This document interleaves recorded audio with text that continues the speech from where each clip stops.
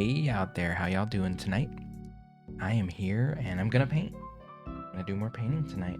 We got our second painting stream redemption in a row, for I think the second weekend in a row, maybe third weekend in a row. But yeah, we're here. We're gonna do some outlining today. Lots of outlining. Probably mostly on the clouds in the sky. I don't think that's gonna take me a terribly long time. But of course we will see. We will just have to see. But I hope y'all had a wonderful day. I hope it was very chill, very relaxing. And we just need to start with our white paint.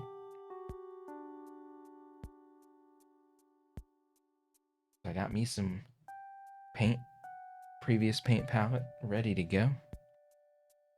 And it's just time to hop right into it. Hi.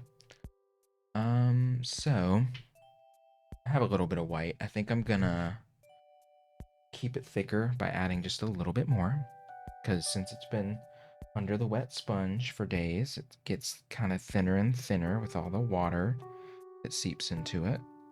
We're gonna take that and we're gonna re-wet it. I think I'm gonna stir it a little bit, and then I want to make like a more vibrant pink color to do around the edge of the clouds, maybe in like the dark purple cloud areas. So I'm actually gonna take this wet, not really wet. I've used almost all these little wells. We'll just take a little bit of white, not a lot, and then a decent amount of pink. I'm gonna use my hot pink. So we got our Liquitex white and just our cheapo light magenta Artist Loft brand.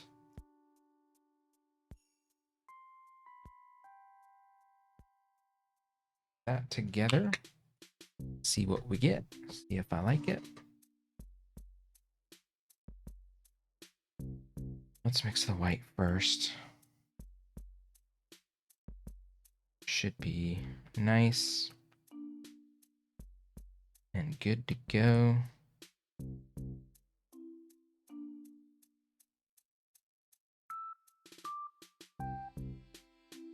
We got some Animal Crossing music lined up. Got more Nintendo music, and if I go long enough, a little bit of Chrono Trigger music. We'll see. I don't know if I'll go long enough to get to that. All right, that white looks nice and mixed. Then we just want to mix up this pink. I'm looking for a pink that's just barely desaturated. Like, I still want it to be pretty hot pink. So I'm just going to fold it into itself here and hope that the color doesn't change too significantly. I just want to kind of neutralize it a bit. Take away that super saturated edge. Make it a little more soft.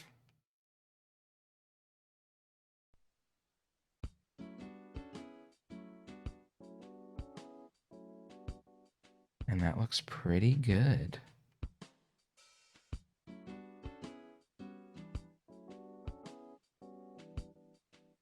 Yeah, I'm happy with that. All right. I think that'll do. Need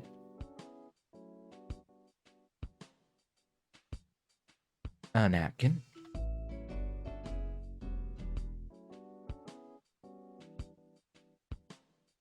And I'm ready to go. Also need my...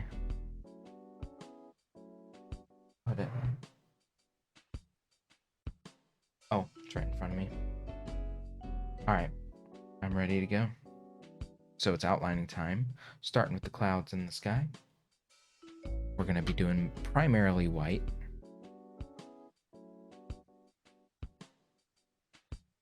Get some napkins out. Keep my brush nice and clean and dry.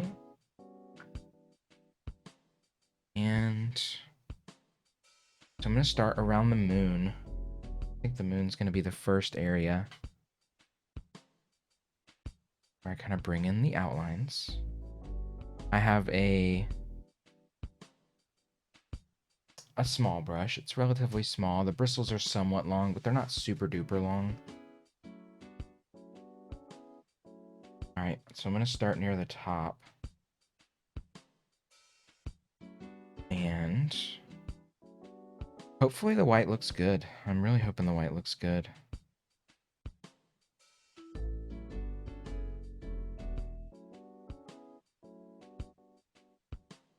But hopefully this cleans it up really well.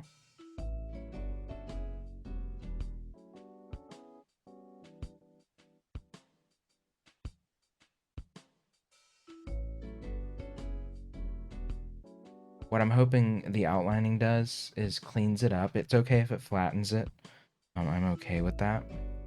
But I just want cleaner looking edges. I want crisper, defined shapes.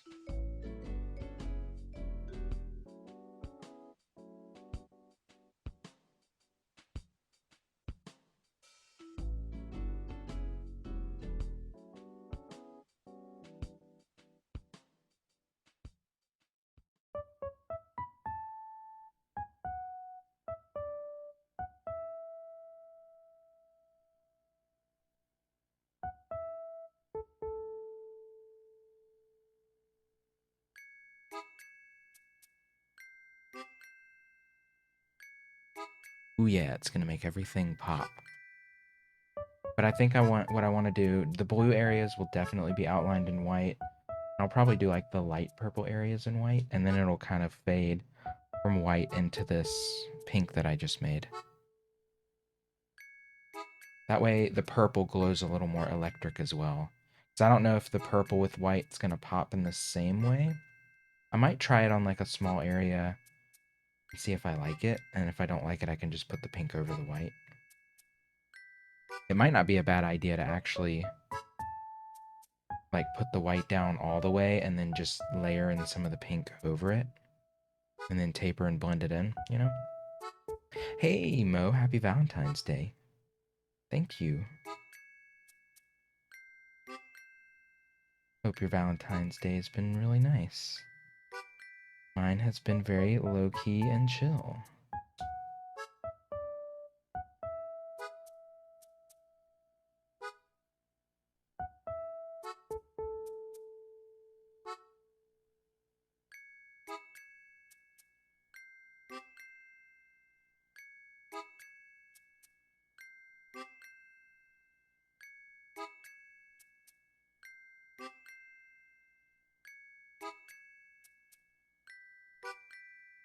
Anything special?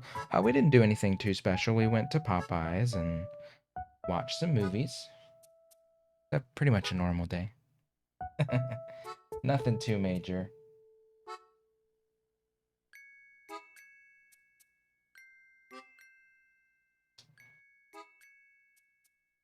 I told him if he wanted Vietnamese food, I would pay. But he said, I'm going to hold you to that next week. Because he didn't feel like going out and doing anything. And that's about it. That's about all we did today. Which is pretty much par for the course for a Sunday for us.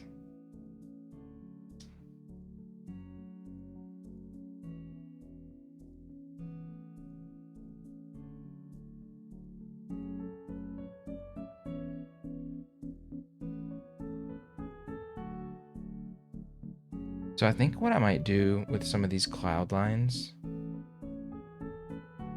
I might take like more vibrant saturated colors and just kind of weave them in the space kind of randomly. Popeyes and movies sounds like the best. It was great. It was great.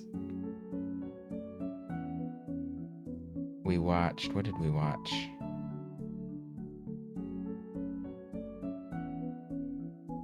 I forget. Well, we watched WandaVision early in the day. It was some sci-fi movie we watched. My husband loves sci-fi, and sci-fi is one of my... I like sci-fi too. It's not like my absolute favorite, but I enjoy pretty much most sci-fi movies. I did paint all this. I did. I started this one a couple weeks back.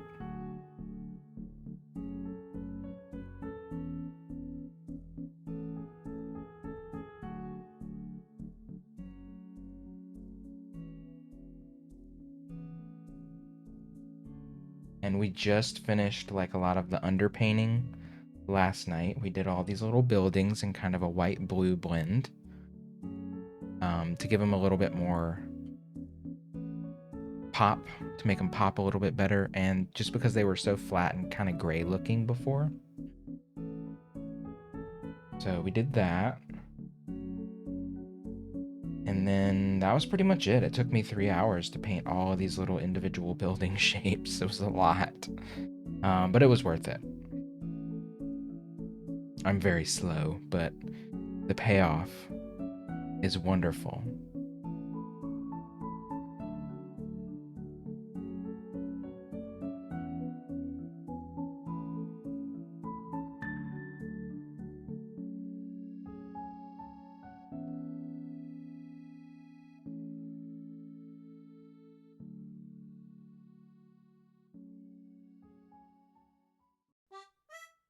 But yeah, so my goal tonight is to outline a lot of these cloud shapes with white and pink. I'm going to do pink for the darker purple areas that you can kind of see around the edge, and then white for the primary blue and lighter purple areas you see in these clouds. And then I'll probably, honestly, I might just make a slightly desaturated, like this purple slightly desaturated, to outline some of these down here too. I haven't quite decided on all that yet.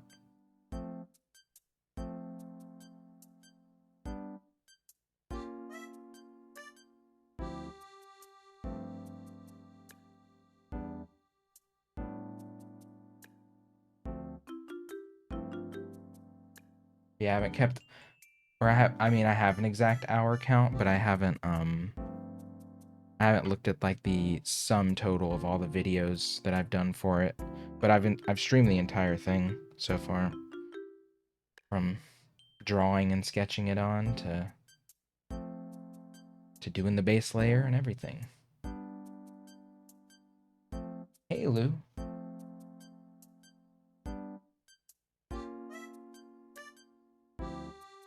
Hope you're doing well. Happy Valentine's Day.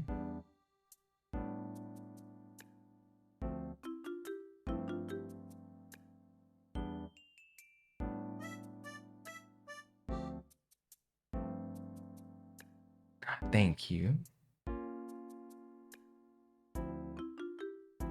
Popeyes was delicious today. They didn't have any fish sandwiches.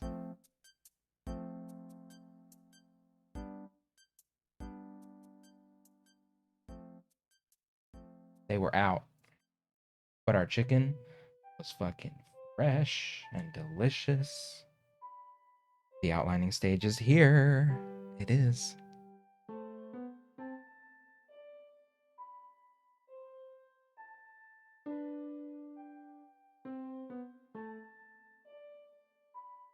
Yep. Doing outlines in the clouds. I want to figure out a way. I still have to figure out a way to do like detailing inside the clouds and stuff. I think I just want more fluid lines inside. They're kind of not like wood grain, but still very like randomly wavy in there, but not, I don't know, like guided by the edge. I don't know how to describe it. I'm terrible at describing my methods. I just do it. But we got some very relaxing Animal Crossing music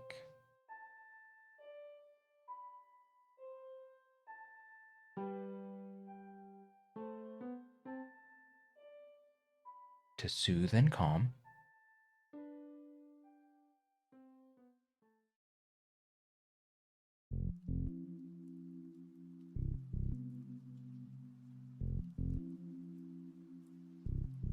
You know, I didn't. He said he didn't want any strawberries, which I was shocked by.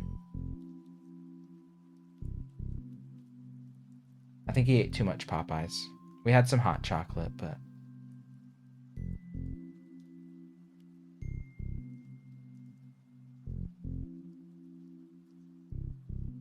sometimes when he eats Popeyes, he just goes a little too far.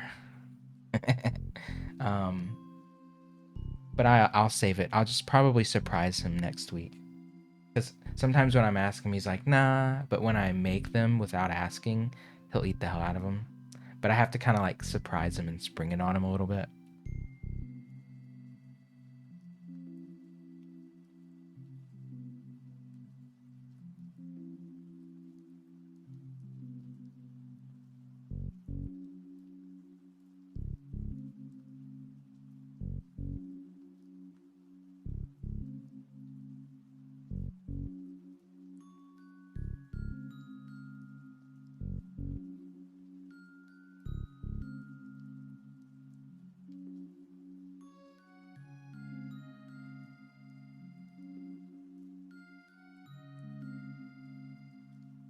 Don't blame him. You love some fried chicken. It's too good. Criminally good.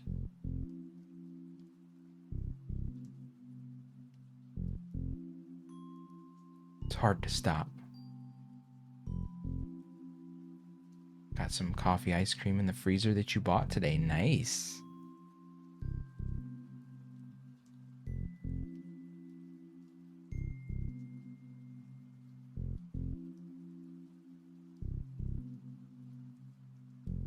Enjoy. Hey, Red.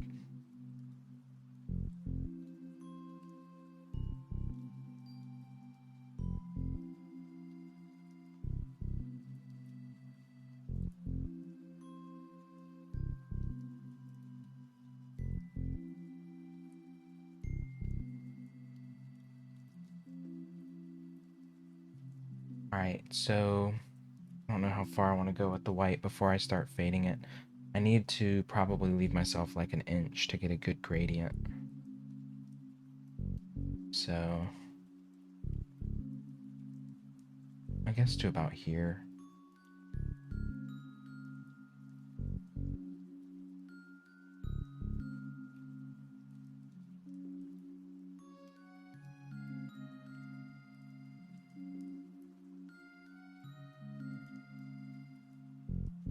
Just trying not to smear. You worked today, but at least worked with one of your favorite coworkers and two favorite managers. Nice. Did they miss you? I bet they missed you.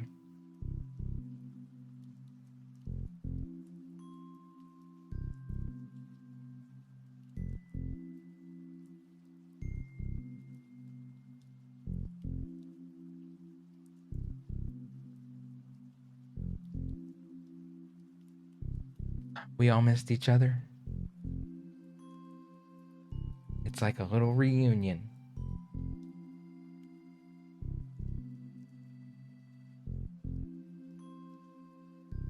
That's awesome. I miss some of the coworkers I had at my old job. I've seen one of my coworkers a couple times since I got fired back in September. He's doing well. Carrying that whole place on her shoulders. I know she's worn out.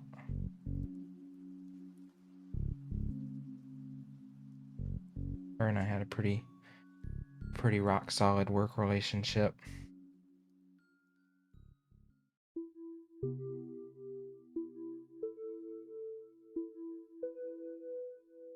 Nice when you have coworkers you can like actually depend on.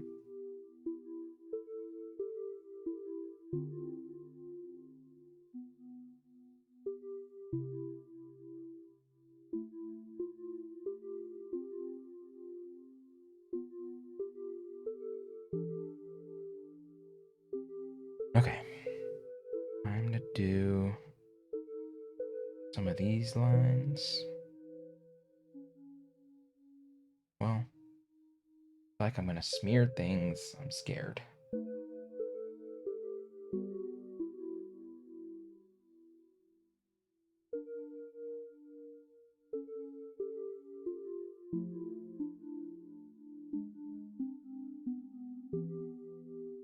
Yeah. That's definitely what I miss about working with her. We were just very similar in personality. It's always good to like be able to shoot the shit while you're at work and not feel it's like the best part about working retail is the people you work with generally, you know.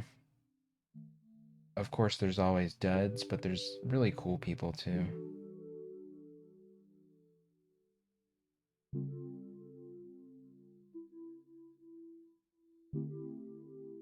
I guess that goes with any job, really, not just retail. Your theater has some crazy rules you have to follow now. So weird, like starting a new job. I bet. I bet. I feel like I'm gonna spill paint.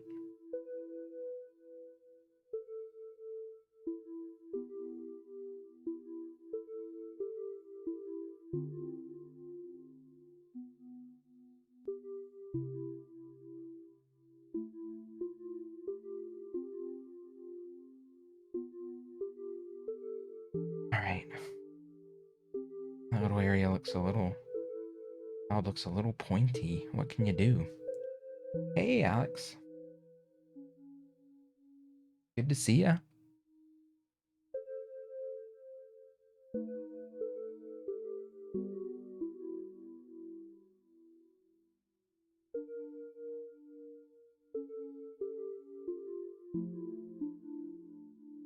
Just listening to some quiet Animal Crossing music right now.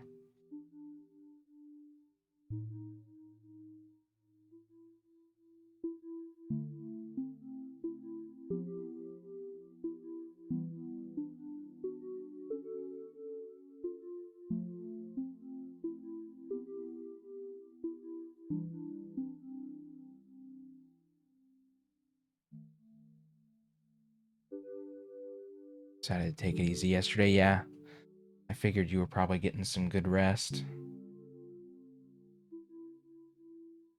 Your body needs it right now, that's for sure. Yeah, I think some of them are like reinterpretations of songs from old games. Some of them I barely even recognize. There's not a, the thing with this playlist is I don't know. There's not like a, you know how a lot of YouTube playlists, they'll have like breakdowns of when a new song starts so you can click the link and it takes you to that part of the video. This one doesn't have that.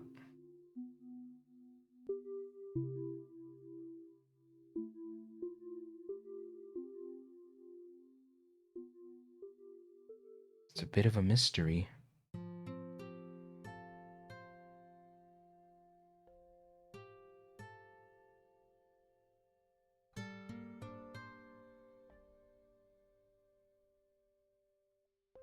But yeah, I would say I got a decent amount of painting done last night, but I really didn't. Really didn't.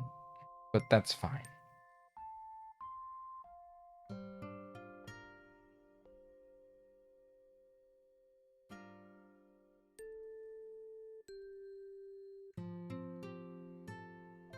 Just doing some outlining tonight. I got the buildings done last night. I spent the whole stream doing those.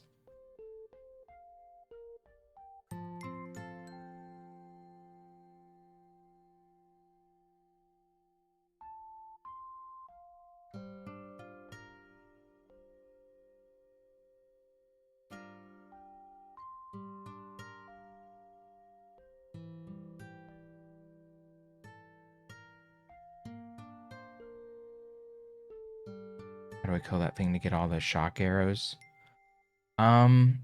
It has, so you need to parry a lot. Parrying is when it attacks you. If you're aiming on it or something like that, there's a moment where time slows down. You can like jump in the air or something like that. Time will slow down and you can like basically counterattack, parry him, or hit him with arrows while time is slowed. I think that's what you do if I remember correctly. The Lionels are tough. The Lionels are very hard.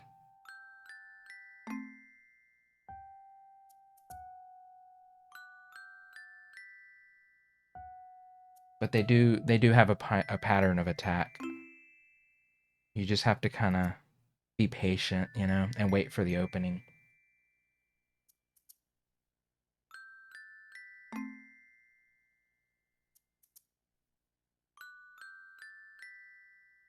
And it's a long process. It's not like it's not going to be quick.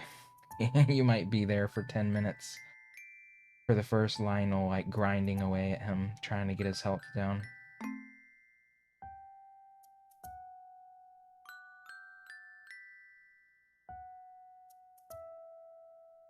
Your instinct is running away from them. Yeah, in the beginning of the game. Do you even... I don't even know, do you need to kill him in the beginning? You might be able to just get the arrows and get out of there.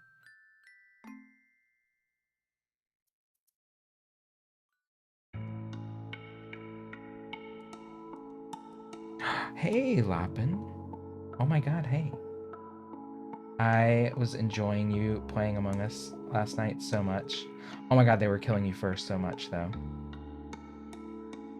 I definitely need to play with y'all sometime. I'll have to get in at the early part of a stream, because I was like, he's got 10 people, he's chilling. Fun times. But I definitely need to get in there one day. I'm gonna keep my eye out for more Among Us streams.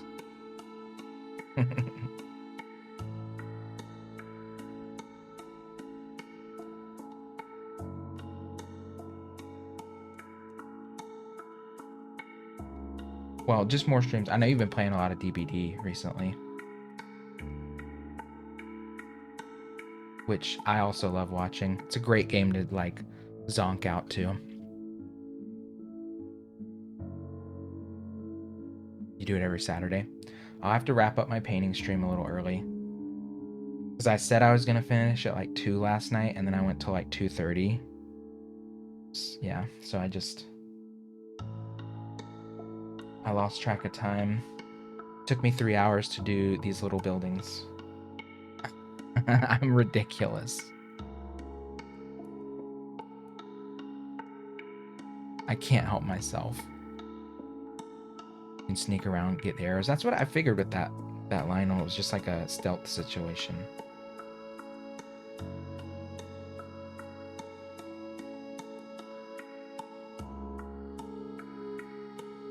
I don't even know how many hours of Among Us I've played at this point, but I've been playing it like every Friday night for how many months now? At least like 3? So probably like 50 hours of Among Us by now. I'm not great with the group I play with. I'm definitely like the easy mark. But I might be able to pull some stunts if I play with y'all's group. I might be able to pull something crazy. You're the imposter. Oh my god. Stop it. You need to go back and watch some of the VODs.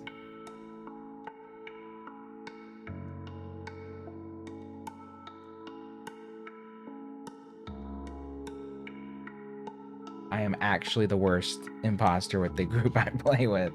The worst. You just want to they did kill you in front of the snack machines and in electrical. My thing is, like, I refuse to go fix lights now. Unless there's, like, 2 more people there. Just doesn't feel safe.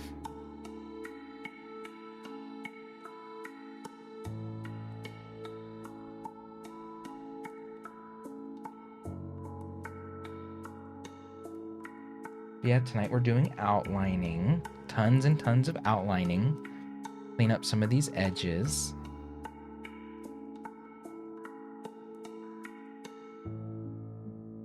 Also, if y'all aren't following Lopin, you definitely should. Been doing lots of DBD. Among Us here and there. What else were you were playing? Phoenix? Did you finish Phoenix Rising or whatever it was? You probably have by now. Oh, you already do follow him. Lopin's great. Lopin is great. I think Haley directed a raid towards you one day from my stream. I was like, who should I raid? And Haley said, raid Lopin. I said, all right. She actually started streaming recently herself. That poor little baby. She does not know what she's done.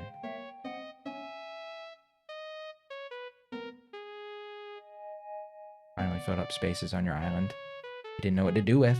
So here's what I did with my art gallery character. I decided to get rid of the weird upstairs. It was like this mushroom installation, and I just made her a studio apartment on her upstairs. And then I'm starting the apartment building for all the other characters that did not get dwellings. And I got one of the apartments done, which is actually pretty cute. It actually came out really cute. It's amazing what you can fit in a little, I think it's 6x6 space. I was able to fit a little bathroom, a tiny little bedroom nook, a little kitchenette, and a little like couch and TV area. Yes, Arts was actually the one that I did.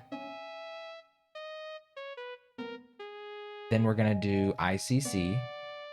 Then the apartment building manager gets an apartment. And then I'm doing a little apartment for Tom, Timmy, and Tommy, and one for Isabel.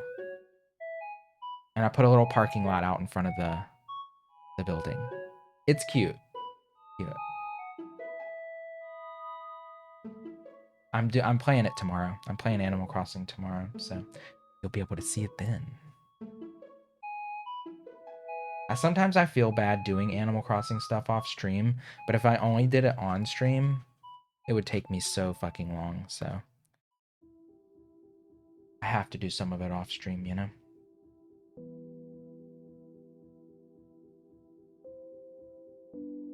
Oh my god, this is like the best song.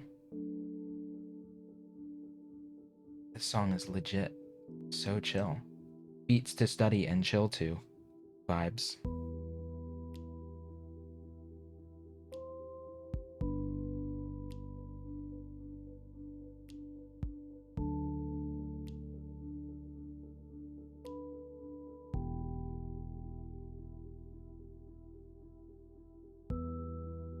But yeah, Art's apartment. So I made Art's apartment kind of like the same theme of his office. I think I'm going to make ICC's in kind of a blue theme, and then I'm going to do the apartment building manager in kind of a purple theme.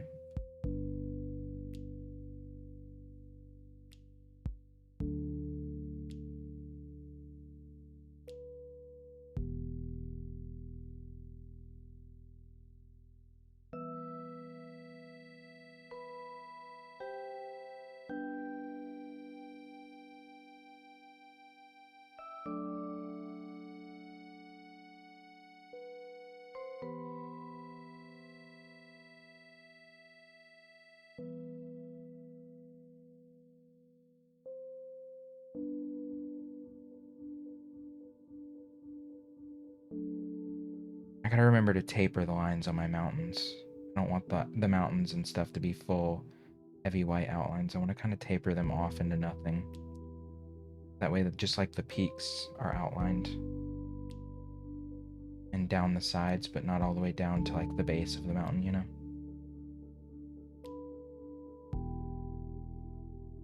Line work, my favorite thing.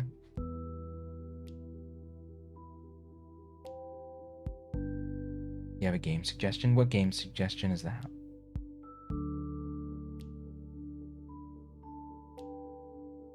I've been wanting to play a little Splatoon and go back to Splatoon 2 for a little bit. I haven't played it in like over a year. But I'm absolutely terrible at Splatoon.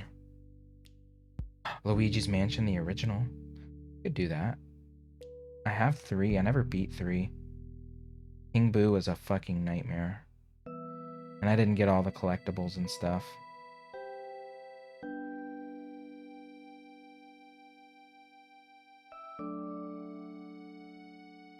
King Boo feels like way out of sync with the rest of the game's difficulty level. I did not get all the collectibles.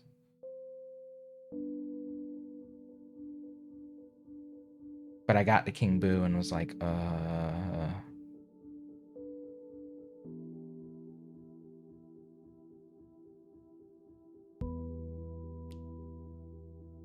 couldn't beat him. Gave up. And then I was like, I don't even have all the collectibles. What's the point?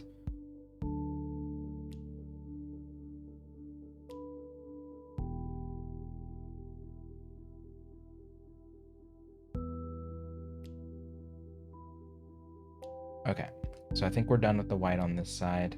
Let it dry for a little bit, and then I'm going to come back and blend the white where it stops into some pink.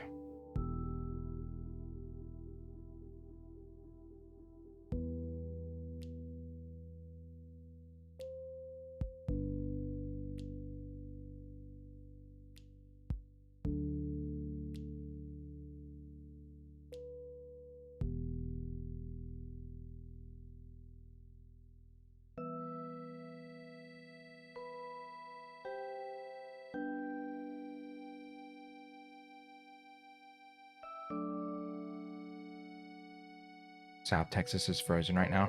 It's so weird. Like, the whole country is getting insane amounts of winter weather and snow. We're just getting rain here.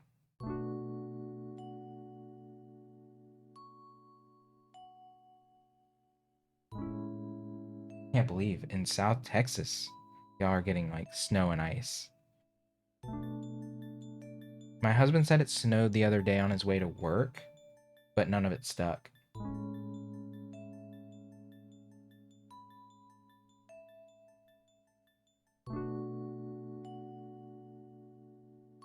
And it was at like 6 in the morning. We haven't gotten any. I don't think we're going to get snow here this year.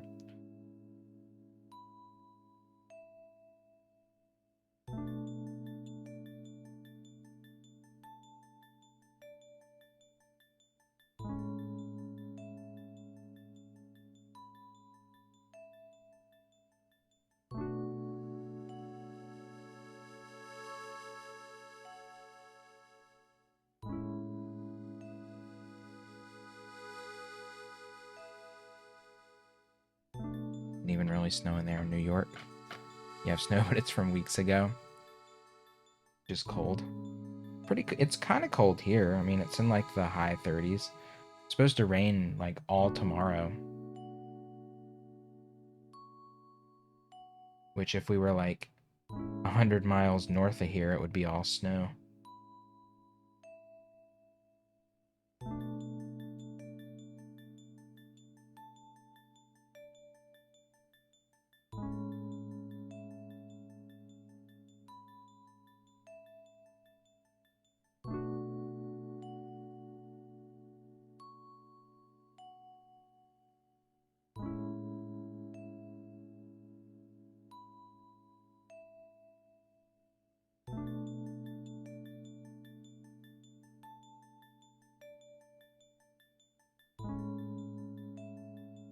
Ooh, too much paint.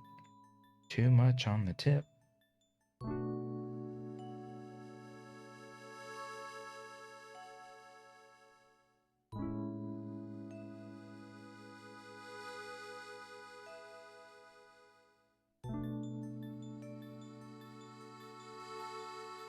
I'm really trying not to let myself get swept up in making every line look perfectly crisp without any like irregularities, because sometimes when I see a line that I just made, I'm like compelled to go over it a few times to smooth out some of the rough edges, but can't be overly picky.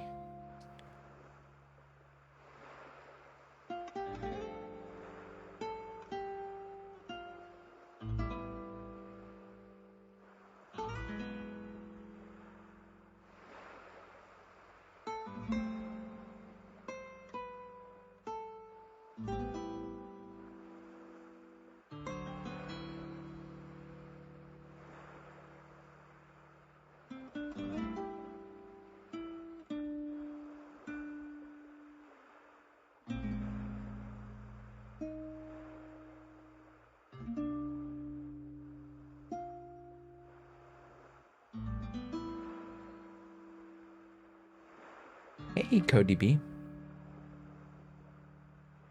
You have an end goal in mind with the painting, or you just go with the flow of it?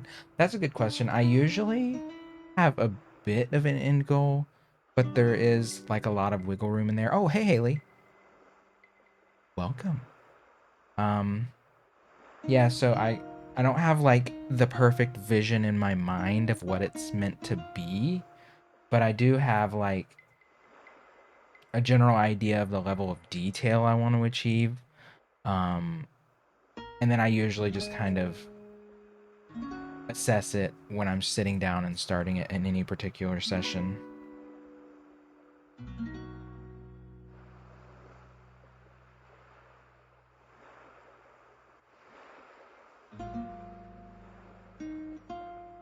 Like, I know there are artists out there who have a very particular image in their mind.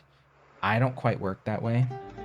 I have like a vague idea of what I want to achieve, but I have a lot of room for change throughout the process.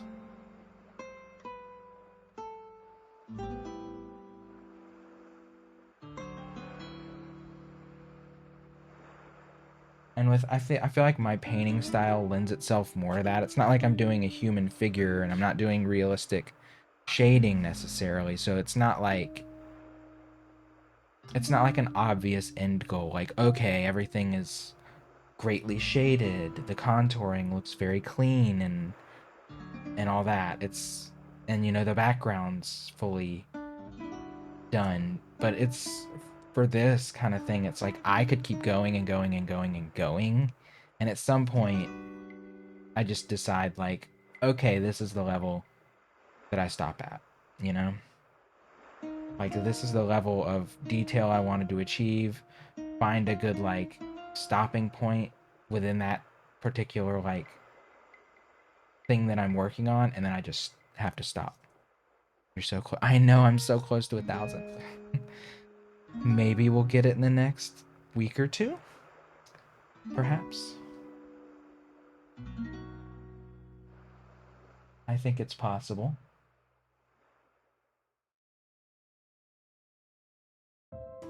I can't wait to turn this. I'm actually really excited for this painting because I get to turn this one into a full time lapse.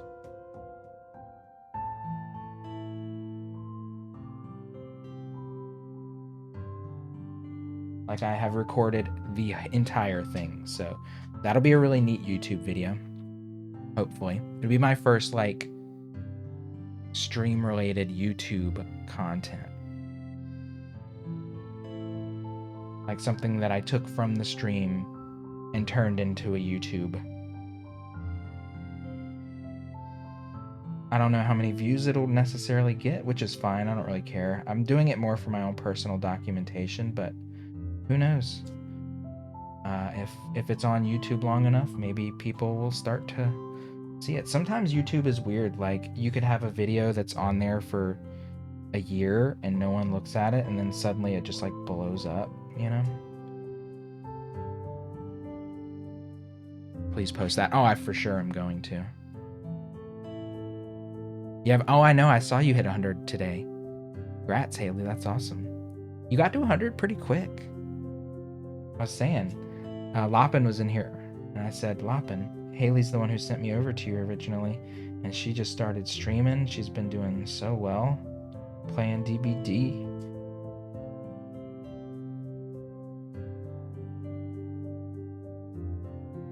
She's been doing her thing. I think I even heard you on mic earlier. Briefly. Oh my god, I just slung water somewhere.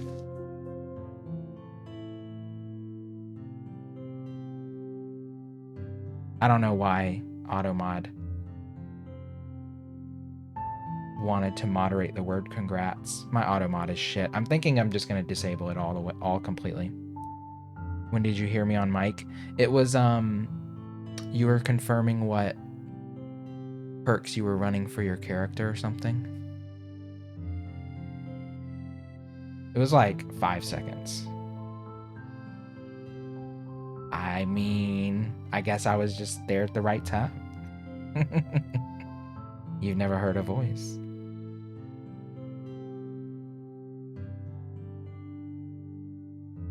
I think it was your stream today. I don't remember what time. I mean, I didn't look at like how long you had been streaming, but you were playing, I think, Mia.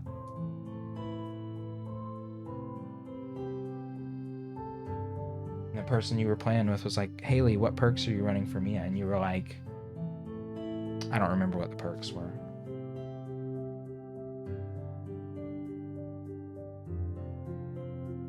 Haley's voice confirmed.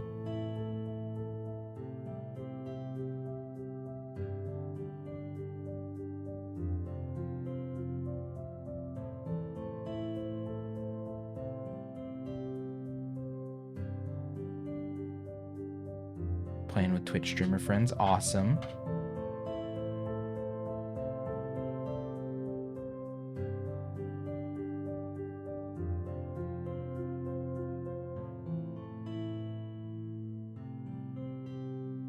Like I said, I'll watch DBD here and there, you know? It's definitely more of a morning, early day thing for me. Whoa, holy shit. Double think. Oh my god. Aw, thank you for the 5 gift subs. Jamie Ryan, BG Bruh, Grio, Pink Ninja, and Das Rissa BB. Enjoy those gift subs. I don't know if any of them are here right now. Grio gifted so many subs the other night in the channel. Aw, double think, thank you. Oh my god. I appreciate it. It's very sweet. Oh my god.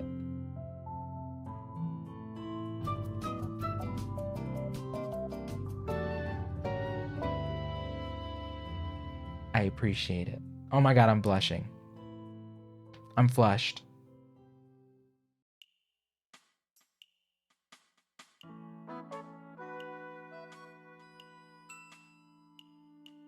So I've been thinking of a way to like get myself to the gym while no one's there. And I looked and it said Planet Fitness near me was open 24 hours Monday through Friday, but then it went back to 10 to 5 or 5 a.m. to 10 p.m.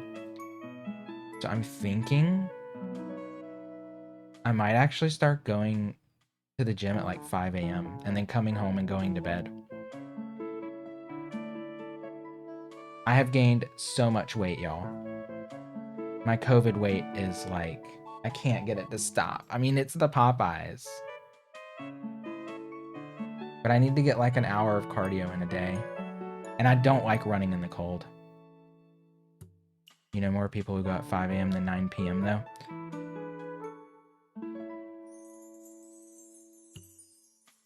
Yeah. I don't know. A lot of people go before work. I know, that's what I was thinking. I wish they would just open. I know they can't. If it was open 24 hours, I would just like make sure I ended my stream every night at like 2 or 2:30 a.m. and then I would just go from like 3 to 4 in the morning, you know? That would be ideal. That was kind of what I was hoping, because I swear it showed that it was open 24 hours like 2 weeks ago.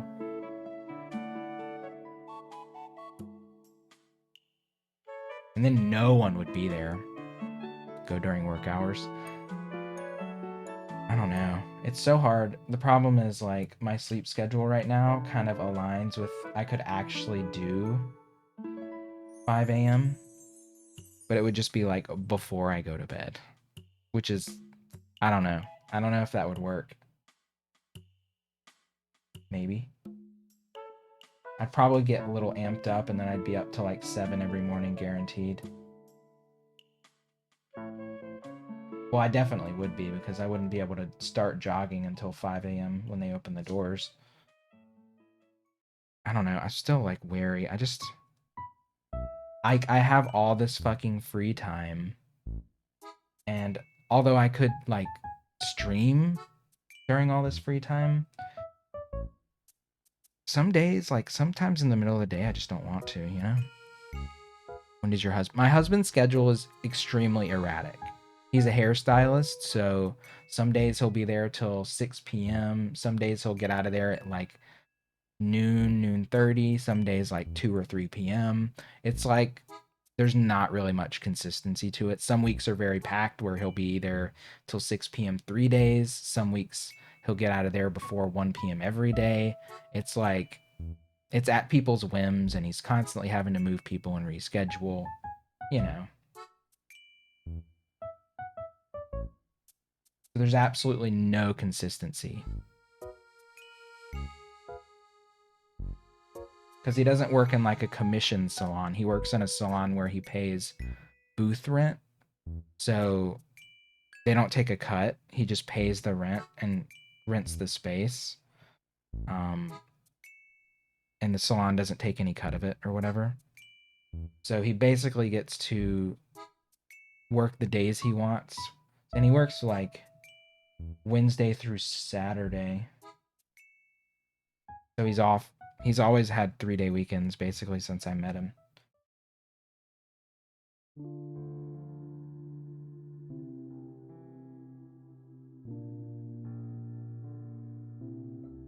He said I need a haircut. I was like, oh yes, let's go on a Monday. No one will be there. Your phone's gonna die, but you'll be back. All right, charge that phone up. I'll see you later.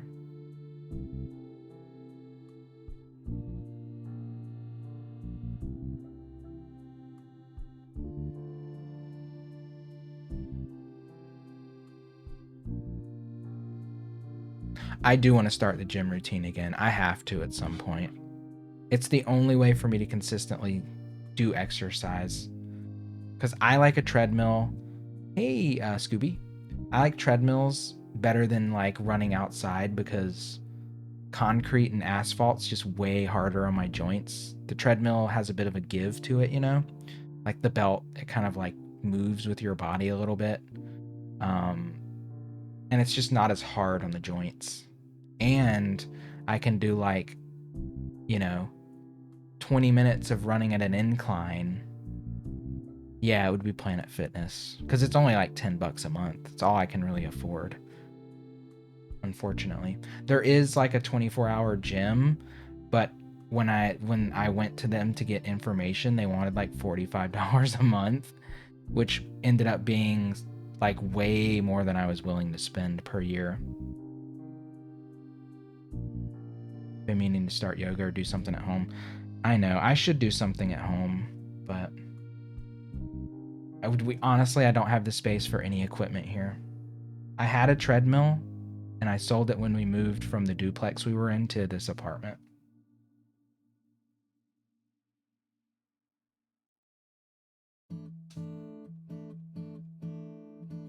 Because it was basically either use this nook that I have, because my husband took the sunroom because he grows plants and he has an aquarium. So he took the sunroom for his plants in his aquarium, and I took the dining nook for my computer streaming art space. And there was just no room for the treadmill. The treadmill, there was no room. It's huge. It was huge. It was massive. So it was either basically have my streaming and art set up or have the treadmill. So I got rid of the treadmill.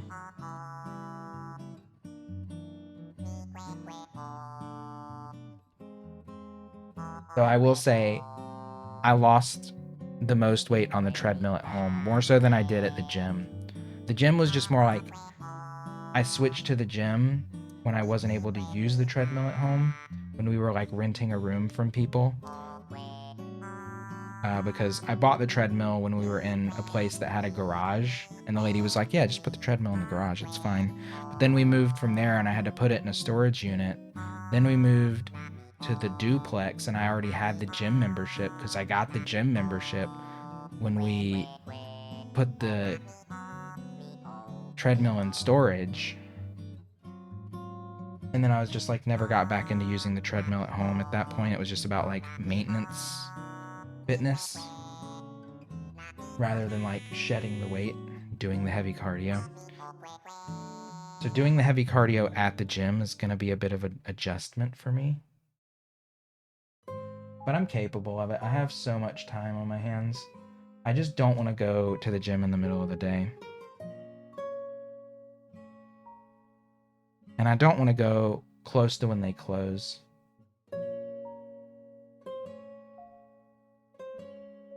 Honestly, going at 3 a.m. would be perfect for me in my life right now. It would honestly be perfect. But y'all want the KK song? Gym equipment still. So I bought that treadmill years ago, 2018. maybe late 2017, from a Sears, when Sears was like months from going out of business, and it was super cheap. It was like a $900 treadmill, and I got it from Sears for like $500. It was ridiculous. It was a great fucking deal. You're still going? I am still going. I got a long way to go, Dolphin. I got a real long way to go. We are, if I were to guess percentage-wise where we are with this piece, I'm going to guess 20 to 25%. No, maybe more. I don't know. Maybe more. Maybe like 35%. 2018 is when you worked at Sears?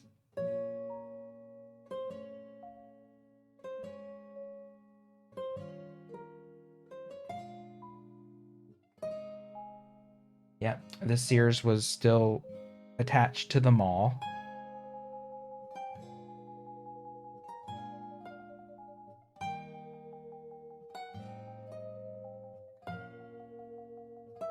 Honestly, the deal was like I could not pass the deal up. I had been looking at treadmills for a couple months before that, and I was like, I can't justify spending more than 700.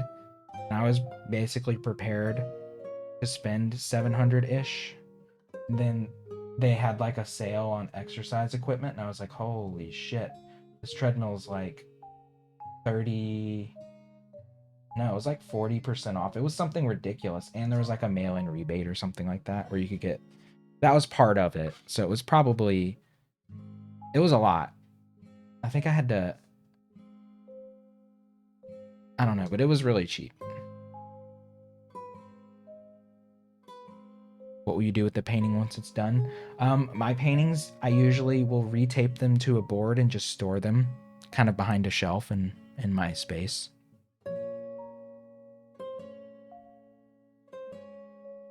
Is this Berman inspired? Not really. I never really listened to the Silver Jews.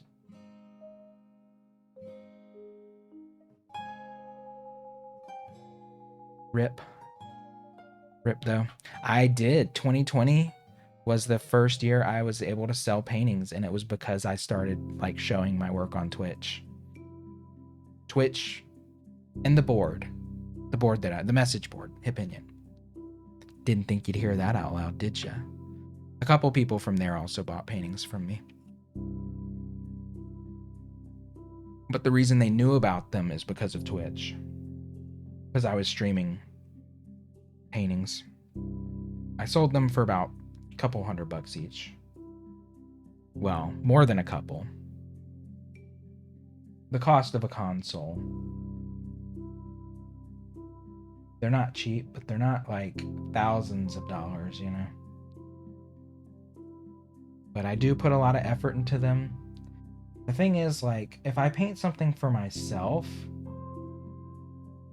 I'm probably a little more willing to just like sell it for whatever I feel like is like it's like a reasonable price. But if I do a commission, I'm pretty much gonna hardline paint and charge by the hour, and then the customer can give like a cap of how many hours like they don't want me to go over, you know?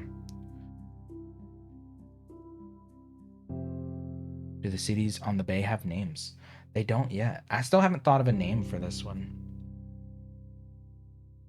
But like the pleasure paintings are just like,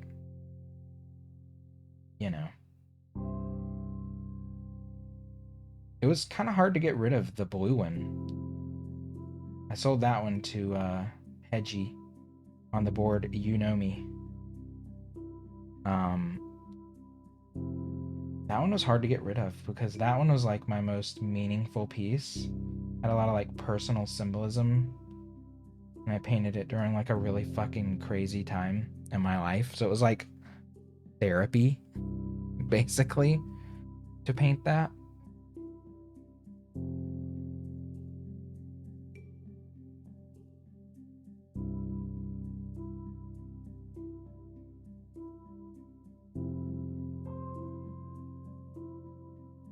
You didn't know Hedgie was from the board? She is. She was, I think she just got tired of Twitch. I think she's kind of like went off and did her own Animal Crossing thing in her Animal Crossing world and was like, I don't really need Twitch, which I get, you know.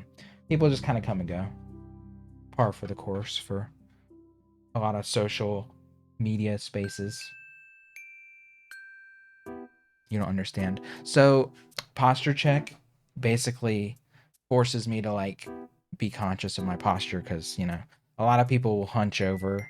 It's just a way for the viewer to be like, you know, you're sitting there for hours, don't fuck your back up.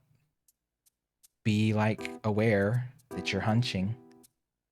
It's just a like I don't know. It's like a streamer check. I actually view it as a pretty positive thing. Cuz I'll sit here for like 30 minutes and not be aware that I'm like hunching or like slouching or, you know, you sink further and further. So it's good to just get that little reminder in chat like, yo, switch it up.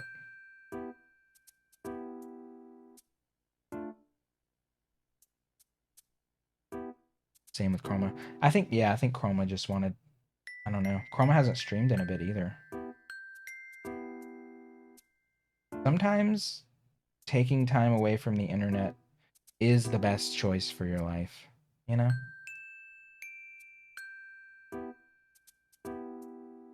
And anyone who's a friend, online, not online, is gonna get that.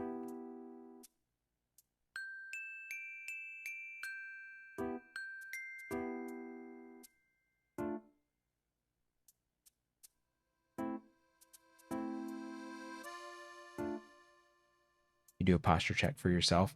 Yeah, it's just like, I should make like stretch break. Make like a stretch break reward.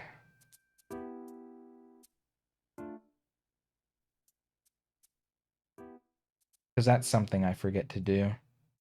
I'll go 2 hours and like not even get out of my seat.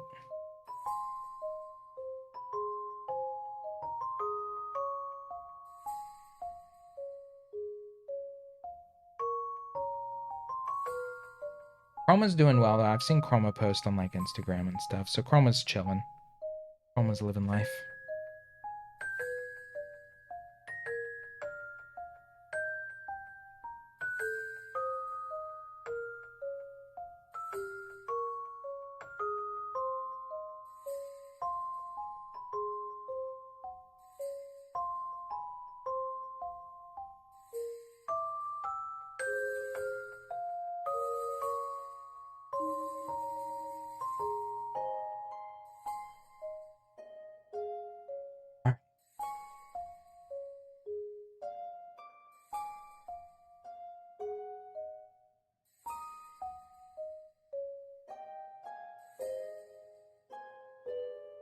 Oh my god, finally that chip came off of my paintbrush. The finish on this paintbrush has been like chipping for forever. That was like the last big chip in the area where I constantly hold it.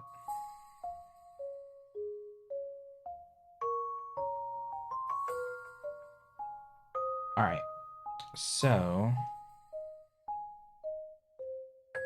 got a pretty decent amount done for the white. Got a little bit more. I kind of want to start on the pink now. This should be dry.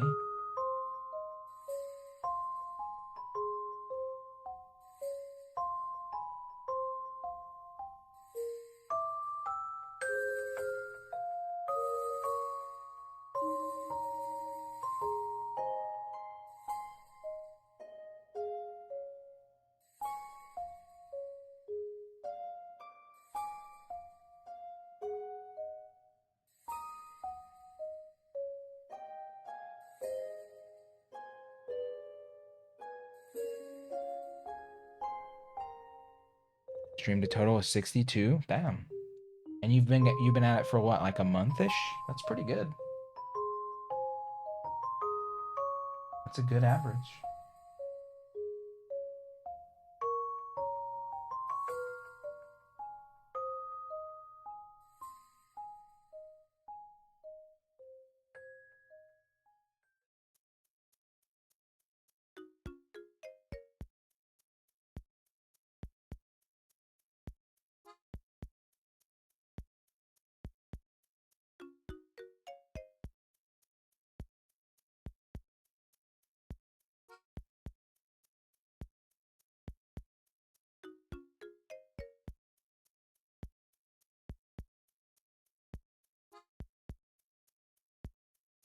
I honestly, I haven't even looked at my numbers. I don't really look at the deep analytics anymore. I feel like sometimes looking at like how many viewers you have at a certain moment, it's sometimes it just feels healthier to just turn that shit off.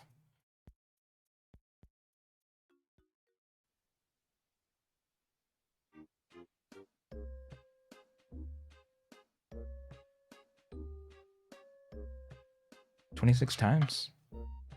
Yeah, that's a good average.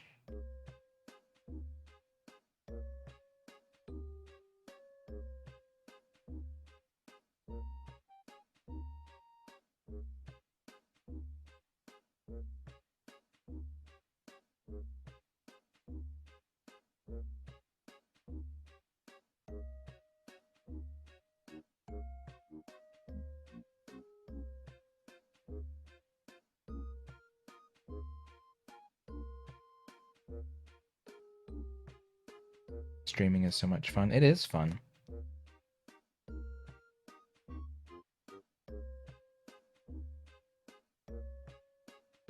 I mean, playing video games is fun.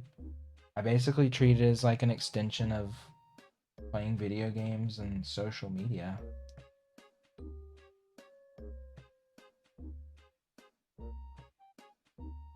I think just a lot of people lose sight and just put too much pressure on themselves to like grow, you know? And it just like evolves into something else for a lot of people after a long time, which I guess is like the natural progression of it, you know?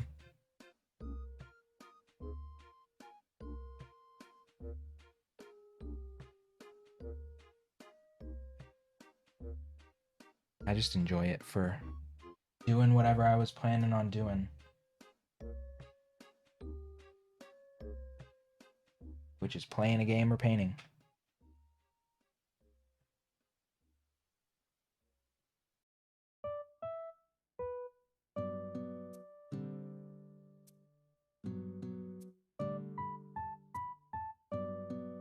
Honestly, it's helped my consistency in painting and trying to remain creative.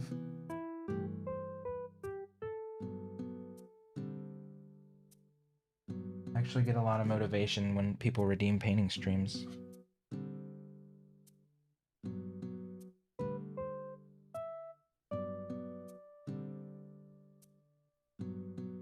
Alright, that purple, or that pink doesn't really, not popping the way I thought it would. It's fine though.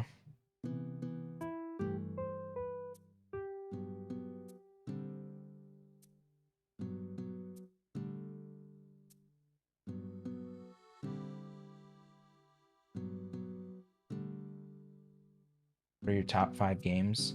If we're going based on like amount of hours I put into a game, it would be Animal Crossing New Horizons, Mario Maker 2, Animal Crossing New Leaf, Chrono Trigger, and probably like,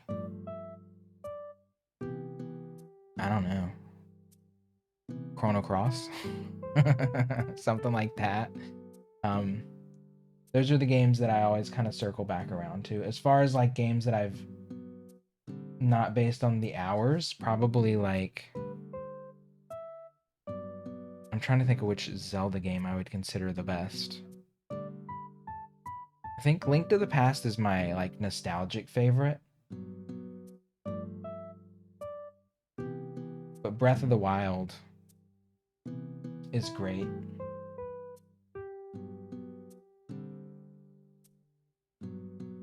I would say Link to the Past though in general. Link to the Past, New Horizons. Um Hey Kid Knives. Probably Mario Maker 2 would legit be one of them. Just because I like making levels. I like creative stuff in general more. I've probably put more hours into Minecraft than I've realized. Honestly, I don't have a count on that, but probably a lot.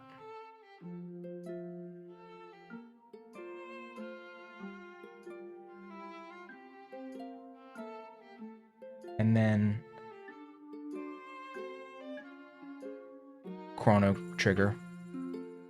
So Link to the Past, New Horizons, Mario Maker, Minecraft, Chrono Trigger. But I'd probably put Chrono Trigger further up. And I really, honestly, sometimes I like Chrono Cross more than Trigger.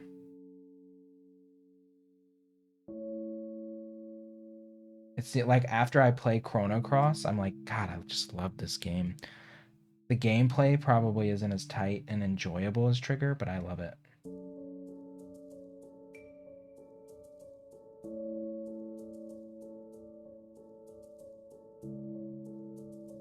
How you doing tonight, Kid Knives?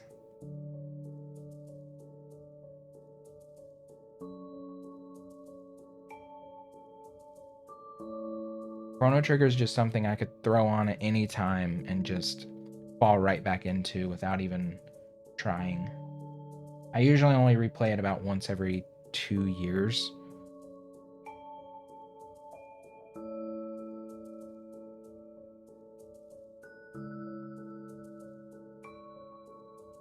Having a lot of weird ups and downs, just trying to chill. Welcome to the chill zone. What is this track? I wish I could tell you. I don't know.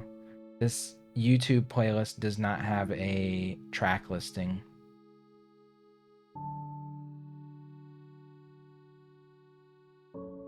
Oh wait, here's it.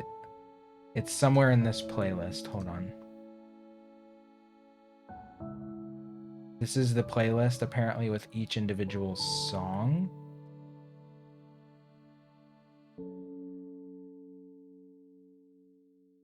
This is, it's like a 3-hour mix. This is 2 hours and 6 minutes in, but that doesn't really help with all of the individual videos. But it sounds like an Animal Crossing remix. Like someone probably remastered it. Kind of sounds like museum music or something to me.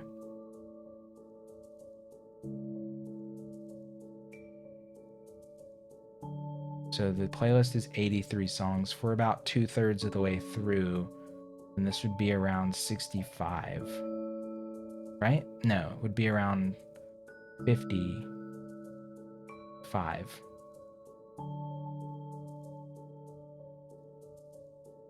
Okay, it's 1 a.m. fan made by Desfos. Pretty sure I just found it.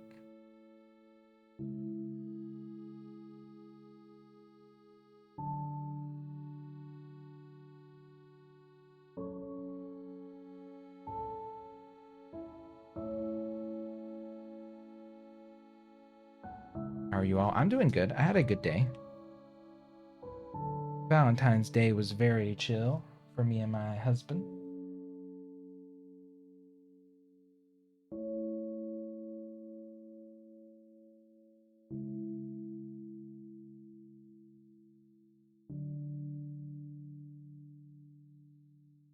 Playing Ragnarok and watching Meat. Gonna be playing Divinity 2 soon. You'll be popping off. Right on. Does anyone play DBD? I want to, and then I looked at how much all the DLC costed. And I was like, if I can't ensure that it's gonna run on my boot camp drive, then I'm not gonna buy it. I'm tempted though. I'm tempted to try it. I definitely have watched enough of it to understand the game. That doesn't mean I'd be good at it, but I do get the gist of like the flow of a match.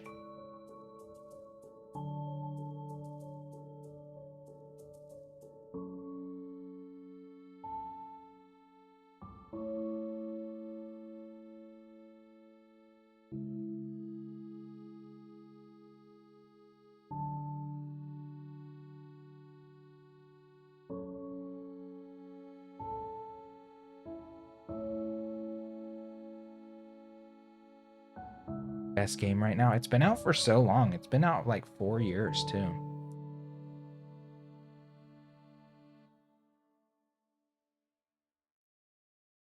I always hated Valentine's Day because it's always been the butt of jokes, you know? Despite being in a loving relationship right now. Yeah, I know Valentine's Day is a mixed bag for a lot of people.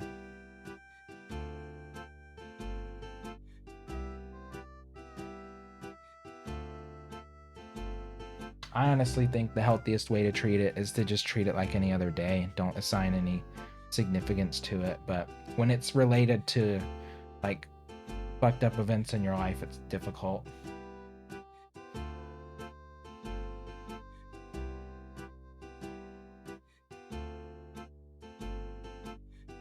Like my husband and I don't really do anything special for Valentine's Day.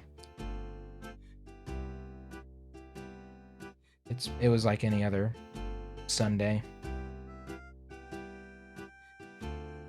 Popeyes and a movie.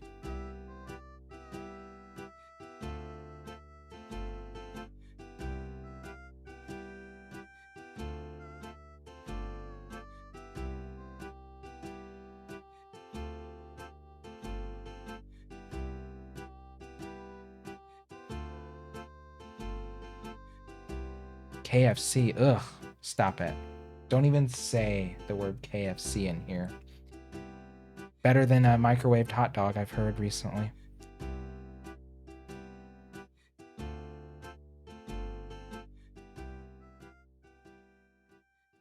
There was a neighbor in your apartment building listening to really loud religious shit the whole day. I'm so tired of our door slamming neighbor. I mean, he's actually pretty quiet, but I swear, he is the loudest door slamming straight man on the fucking planet.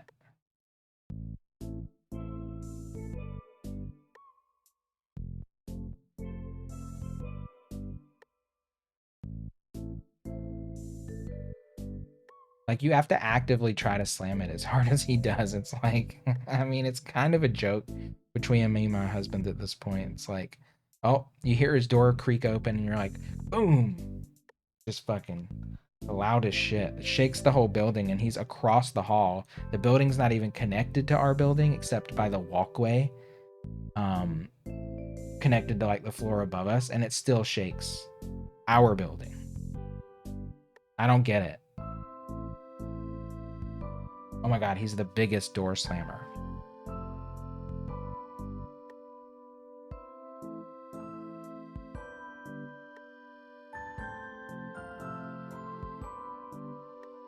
I've never heard anyone slam the door as loud as he does. I mean, this building, I think this building was built in like the 70s, 80s, so, you know. It's not necessarily the like highest quality building. It shakes like hell. You know?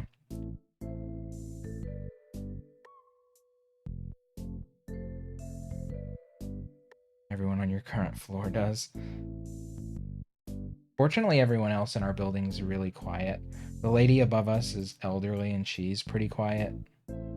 The loudest she was like Thanksgiving, the night before Thanksgiving when she was like prepping food. I was like, okay, you get a pass, because like most people would be in bed, but I happen to be below your kitchen at like 2 a.m, so that's why I'm hearing it. But if I had been in bed, it would have not been a big deal. And she's honestly very chill, so.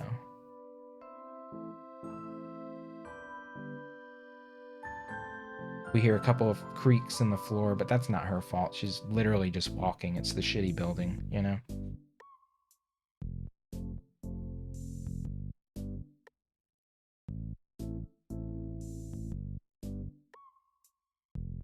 That's one of the reasons I wanted the ground floor, though. Like, I didn't want people to hear me walking around my apartment. I was like, we need to get the ground floor.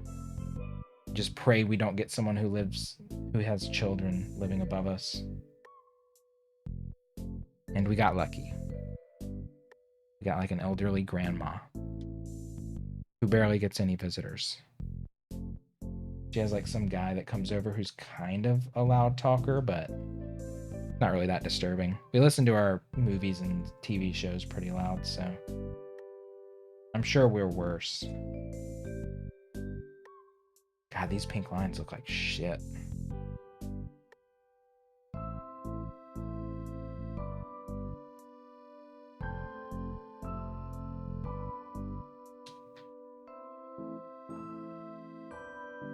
You're on the top floor.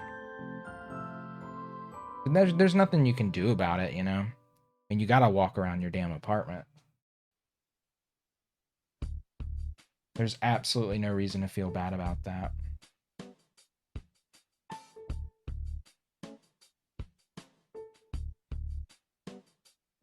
Most people will understand. You have 2 cats. You have a shoebox for an apartment. My husband wants to get a puppy so bad. He is like on it. He will not let it go.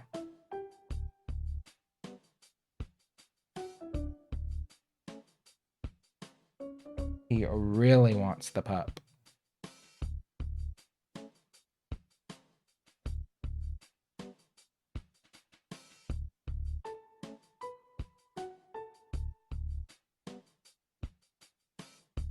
He wants a red mini poodle. I'm like, sure. We've been saving up so much money. You sure you want to do that?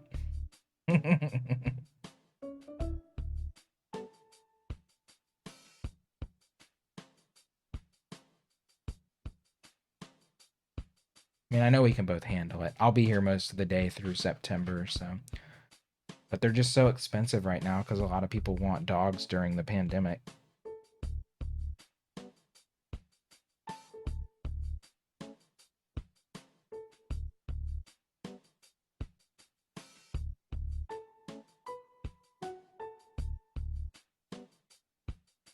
Poodles are so aggressive, though.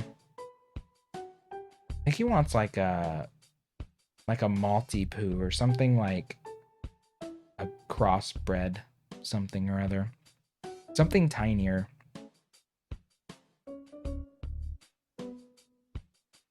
Oh, we would definitely groom the dog. He would take that. I'm sure he would love that. I don't know if he'd groom it himself, but he would definitely like get up and take it to the groomer every weekend or something.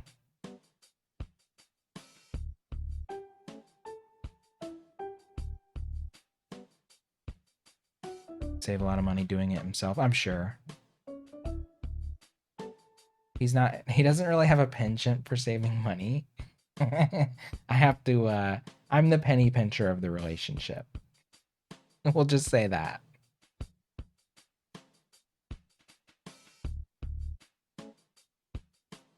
Except for when it comes to food.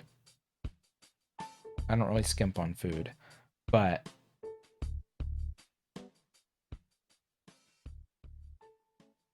I'm definitely the one that's more of a penny pincher.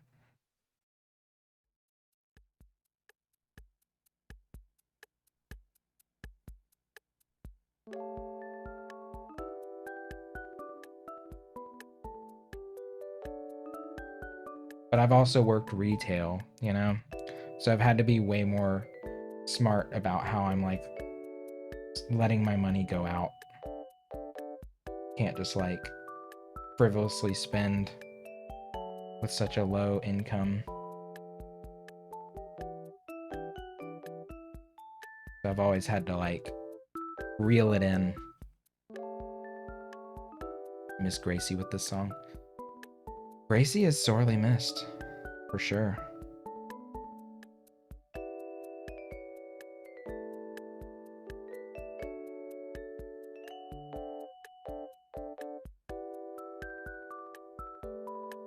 They took so much away from us.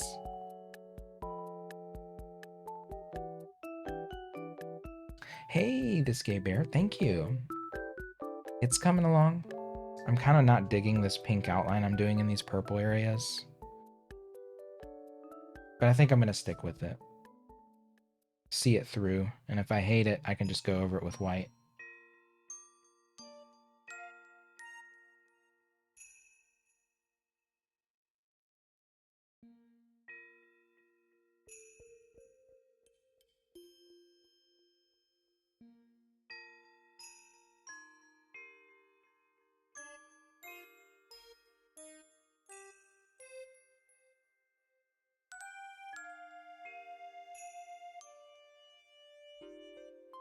that we won't get her. I don't think we'll get her at all. I don't think we'll get Gracie at all this game.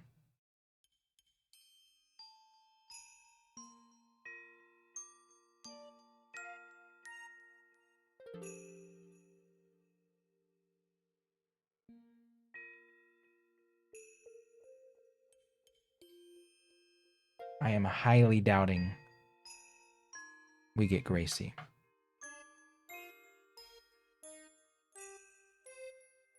We won't get a shop. You don't think we'll get a shop upgrade? I wish we would.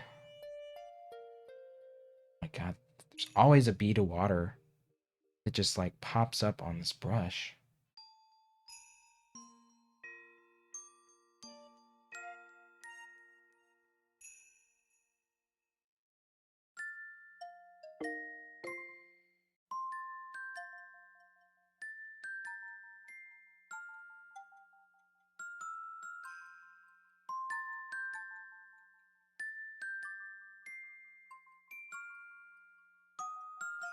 I'll hold out hope.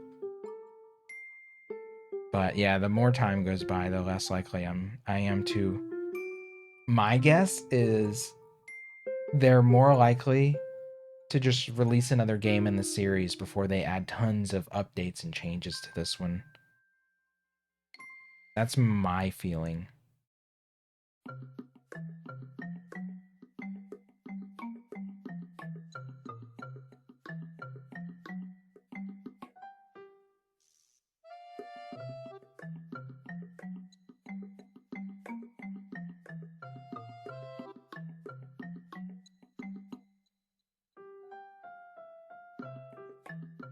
All right. I mean, that doesn't look terrible. The pink. I'm not loving it, though. It's not... I think I should have done white all the way. And then done the pink on top of the white so it really glows. Which I guess I can still do. There's nothing stopping me from doing that on the rest of the painting.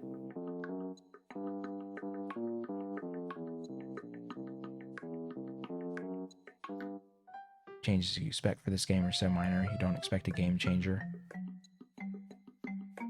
I don't know. This game is a pretty significant upgrade from New Leaf. But New Leaf was also released 7 years before New Horizons. It was a huge gap.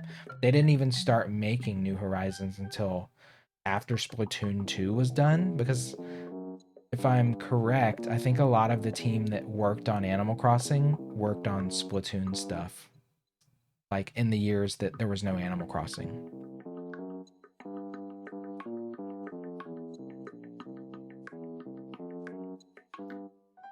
Your dad's dog got spayed a few months ago and her belly got shaved. She's double coated. The fur's coming back all fucked up. Oh no. Poor baby.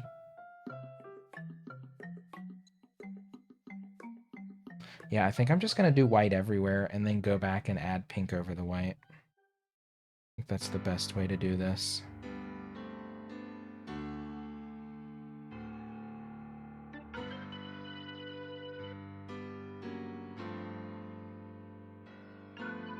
Because it's just not, it didn't pop the way I wanted it. So I'm going to have to basically redo that whole area up there that I just did.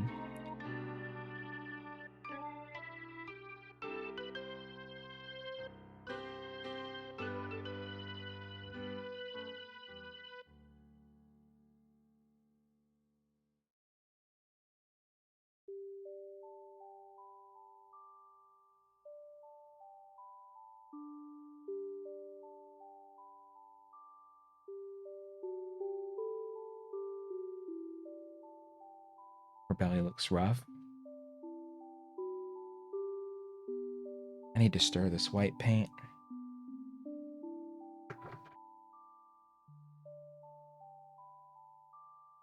Remember, as soon as you heard the game would be getting updates slowly, you were immediately against it.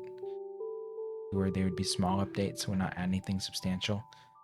Looks like you were right. I kind of had a feeling it would have more of a pocket camp model where it's just like, yeah, small stuff.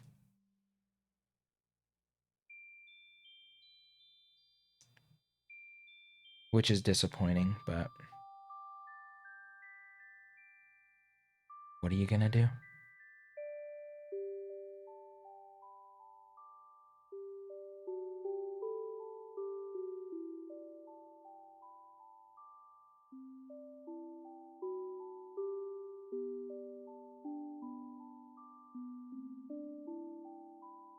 Good thing she isn't a show dog or anything, because it would be bad. Do people spay and neuter show dogs? They probably, I don't think they do, because they want to breed them and sell the puppies for tons of cash.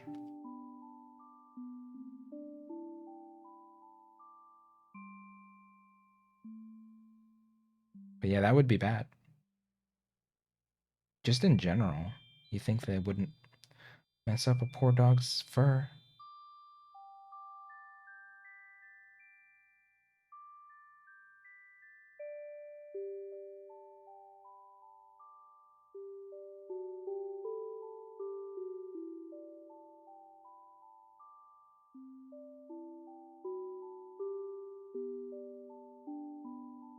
Depends on the situation. Females usually get spayed if they're not going to breed.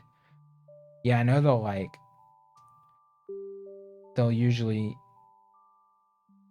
spade or neuter pups if they don't want to like lose control of their bloodline or whatever. So they won't sell a dog until it's been spayed or neutered.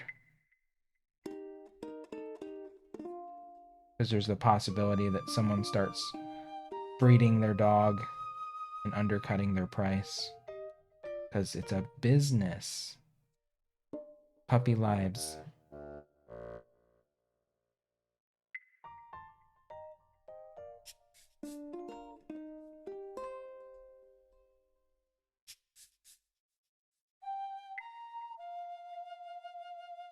Yeah, the pink doesn't look good. Maybe I'll just do white and then see if I want to do the pink.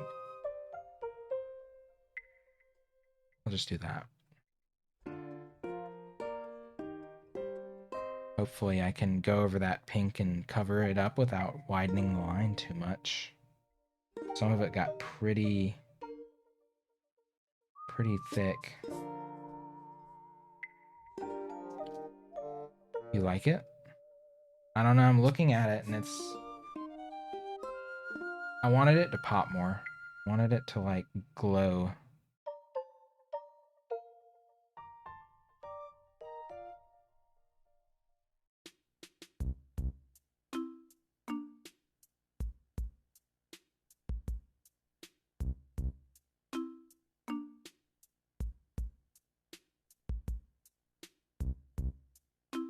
I will take a sip.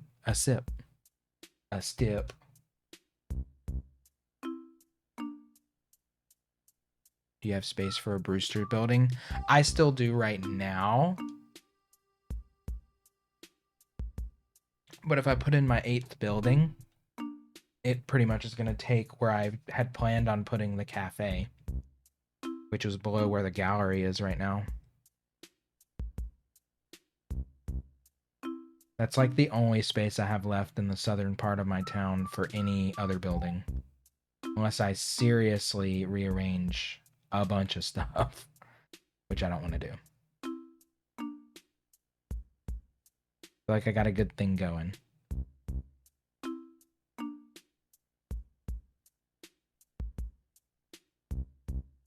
Thank you for the smoke-free encouragement as well. We're approaching 6 months. Can you believe it?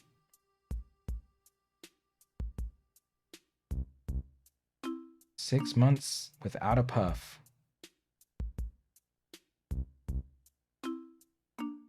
It was rough at first, but now not so bad.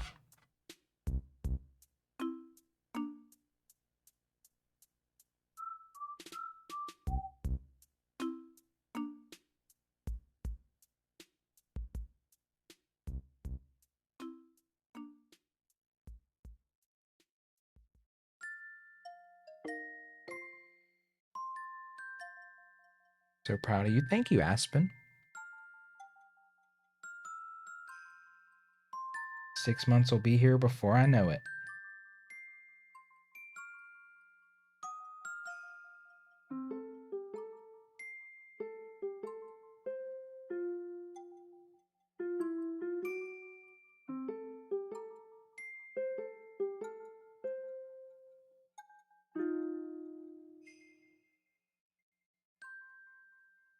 too much on there.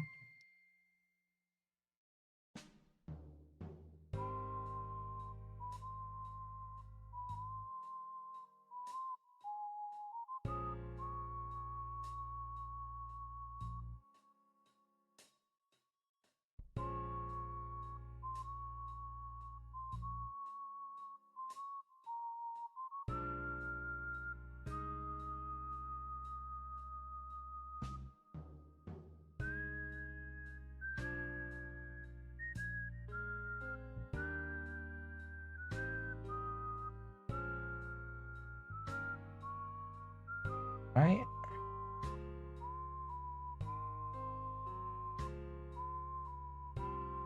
There we go. So those fairies that you need to catch in each temple, they all net you really nice rewards. Oh, and Majora's Mask. I need to play. I might play. I think I'm gonna play that probably on Wednesday, since I didn't get to play it this weekend. We had a painting stream. I think I started it last Sunday.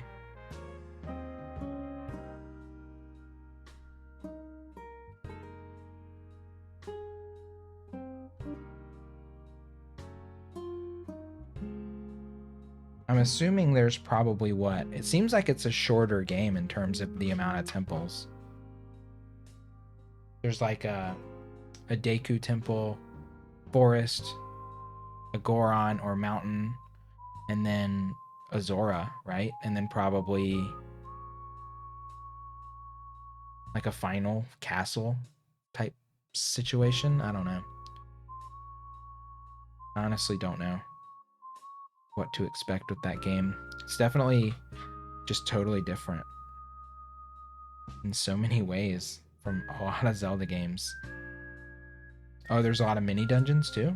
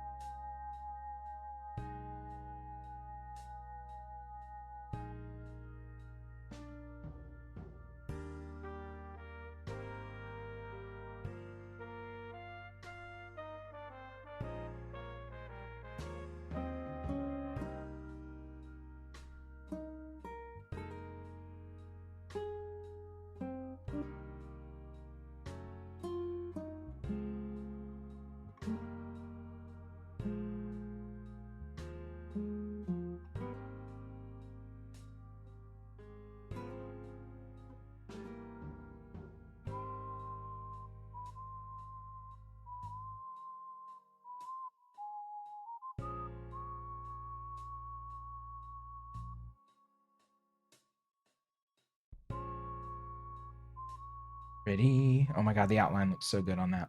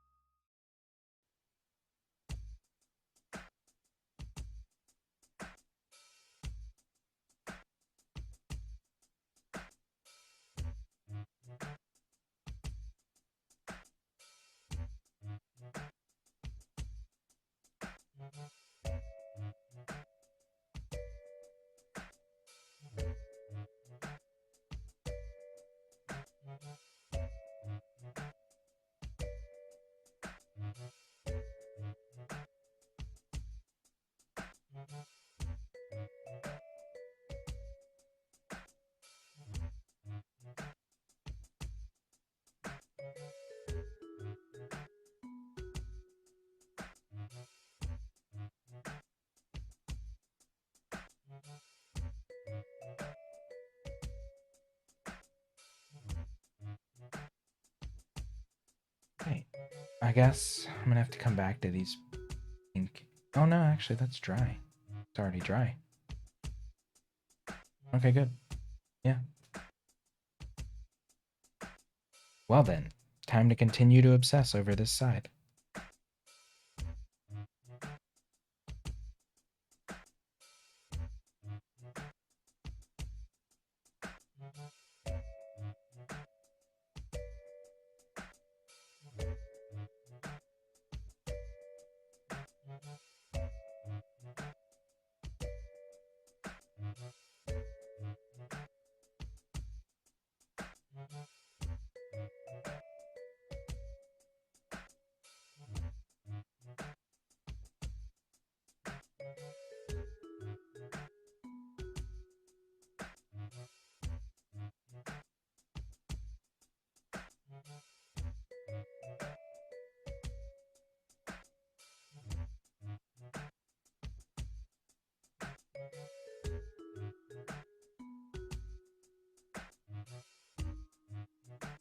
All right.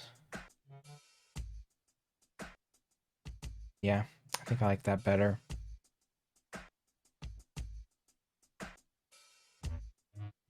Maybe I outline the water. Like make a nice lighter blue kind of brushy line along the edge to like balance up against this dark blue. And then like maybe I'll do white and then put the pink over the white line around the bay as well. So that gets, maybe that's where I'll do the pink line. The more defined pink line.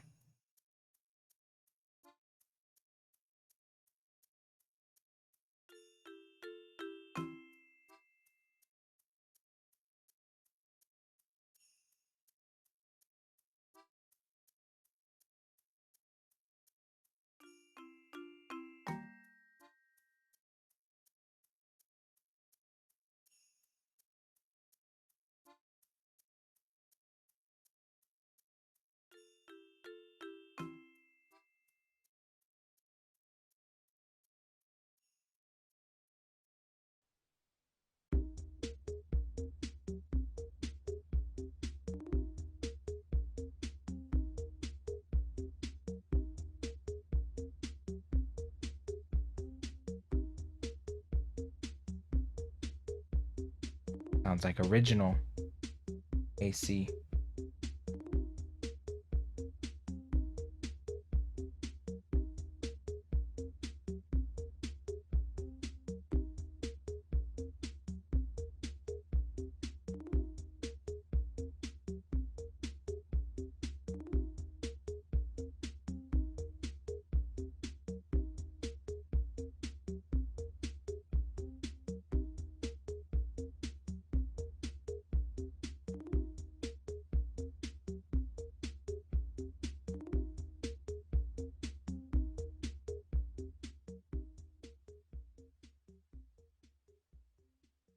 Ah, I can't cover that pink.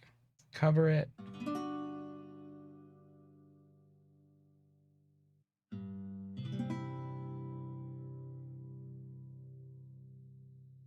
There we go. Your older son woke up the baby. Won't go back to sleep. In the living room eating Nutter Butter crackers. Classic.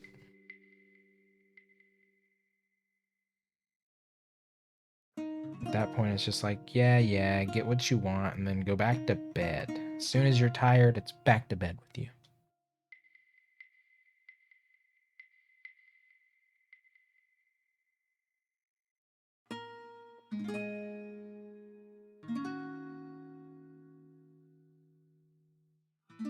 You win this round.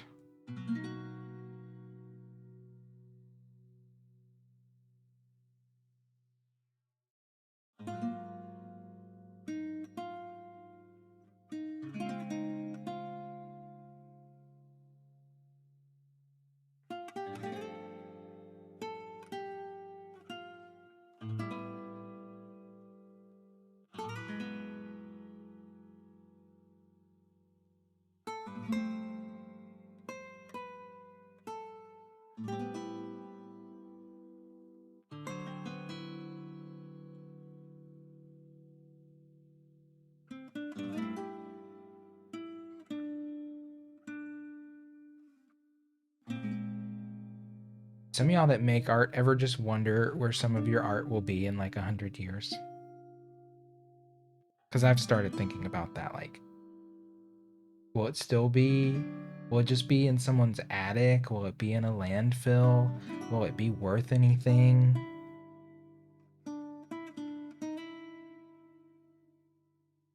Is it gonna be like someone's prized possession one day? Oh my god, I'd be so honored.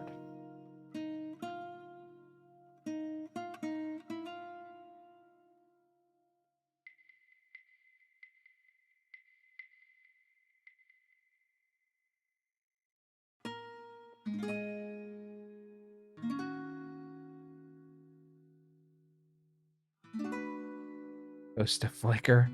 Flickr's not gonna be around in 100 years. Who are you kidding?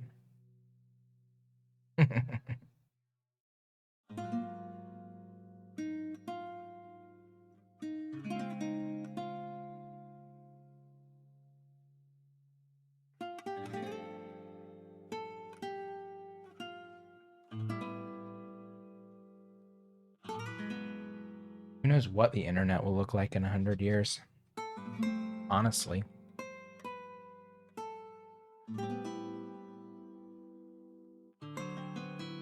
Problem is he only has one volume and it's loud as hell. He even walks loud. Loud boy.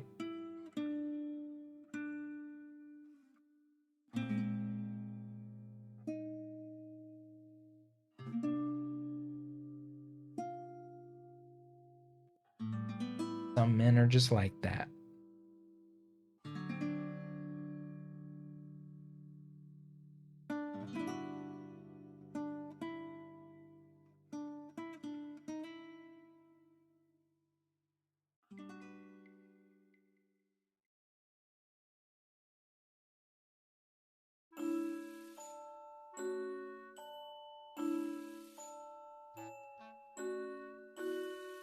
In 100 years, the internet will be a form we can't even comprehend. Yeah, it's like, who knows? Ooh, big water droplet.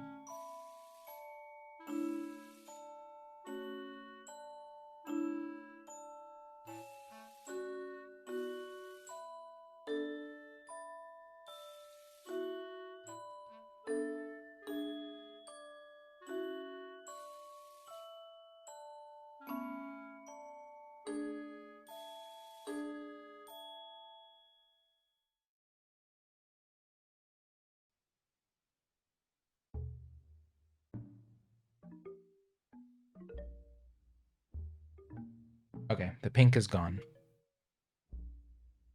Hey, Scooter.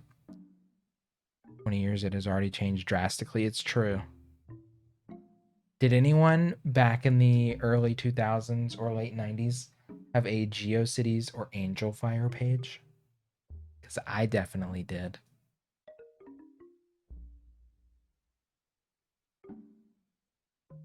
Wonder if Nintendo's going to stick with the hybrid model of systems for many years. I think they should.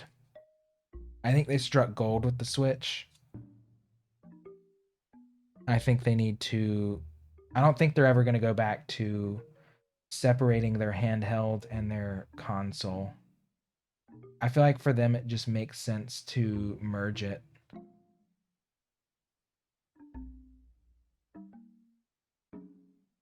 Yeah, the city came out pretty good last night. I'm really happy with it.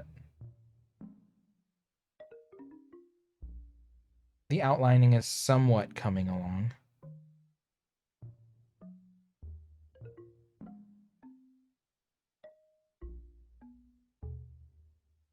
You had an Angel Fire. I had a GeoCities. I actually used GeoCities.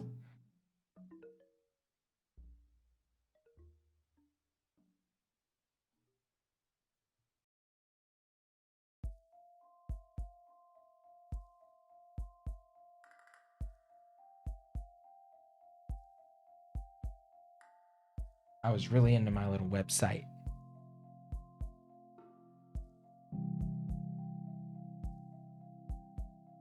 If I had to guess, there might be a Switch Pro where you plug it into your TV and get a boost of power. Yeah, hasn't there been rumors of a Switch Pro for at least like a year and a half? There's been Switch Pro rumors floating around for a while, I feel like.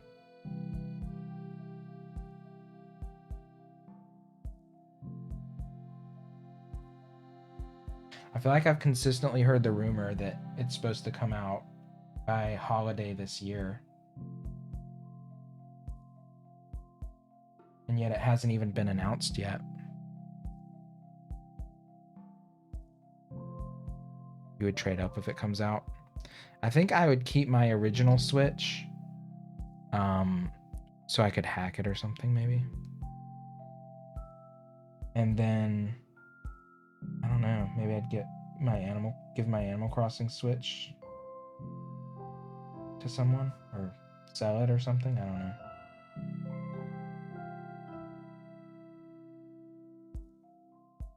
Oh my god, that line looks like shit.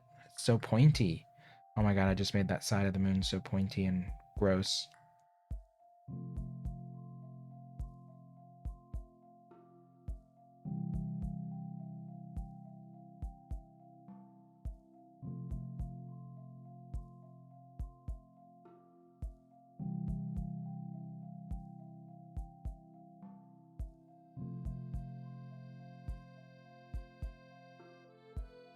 You don't really get it. I don't really either, to be honest.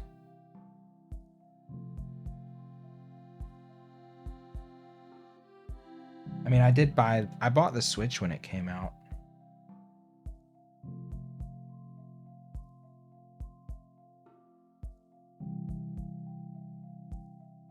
And you know why I was the most excited for Switch? Because I knew it was the generation we were going to get a new Animal Crossing game.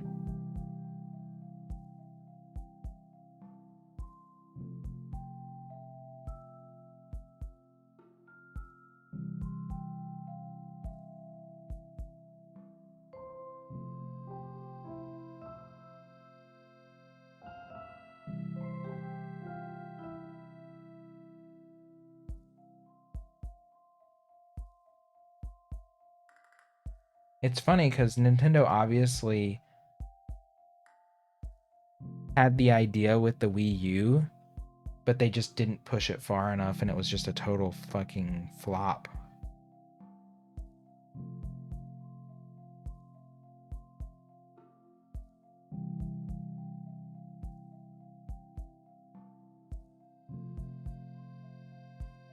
But they had to experience the failure of the Wii U to come up with the Switch. Bought your Switch fall of 2018. I think it came out, did it come out in 2016? It's been out like 4 years now. Something ridiculous. I remember buying Breath of the Wild and the Switch. Breath of the Wild's the only game cartridge I own for the Switch. After PS3, you were like, oh cool, can't afford that. Yeah, that's why the Switch is more appealing. It's not like $600 with tax and a game.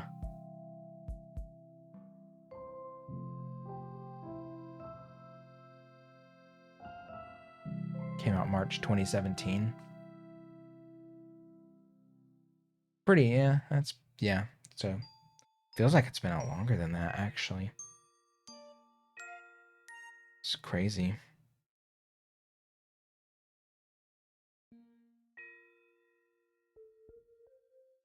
I would say at this point I've definitely played Switch more than any other console I've ever owned.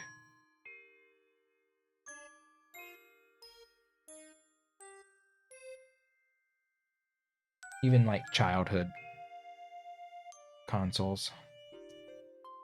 Le Google.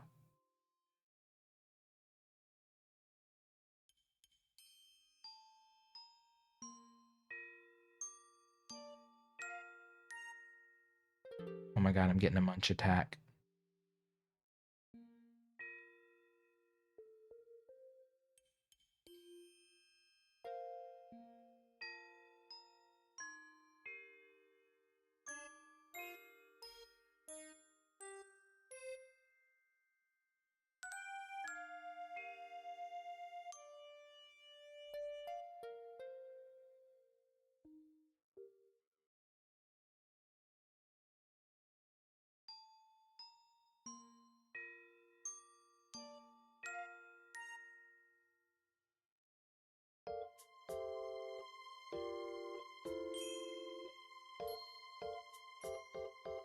Attack it back.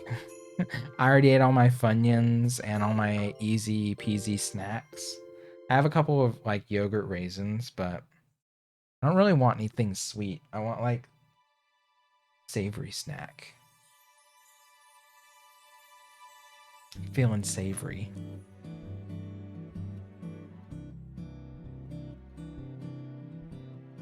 Played it the most too. Still haven't played much.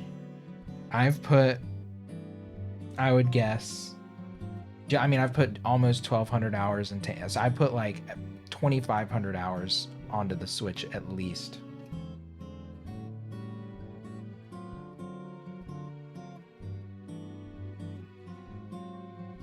Like, I know for a fact Animal Crossing's like a day away from being 1,200 hours. Mario Maker's 800 hours, so that's already 2,000. And then Smash Brothers is a couple hundred. Splatoon is maybe 100. It's a lot. But I think like streaming a game, you know, the consistency of streaming a game will make the hours of that game add up pretty quickly. Got these beads of water. Stop it.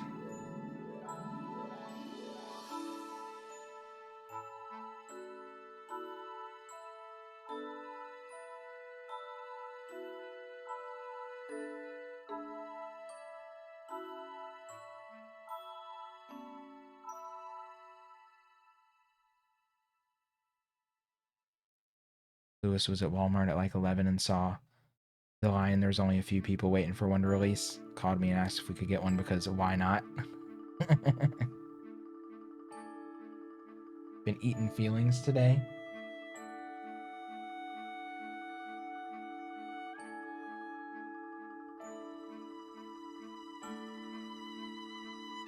Valentine's is legit the most useless holiday.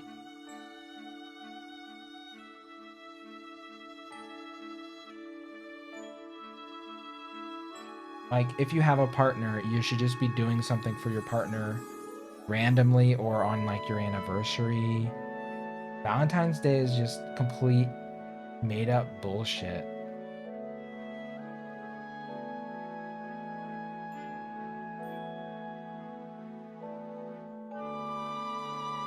And it's like designed in a way that makes people feel bad if you don't like participate in it.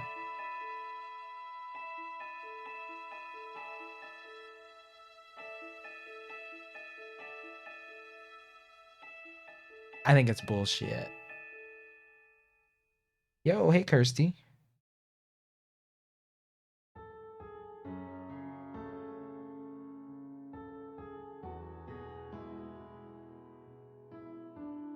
Hope work is going good for you.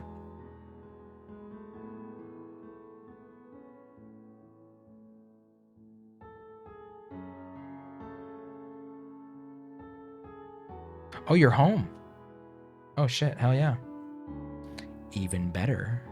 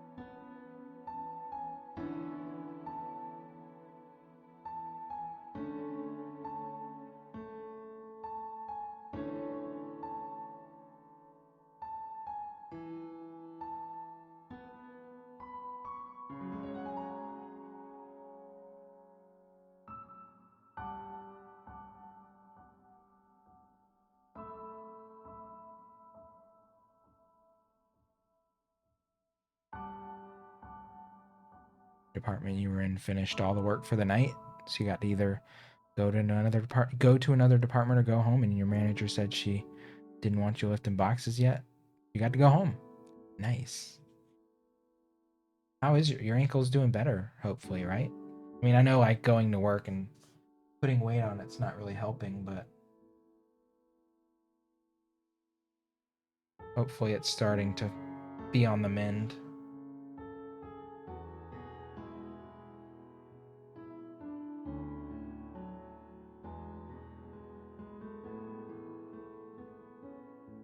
Ooh.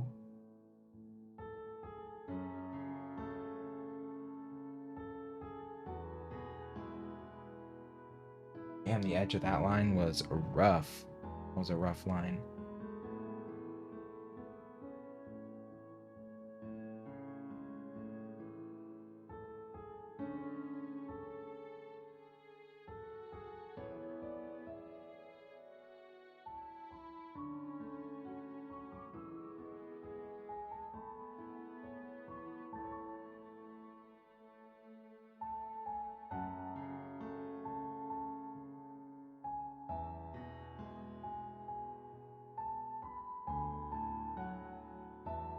Doing a lot better. Not swollen. But if you step the wrong way or move it weird, it'll hurt enough to make you want to sit down. Still tender.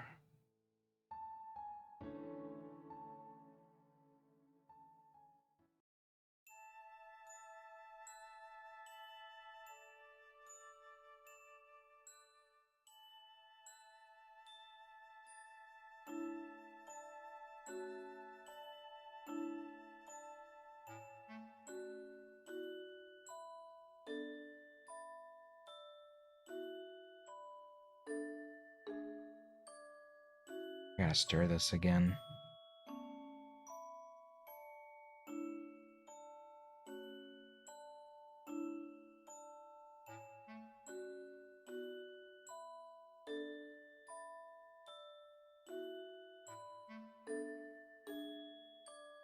Okay.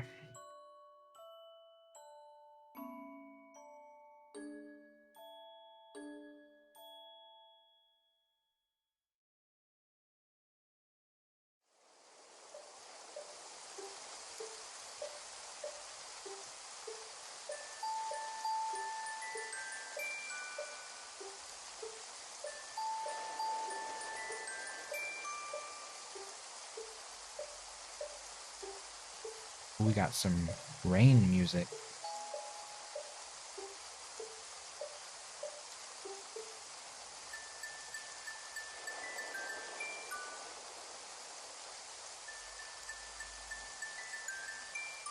Definitely New Leaf.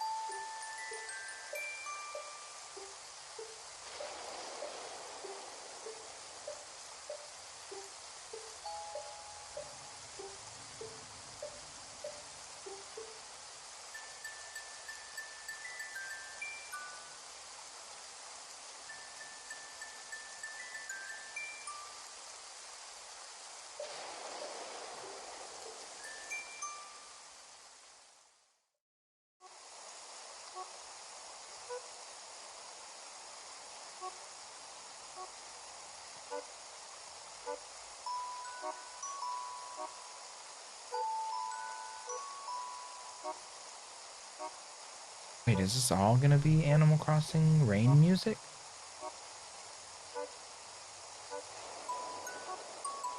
Oh, yeah, I guess it's just the end of this playlist.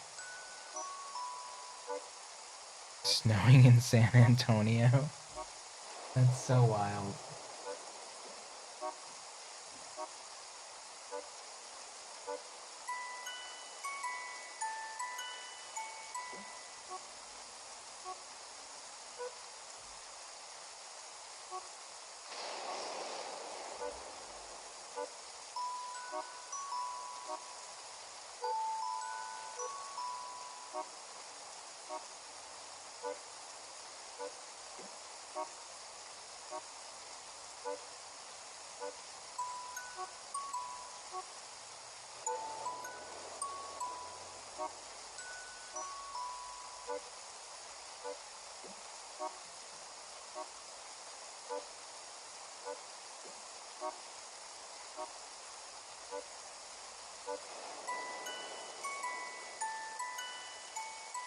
Right, that line is finito.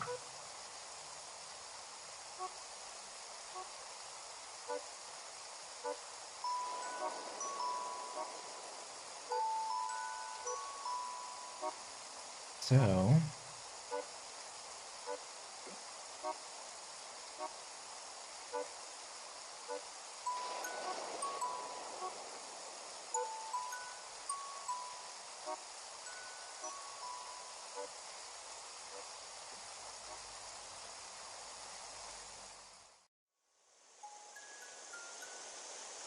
just felt like there needed to be a line there. Okay. I guess I just wrap my way back up around that. You want snow? We haven't gotten any snow here in in my part of North Carolina. Northern North Carolina is getting snow.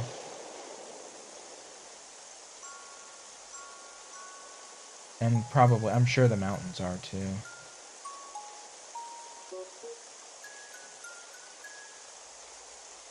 Here in Charlotte, though, just a hell of a lot of rain.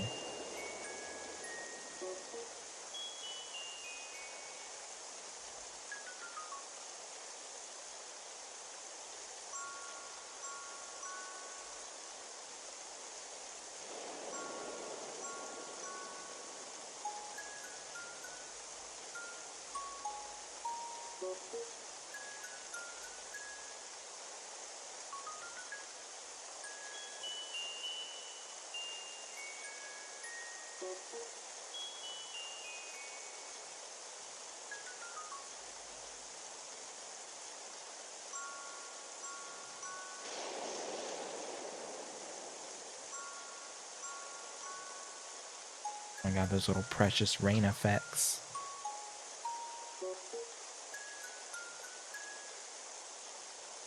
Some calming white noise.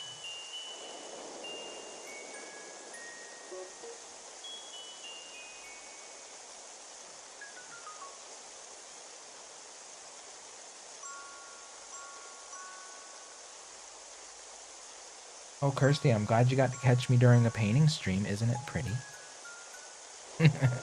Isn't it pretty? One of my prettiest ones yet, maybe. Definitely looking like it could end up being.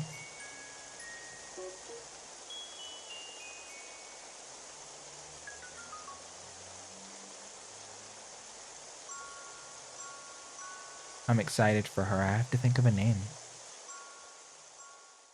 Bought some new pants for work and they're so cute and comfy. They have pockets. Women's pants with pockets. I still don't understand to this day why the fuck women cannot get pants with fucking pockets. Or at least pockets that are like not, they can't even fit like half your fucking finger in it.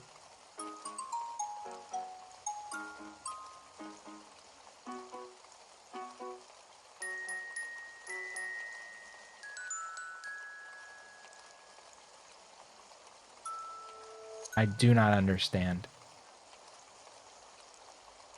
It's probably just a ploy to get you to buy handbags.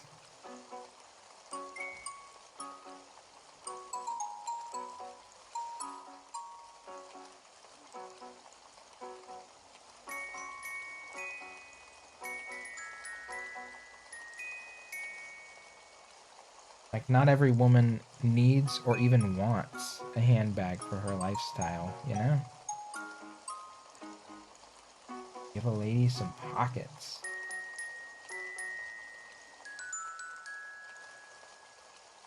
Hey, Blue. Thank you. Majestic asked about you checking out his stream last night. Those boys he was playing with. How crude. I stayed for a little bit, but I had to clean up my brushes and I ended at a decent hour. I didn't really go to bed at a decent hour. I don't know. I watched for maybe like 20 or 30 minutes, but And then I lurked. Put it on lurk. But those gamer boys, my God.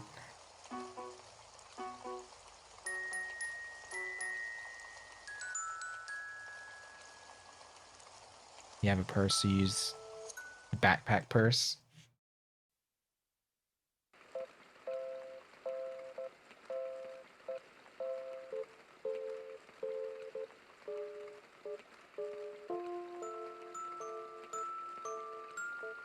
I know those gamer boys definitely scared Kylie away. Lord.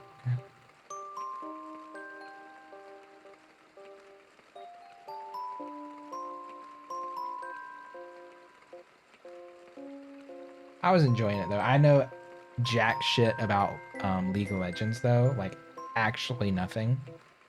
As far as I'm concerned, it looks like StarCraft or like old Warcraft, you know? So I know nothing about it. So I didn't even know what the fuck was going on, to be honest. Oh, I raided Red Dinosaur's husband last night and he was playing League of Legends.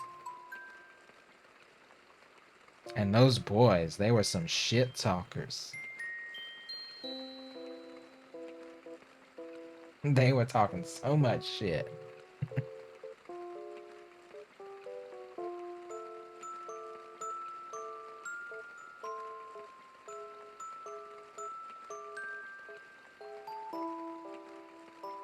They made Zeb seem like a dewy-faced babe in the woods.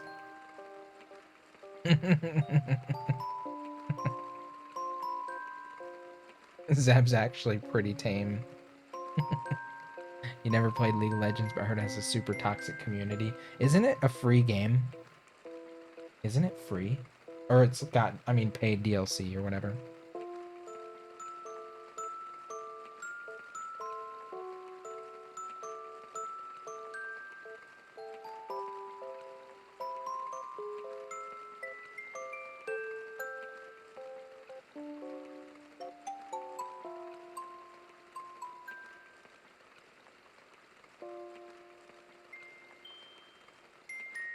No idea. I don't know either. I've never even entertained buying it.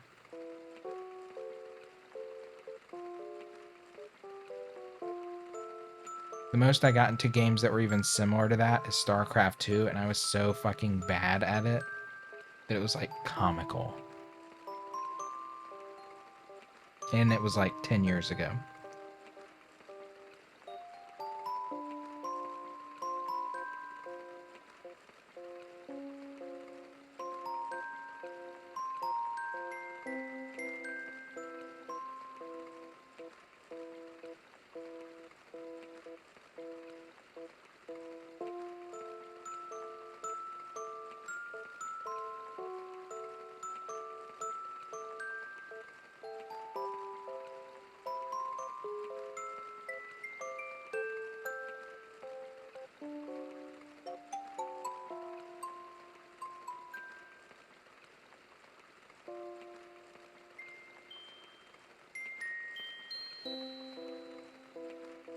My lord, it's so pretty.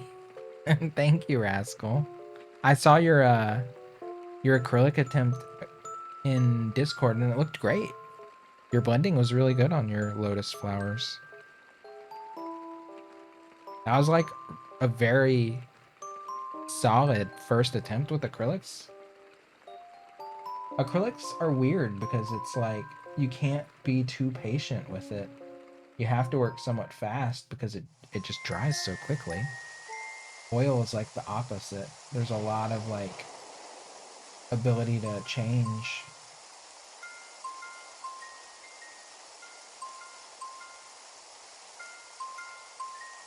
But acrylics, you kind of have to know what you want to do before you try to execute it to some degree. Had an awesome teacher. Painting one leaf for like 50 minutes. You got the hang of it after that. Nice.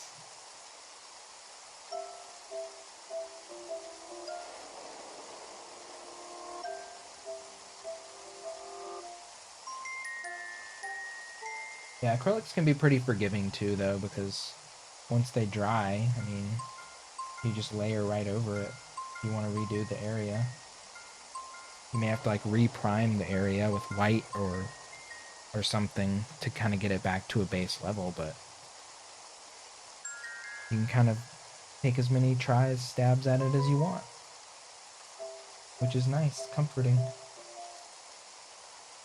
Unless you're like blending colors on the fly. Oh, shit. Speaking of fucking up. Yoicks. I just dabbed a big old circle. Yo! Hello! Where's one? Oh my god, thank you for the raid. Come in, raiders. Welcome.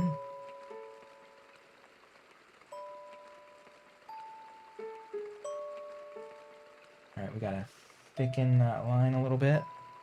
Welcome. Where's one raid? Hi, Chrissy. Hey, Killabees. Welcome, y'all. Thank you for the love of the raid and the support. Give Where's One a shout out. I am doing outlining on my clouds today. It's coming along. We're getting there. It is a slow process. Oh, you were playing Secret of Mana again. Nice. Progress looks great. Thank you. Yeah, we finished basically all of the base painting is done. And we are now working on outlining. That is where we're at. Did I not? I didn't think I... Did I follow you last time you raided? If I didn't, I definitely need to. I didn't. Oh my god. What the hell? I'm so bad.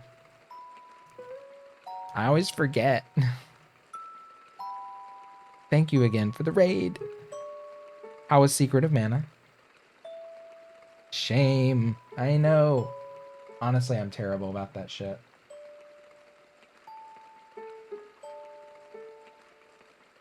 I do enjoy a good retro stream.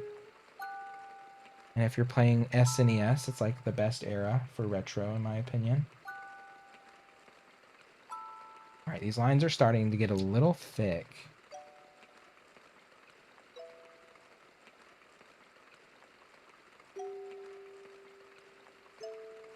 Starting to lose control a little bit.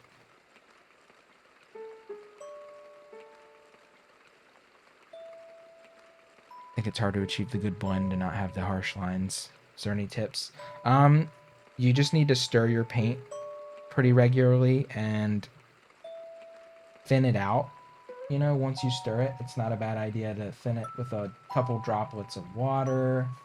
And always keep your bristles clean.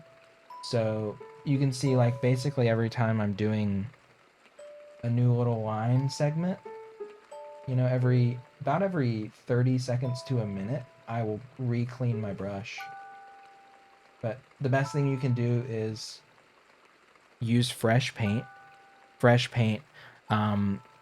Or the better thing to use is I sometimes, instead of watering my paints down with water, I get like corresponding colors of acrylic ink, just like this.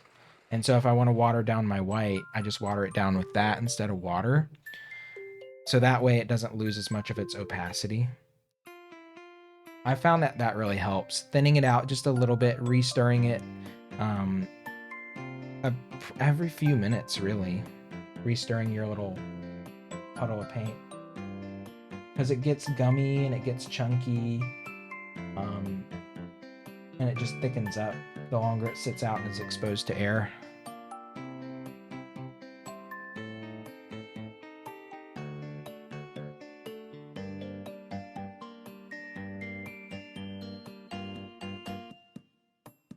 But yeah, I'll clean my brush a lot, and that helps me also like keep the bristles crisp and pointy without the paint like building up on the tip, and the lines will get wider and wider and thicker and more gummy and messy.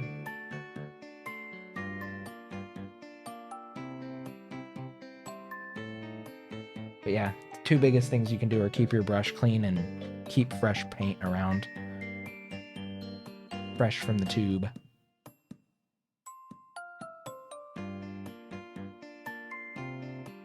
do many paintings you hate, and eventually you'll get one that you do like. That's, yeah. There's gonna be tons of mistakes along the way.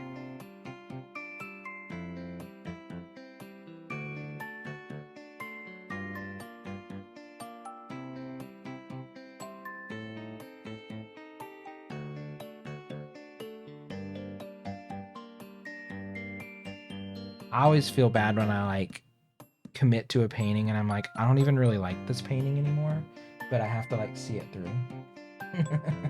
That's the way my brain works.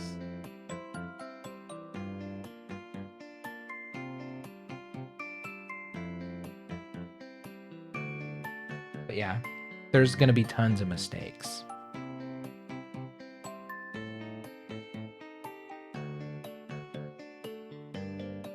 Oh, just got a droplet of water right in the paint. At least it wasn't on the canvas.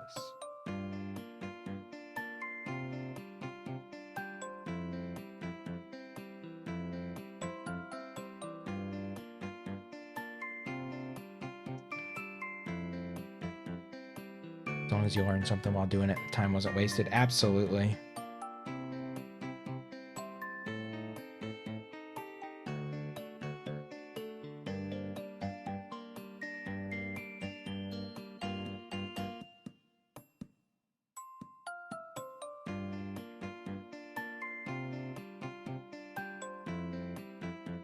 These lines really are getting thicker and messier, though.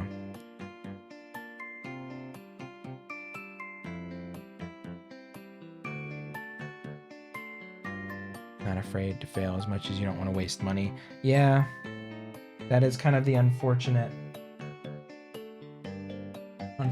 thing. I kind of feel the same way a lot. Like, if I put paint out on a palette and I don't use it, I'm like, shit, that's like a pretty decent amount of paint that's just wasted.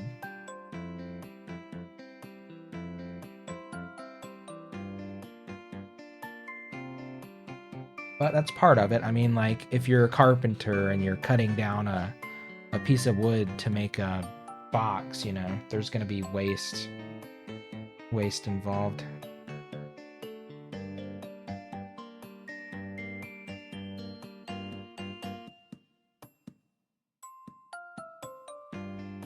Kind of got to view it in that way.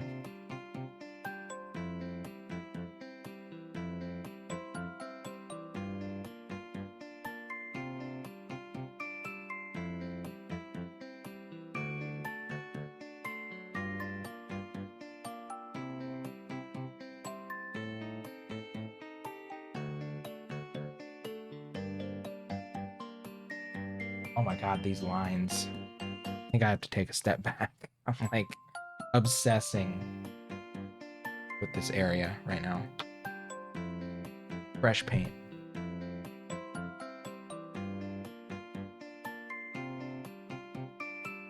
The light from the moon and the night sky blending to the world is wow. I did my best. I did my best. I think what I'm gonna do is add fresh white and then some white ink, because I'm just using white paint and it just gets gummy fast. This line I'm working on now is like annoying the shit out of me though.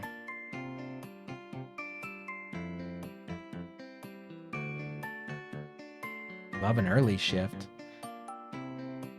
4 hours, baby. Short shifts are the best shifts. Oh my god, I'm about out of white ink, actually. Oh! Okay, we just switched to a totally different video. Rock on.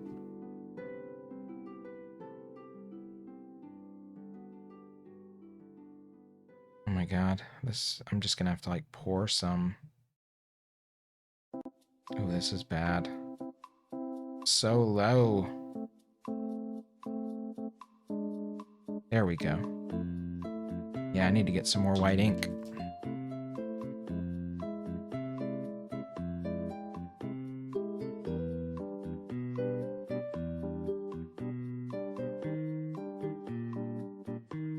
Okay. Hopefully this helps me.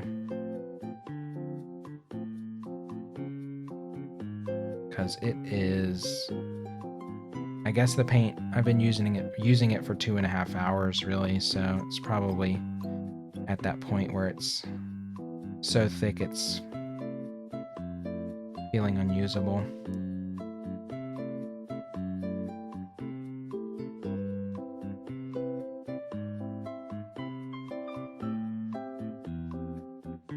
That's better.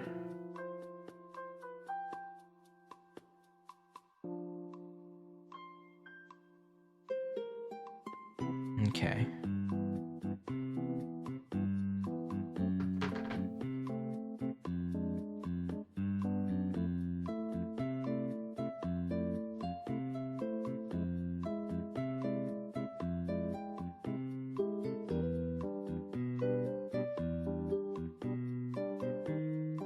Do a really fun carving project that was out of plaster.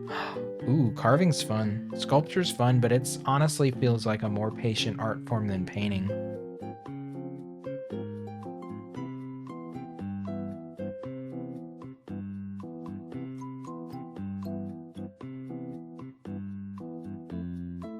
It's like, and it requires a lot more like foresight, you know?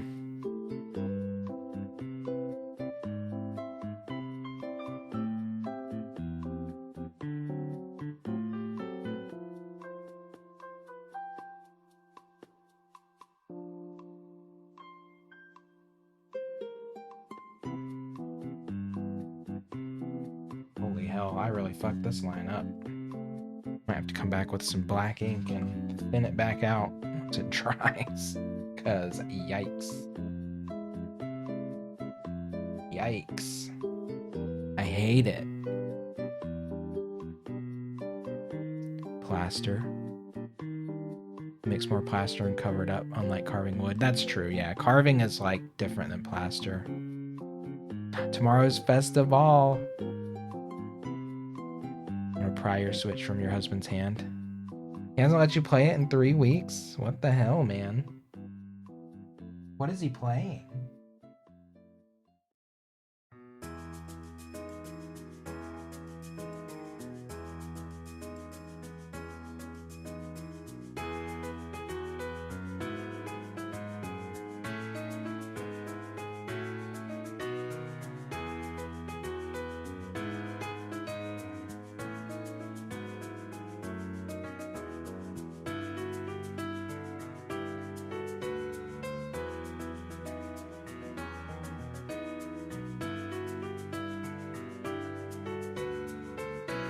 Oh, bye, Rascal. I'm pretty sure I missed you leaving, but bye.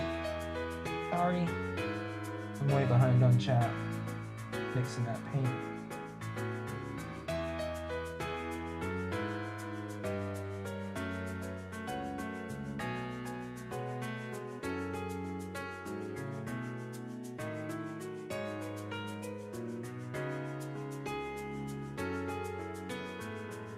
Okay, yeah, this white mixture is better. It's a lot smoother again. Yu-Gi-Oh! And Pokemon, huh?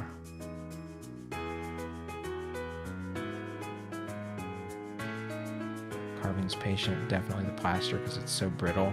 You have to take small bits off at a time. Yeah, I'm always scared. Like, when I was in college, I had to, like, carve out of a piece of soapstone, which, I mean, soapstone's pretty soft, but it's like, you could like nick it the wrong way. Trashy, thank you for the follow. You could like tap the chisel the wrong way and just like take off a chunk inadvertently that would fuck up the whole thing. It was like really stressful.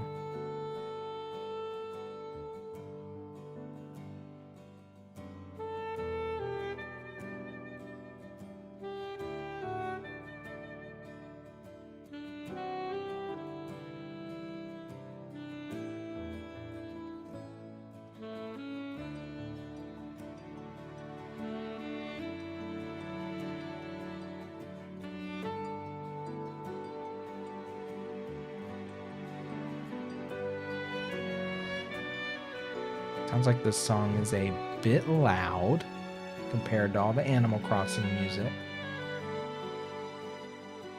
It's bring that down a smidge. Oh, Kirsty, I heard you were going to make your island a Spirited Away theme.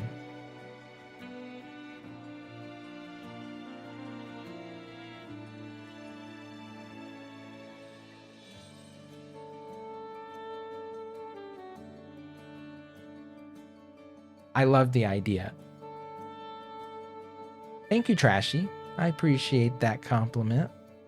This line I've been working on is a little rough because it just kept getting thicker and thicker. I'm going to have to go back and fix it.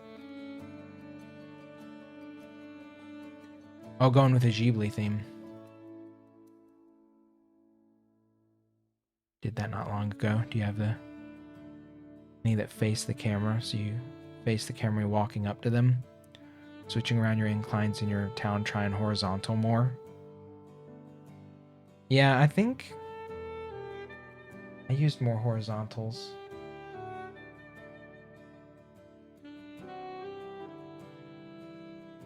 I don't know, once I restructured that top right corner of my map, I'm down to like 5 inclines for my whole island.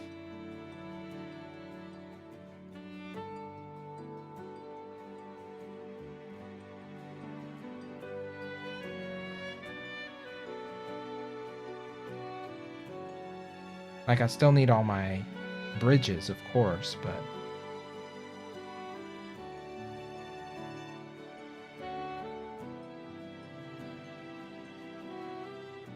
I would say in general I like the horizontal, the inclines on a horizontal too, because they have more, they give more like perspective.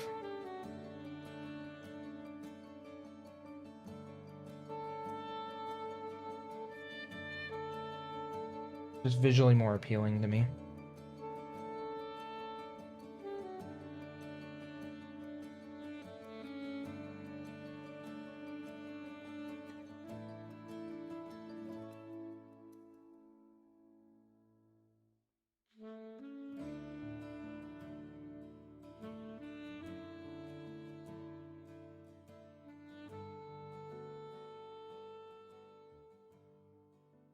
You have a Ghibli logo saved as a custom pattern on a magazine rack. Oh, cute. That's a cute idea. You have different areas themed with different movies, so you're super excited. Yeah, I heard you said Kiki last night. She's perfect. A frog, the frog from Spirited Away. Some green frog, maybe. Give him like a blue Hanji shirt.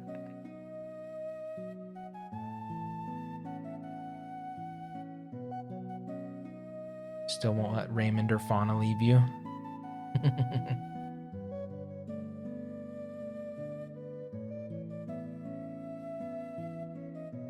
Half your island is Japanese Asian style. You call Panda Town. The other half is North American Europe. Call New Barrington. And you have Kurt on your island. Oh my god. All bears and cubs. Love it. My new leaf town was Bear Town. Never forget Bear Town.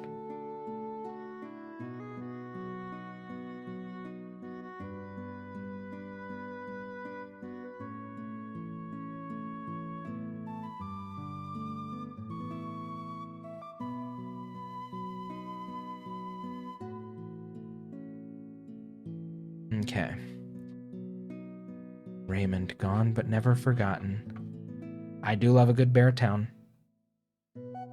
I wanted to make my second island bear all bears, but I think I love Punchy too much. I can't bear to see him not in my next town.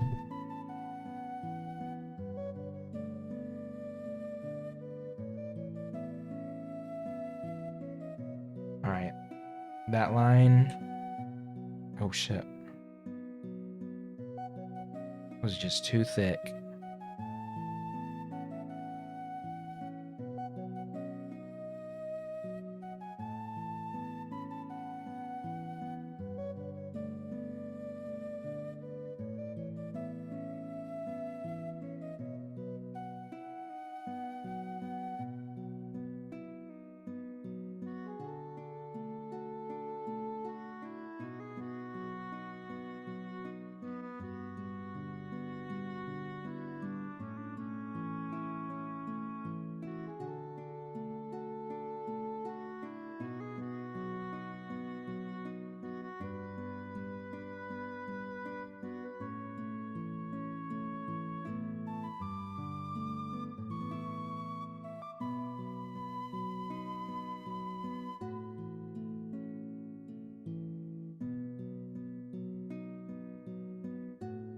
better.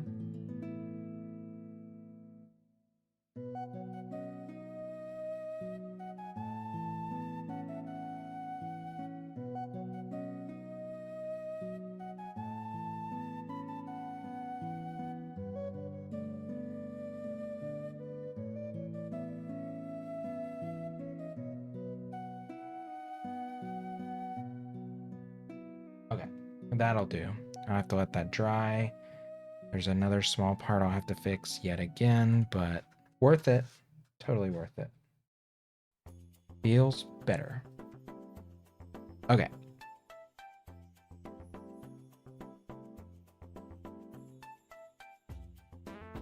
I'd love to. I'll probably do viewer island visits maybe Tuesday. Try to get a bunch of work done in my town tomorrow night, and then I'll have some time to chill and see other people's islands on Tuesday night. Oh, I just put my hand in wet paint.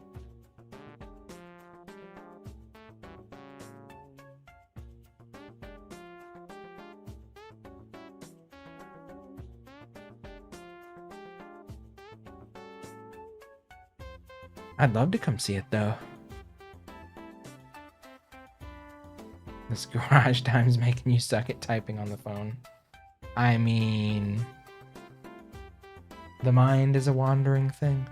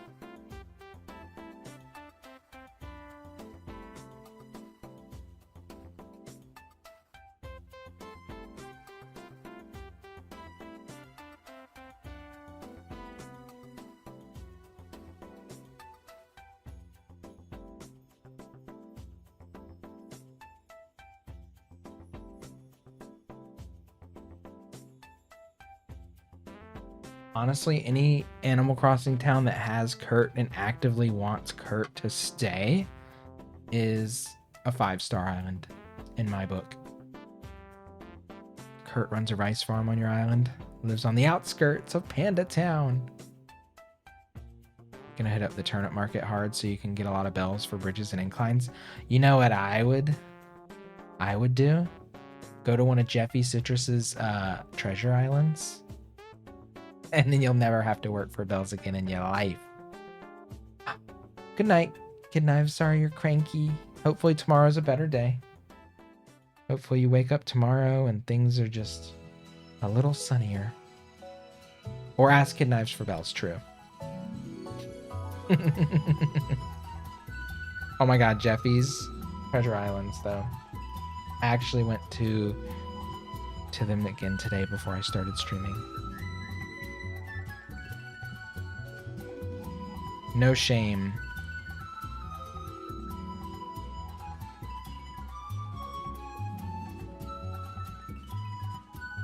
Kurt be sipping while being left alone to tend to his rice fields.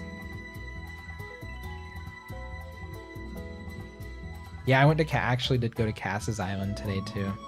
Cass's Island's great if I just need to pick up some materials. Like if I need wood, star bits, she's got like everything.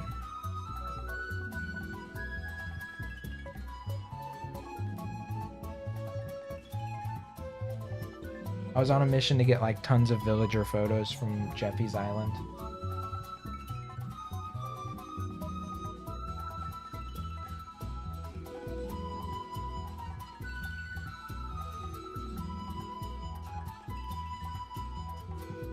Which I didn't get them all, but I got a bunch. got all the ones of any animal I was even remotely interested in, like, visually. All the cuties.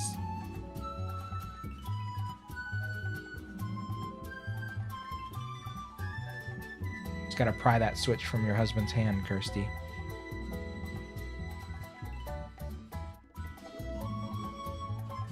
Can also take a private tour. Yu-Gi-Oh! What's up with... I don't even understand why Yu-Gi-Oh's even that good.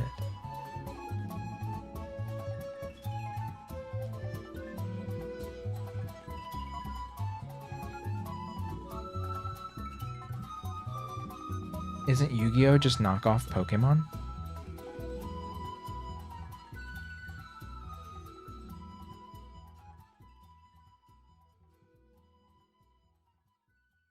Pardon my ignorance on the subject if I am wrong. 980 million! Gasp.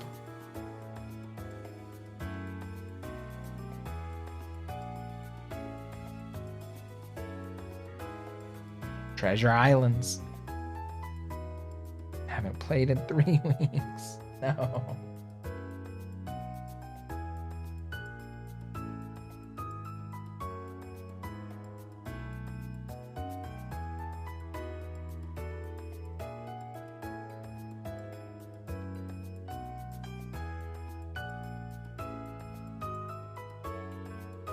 Y'all are gonna have to set a schedule for the Switch. Like, I get it on Monday, Wednesday, Friday. You get it on Tuesday, Thursday, Saturday.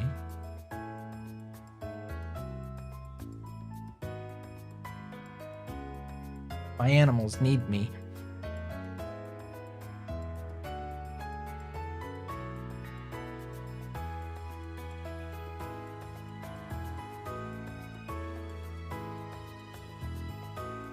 Yeah, Kirsty, you gotta go to a treasure island. You'll have that many bells before you even know it.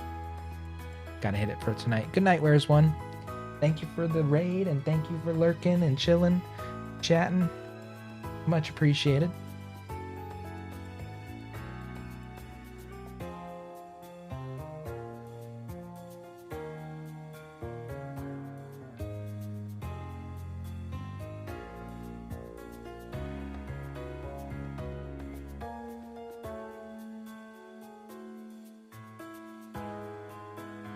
Here, I'm going to do a shout out for Jeffy and Casa. Because those are 2 people, if you have a chance to visit their islands, you should go to them. Because they will get you all the bells you need.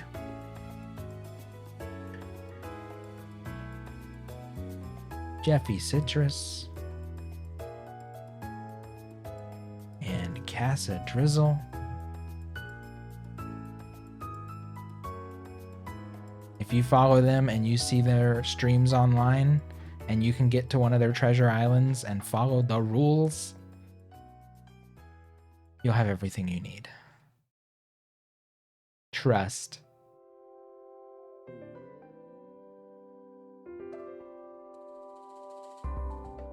Your husband just looked at me in shock when you said that about Yu-Gi-Oh!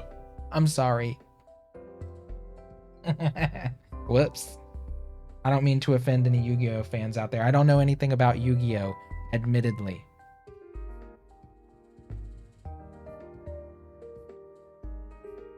Honestly, I don't know anything about Pokemon really either, so take my opinions and throw them out the window because they're meaningless.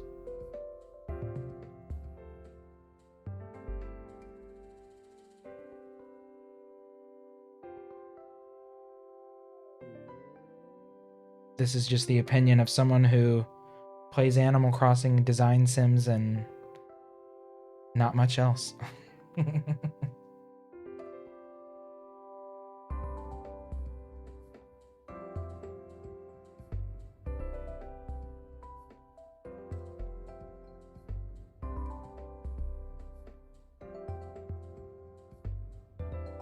Hey, Chrissy.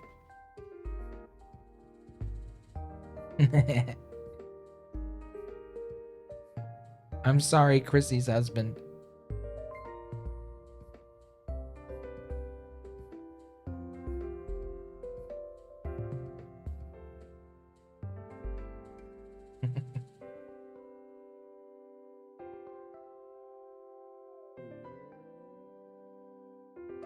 That's just my hot take for the night.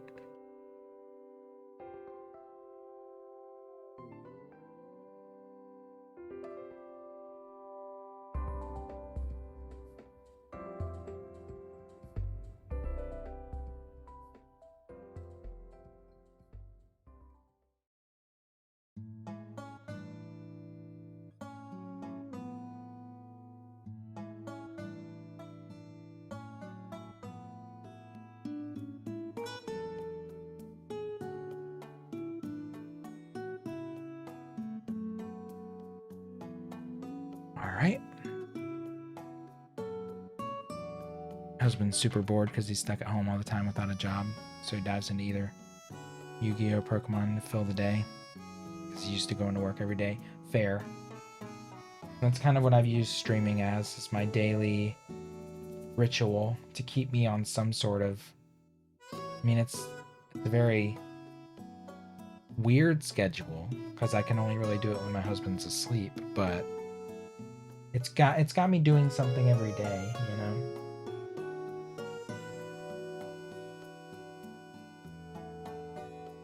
Which is good.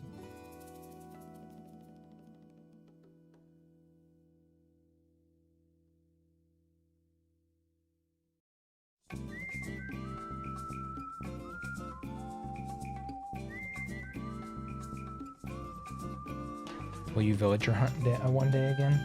I mean, I could.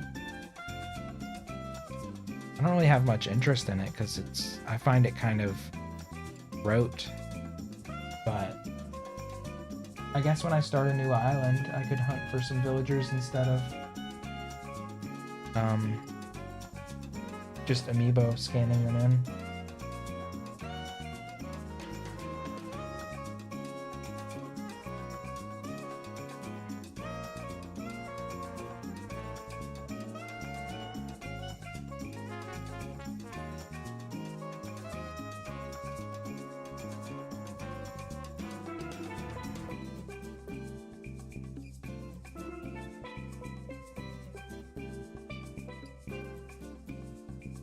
I think they'd be a lot cooler if it was Animal Crossing. I mean, I can get any amiibo villager I want. The only ones I can't get are the ones that are new to New Horizons.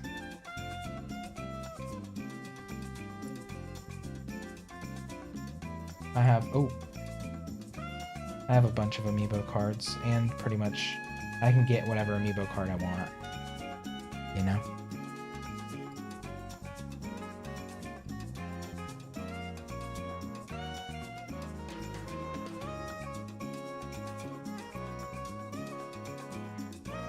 There's just, I don't know. There is something, I guess, entertaining about villager hunting.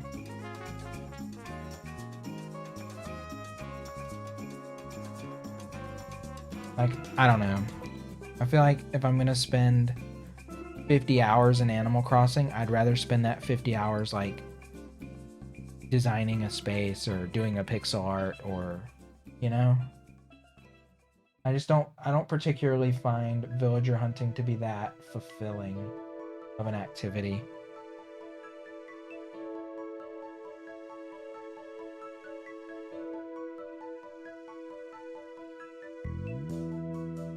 I've always been a time traveler. I've always like manipulated the stock market. So to me, getting that kind of like inefficient Animal Crossing stuff out of the way opens up the game to what I want it to be more, you know? Alright, that cloud took forever. CEO's patience is unmatched. I've been watching a little bit of Toph. Toph is, he lives in Japan, and Toph streams very late for America. But Toph's been looking for Weber, and I think Toph's around 1,200 tickets right now.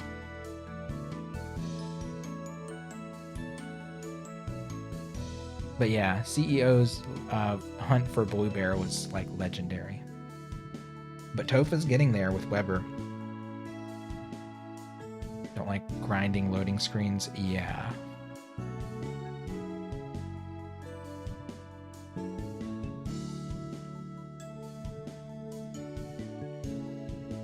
same.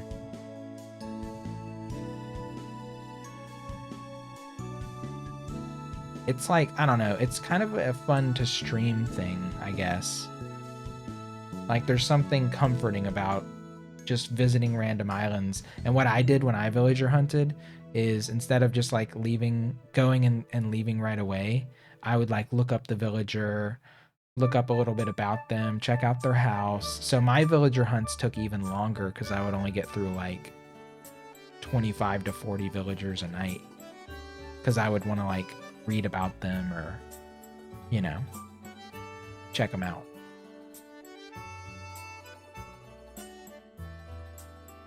So mine were like even more inefficient.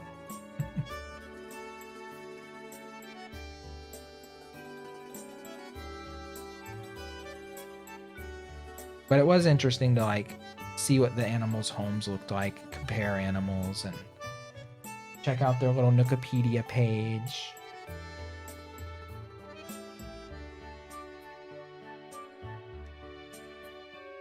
Give like a little 20 to 30-second history on each villager. That was like the most enjoyable part of it for me. Was doing that little tidbit. Oh, it was fun. Yeah. Maybe fun for you. I hated it. I don't want Animal Crossing to actually make me mad. You know?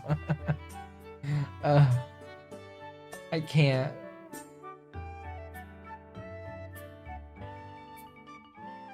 I mean, the fact that I saw Cyrano 5 times in like a single night was like ungodly. Yeah, I do. I don't ever want to see Cyrano again, to be honest. Hate him. There was a couple others that I started seeing a lot too. The cows. I saw so many cows. Hey, Super Manoya.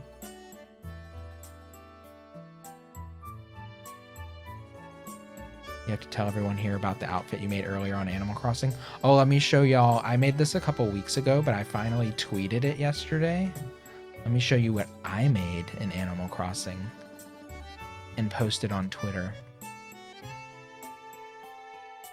You'll love it. You'll love it. Not for children. I mean, it's not like nudity, but it's suggestive content.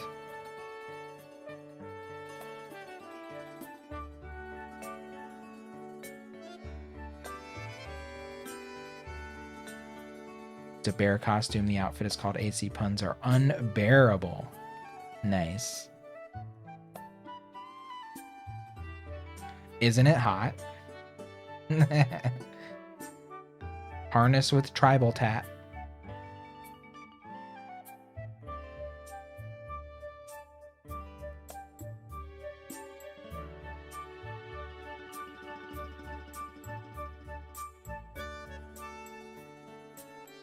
I made it in multiple different skin tones as well. Saw an Animal Crossing glory hole one time. Oh my god. No. Oh yeah, I saw the little thing where it was like in a bathroom. I think I saw that. I feel like I saw that on Twitter or something. The little like butts were sticking out of the hole. It was pretty graphic. It was very dirty and smutty. Are you doing the cities right now? No, I did the blending inside the buildings. I still need to outline them, which I think because I've had this palette open all night, I think I let the dark blue I was going to use dry up. Honestly, if some of these colors dry up at this point, I don't really care. Yeah, with the villager portraits. Yeah, that was the one.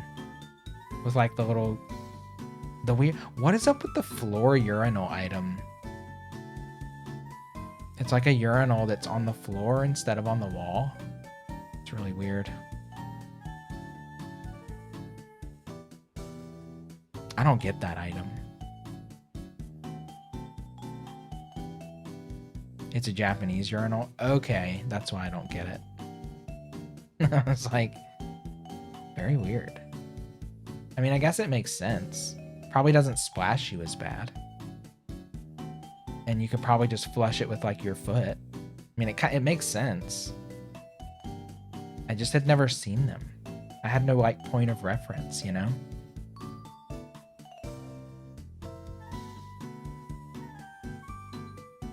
They're big in Asia and parts of Europe. Yeah, I know exactly what you're talking about, Killabees. I remember seeing that image on Twitter or somewhere.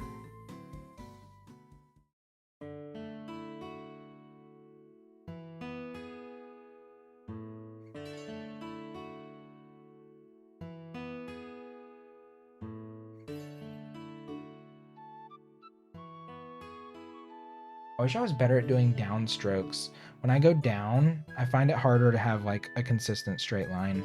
I'm much more like steady and consistent when I'm going from down from the bottom to like the top.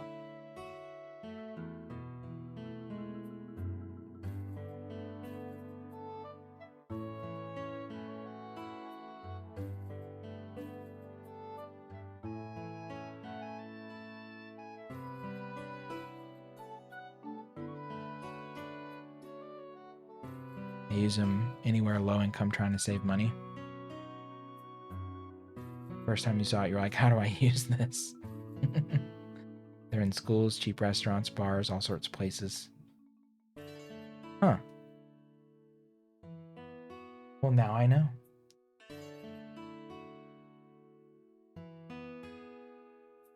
Too much paint.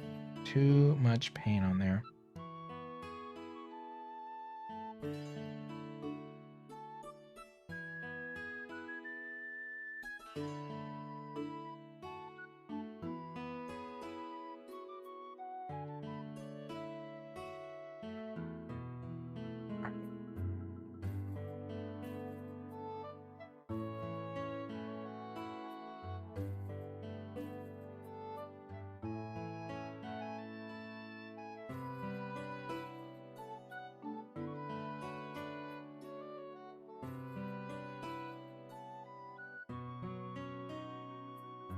If you breathe out anytime you need to steady your hand, that it should help. That makes sense. That actually makes a lot of sense. Thank you, DJ.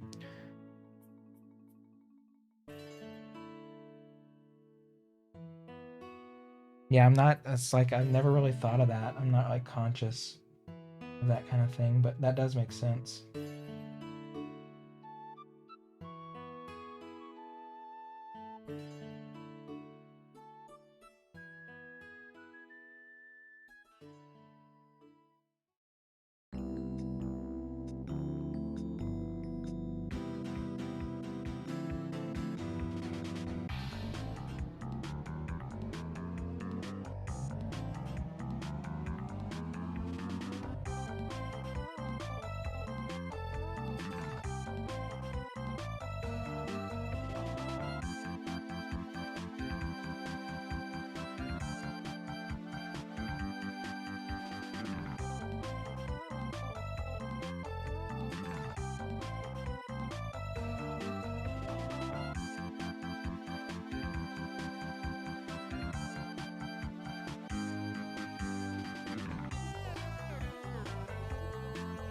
All right.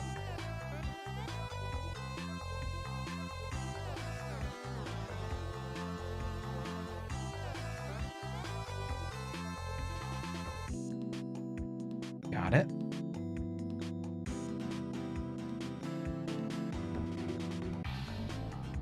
This song seems pretty loud too, and not very calm. This is supposed to be calm Nintendo music. I am not calmed by that.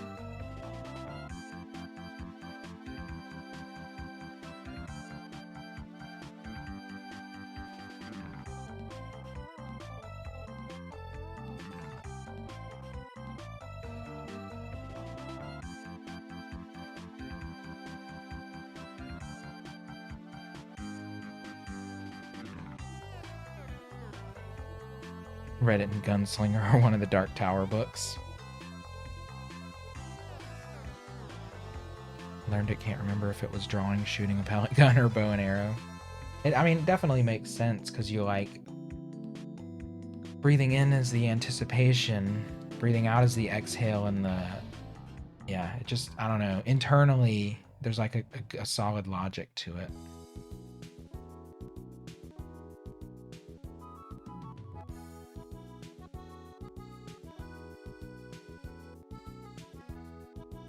All right, so we got all the clouds in the sky. Time to start doing some of the ones on the down here in the forest. It's getting kind of late. I'll probably go a little bit longer, not too much longer. Let's see. I would really like to get all of them done, but I think I'm moving pretty slowly right now. So, I don't know.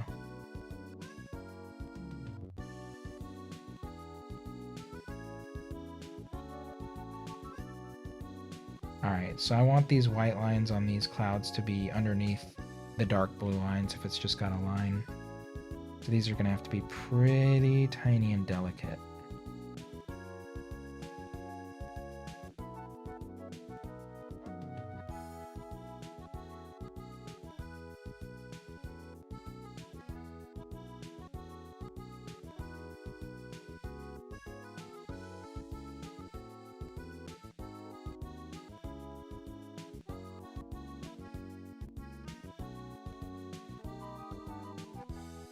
Yeah, it just cleans it up. I mean, it may not be the most, like, I don't know. Like, it definitely draws away from the smoothness of it, but to me, that's okay, because I want everything to read a little more, like, crisp.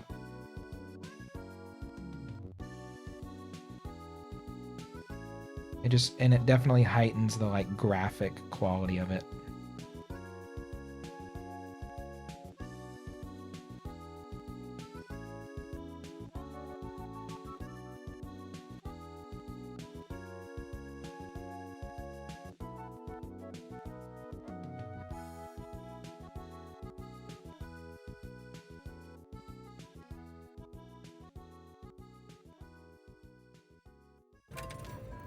Oh shit. Hello. Oh my god. Raiders, welcome. Come in. Thank you so much for the raid. Hi, Tetsuro. Oh my god, I'm gonna mispronounce all your names. I'm sorry. Hello from Japan. Hello from North Carolina. North America. Let me give you a shout out. What were you doing, art? Welcome to everyone. Thank you so much. Oh, it didn't let me shout you out. Thank you. Oh my god. Didn't let me shout you out. But thank y'all so much. Thank you for coming to my channel and seeing what I'm up to. I'm very honored. Oh my god. Welcome everyone. Anamam. Got it.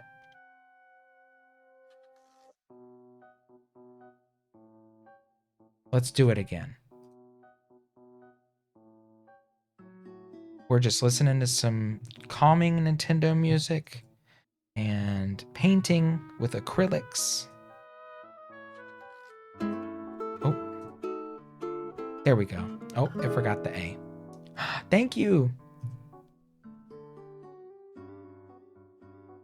You were doing art too.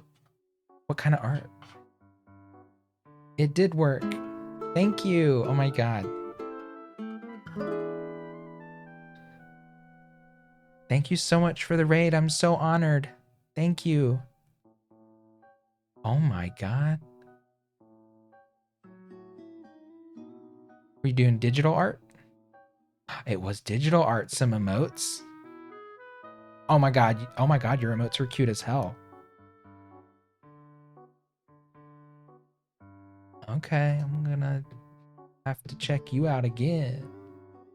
Oh my god, the emotes are so cute. Cute Animal Crossing, yes.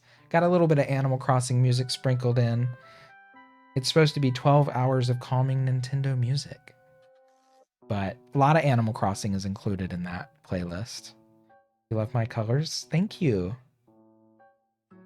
Oh my god, thank y'all so much for the follows.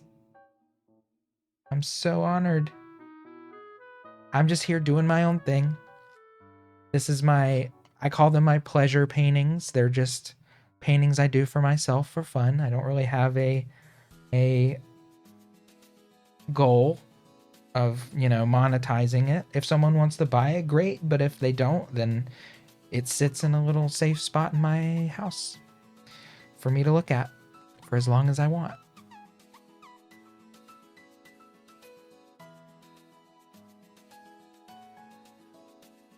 But I'm honestly very thankful that you chose to raid me. I do a lot of Animal Crossing, so I paint. I do Animal Crossing. Oh, I'll show a couple of my paintings. Here, I'll show a couple of my paintings. But I do Animal Crossing. I do Minecraft Creative. I paint, and I've been playing a couple of Zelda games. So here are a few examples of my other paintings that I like to show people when they come in. This painting is very, very early. This one I finished in 2017. It's about, I guess at this point, 4 years old. This was the first painting I did in this style that kind of brought me to the style that I've been developing for the past few years. I have this blue painting. Thank you so much for the follow, Anwa. Tenti. Tetsuro. Oh my god, thank y'all so much. But I do work with acrylics. Oh my god, y'all are so sweet. Thank you. Oh my god. Yeah. Yeah, I'm open to... I unfortunately don't speak other languages, but I'm so happy to have anyone in here from anywhere on this beautiful planet. Always. Anyone is welcome here at any time. This was a painting I did. This one's from 2018. So each one of these paintings is basically a different year. This painting's from 2018. It's I did more monochromatic colors here. So just one color, lots of white. This one is from 2019. This one is extremely bright and colorful. And I was inspired by paper cutouts. It's just, and this one is an explosion of color. There's just so much color to this one. I just really wanted to do like a sunset color scheme, and I kind of took it to the absolute maximum with this one. So I pushed it as far as I absolutely could with that. So that one's from 2019.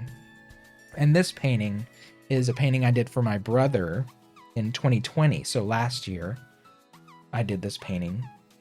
This one is a lot more simple. It's not as elaborate as the others. I kind of pared down some of the detail and just made it more simple overall because he wanted to spend a certain amount of money on it, because this one was actually a commission. So I was paid for this one and he didn't want to spend over a certain amount. So I had to kind of like rein it in a little bit and not do as much detail as I would naturally do if it was just up to me.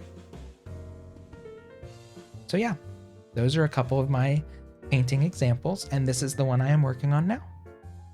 So we're going with a purple blue, very cool, very fluid, flowy kind of feeling with this one. Where is Lady Pink? Lady Pink. Oh, I cannot show her on stream because she's got, but you can check my Twitter for her. I can post the tweet. This one is not safe for work. If you are at work, you should not view this. I'll put a little NSFW for her. NSFW. But she is...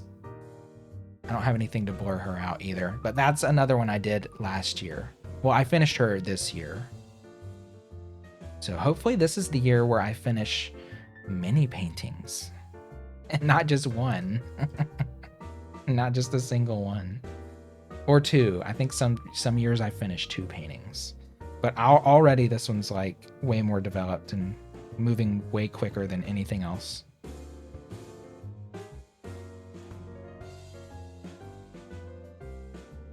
But I love color. I am not shy about color. No one wants to see the censored version.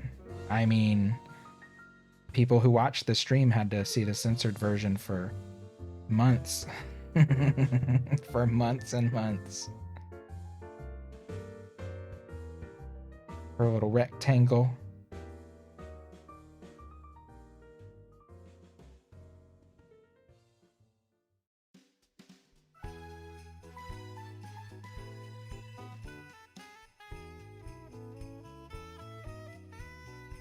But again, thank you for the raid. Y'all are very sweet, and those follows were very generous, and I'm super, super thankful.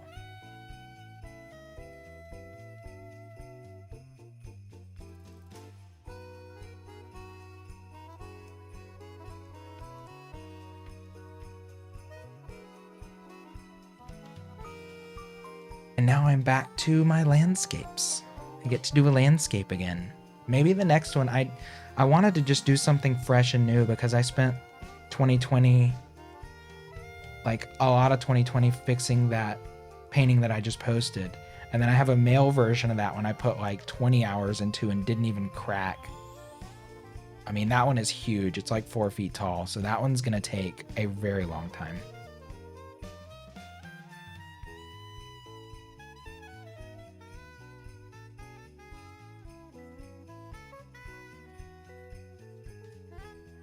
That one is like overwhelming me. Even just thinking about it overwhelms me a little bit.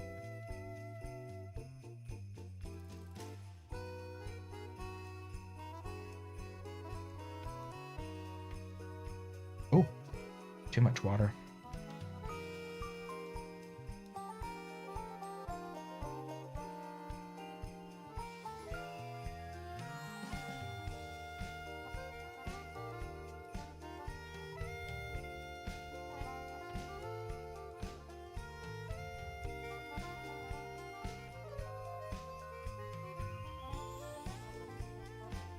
Right.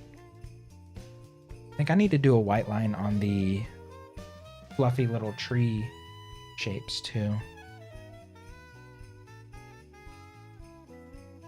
Oh, you weren't near the earthquake. That's good. That's good. I have never really experienced a true earthquake here. This region of North America doesn't really get scary large-scale earthquakes. Okay, what color did I use there?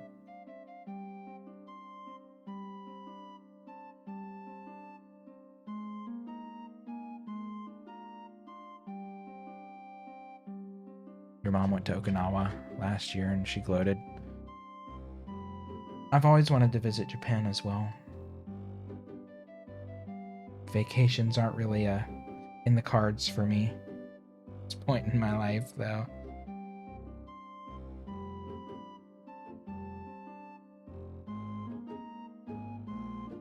One day, though. One day, they will be. You know? Gotta treat every day like a vacation when you're at home. That's my philosophy, and it's worked pretty well for me so far.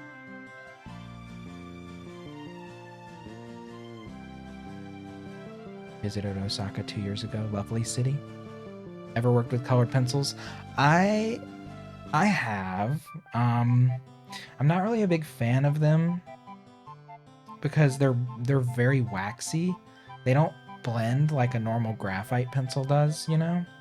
They're very waxy and kind of difficult to use.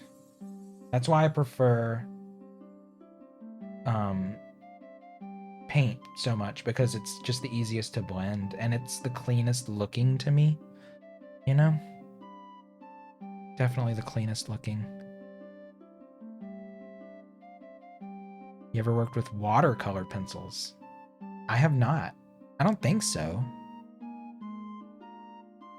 Explain that a little more to me. Because I feel like I haven't really fully heard of Like, what is that? What is the difference between a colored pencil and a watercolor pencil? You're gonna have to educate me a little bit. Do they just like allow for more blending opportunities? They're like a little more pliable. What brushes do you suggest if you want to work with acrylics? I mean, you're gonna get, I prefer bristles with a little more like snappiness to them. Natural bristles are good for very like fluid line work, but if you want something with crisp edges, you probably want something that's synthetic, in my opinion. But if you're looking for more like blending, or if you're just looking for something kind of, you know, if you're dappling or something like that, you probably want like a natural brush, natural bristle brush.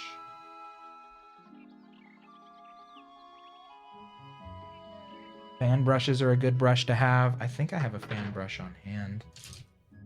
I should. Do I? Actually, I guess I don't. I don't know what happened to my fan brush. I need to get another fan brush. This is, well, no, that's not really a fan brush at all. But yeah, you're gonna get, like, if you want more textural quality to your work and you're doing like large areas, a natural brush is gonna give you, like, something like this is great for doing like, you know, dry bristles. You can do dappling and you can make trees and things like that. Also, like Bob Ross uses a fan brush to make those cedar trees and just kind of like pats it down in like a zigzag formation. And you can kind of, that gives you like messier, straight, linear looking shapes.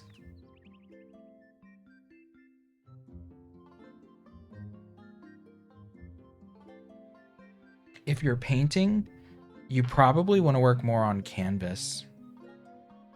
Paper is not typically the best for painting because paint's such a wet medium that it like warps the paper to some degree. You know? So watercolor pencils, you get wet and use like a watercolor. Interesting. That actually sounds very neat. I should try watercolor. Watercolor is probably the type of painting I'm the least versed in overall. Like, I have essentially no experience with watercolor other than like coloring in sketches in like a sketchbook, you know? Like a quick color wash kind of thing. And oil just intimidates me. Oil painting.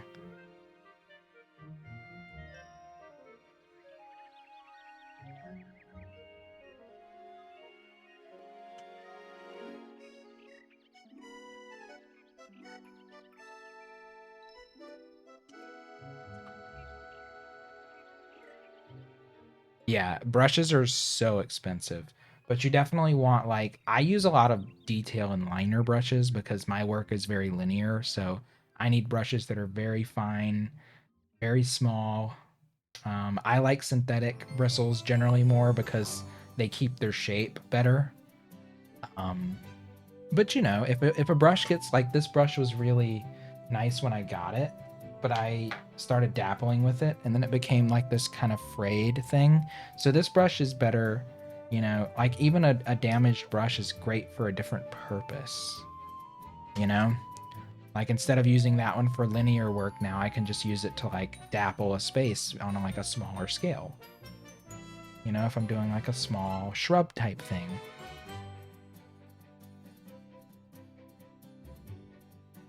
You give me Bob Ross vibes sometimes when you're painting. I'm honored. I gotta figure out a way to get my paintings done in the amount of time Bob Ross takes. Then I'll be really set. Start knocking them down. Honestly, I find Impressionist landscape painting to be very impressive. Which I would kind of consider his work closer to like Impressionist. It's not like photographic quality, but it's not really like graphic. Definitely got a hint of realism to it. You love oil paints? I've never messed with oil paints enough to have like a real opinion on them. I can't really speak on them very well.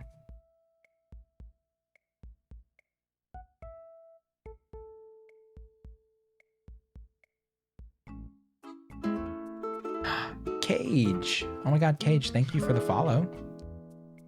Very much appreciated. I'd like to agree with the canvas thing. There are very thick papers. You want to get a paper that's very thick. I mean, there's watercolor papers which will hold moisture and liquids better and give you, they're less likely to warp or bend. You can also still paint on paper and then just press it when you're done. Like find a way to flatten it. But you want to flatten it in a way that's not gonna like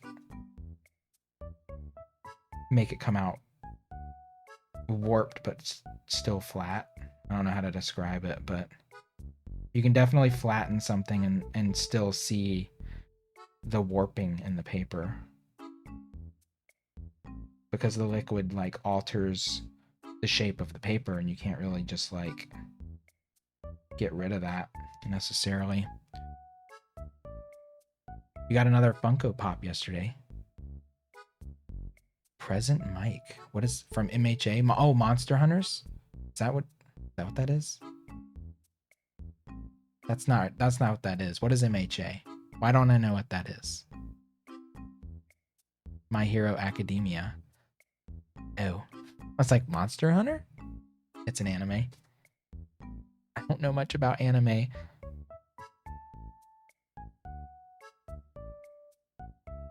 Honestly, there's so much media I know nothing about. I've always been much more like a music person when it came to like before I started streaming, really. I was very much into like finding music, discovering music. I'm sorry.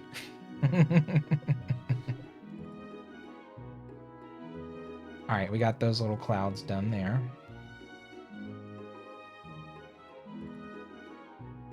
I guess we'll work on these over here. Might as well. Still got a lot of white paint to use, and I gotta let that area dry before I do other parts. So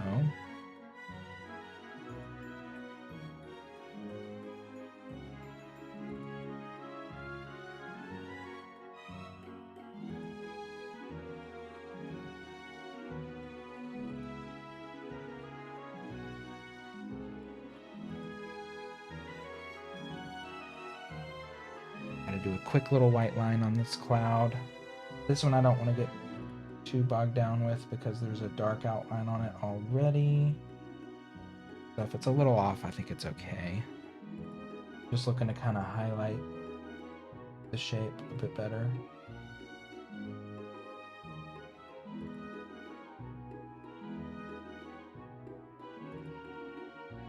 All right.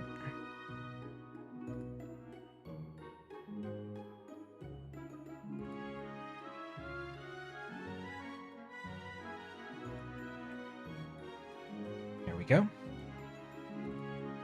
Love how this has been coming together. Thank you, Clive. And Majestic, thank you for the host.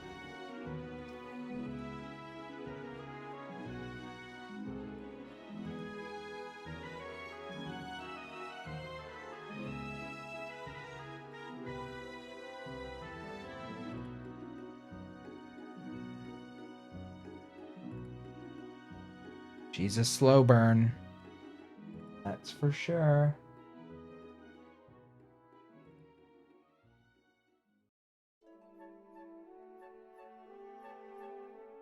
I'm trying to think of a good name for this one. So some of my other painting names were Dana and Tina, and I had another one. Oh, Iris. So I want to give it like a nice, good name.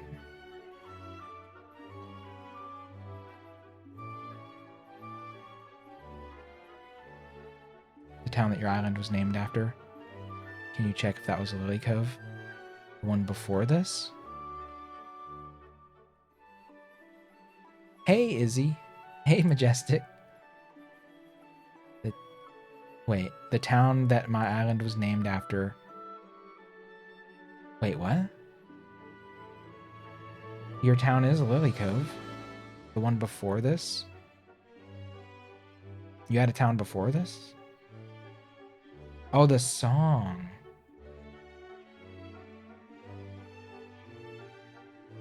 Oh, yeah, I think this one, this video does have a playlist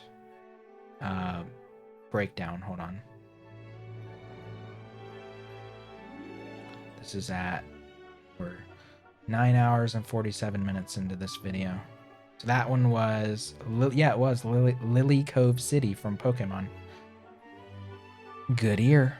This one has a Paul feel to you. Does it? Paul, huh? Paul. I don't know. I don't know what she's telling me her name is yet. Right now it's a she, but I don't know. It could definitely change. This one's giving me a feminine energy, though. Your D&D character's name was Iris? Or is Iris, sorry. I said was. Like it was some past tense thing. Very 70s disco.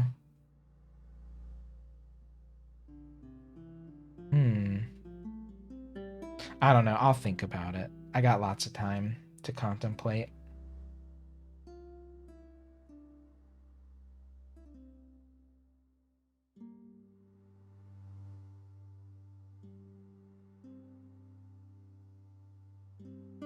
How was your stream, Majestic? You were playing League again tonight.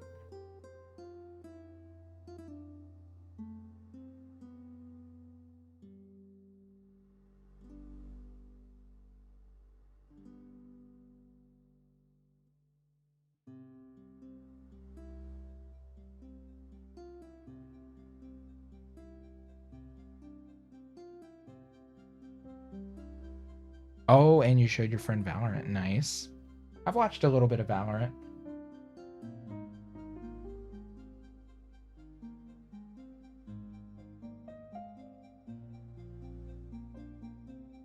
I watch a very lovely Valorant streamer.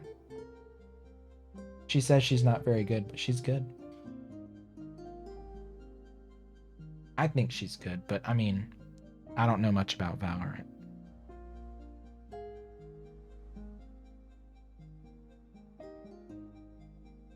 Alright, I think I need to stir this white. It's getting a little chunky.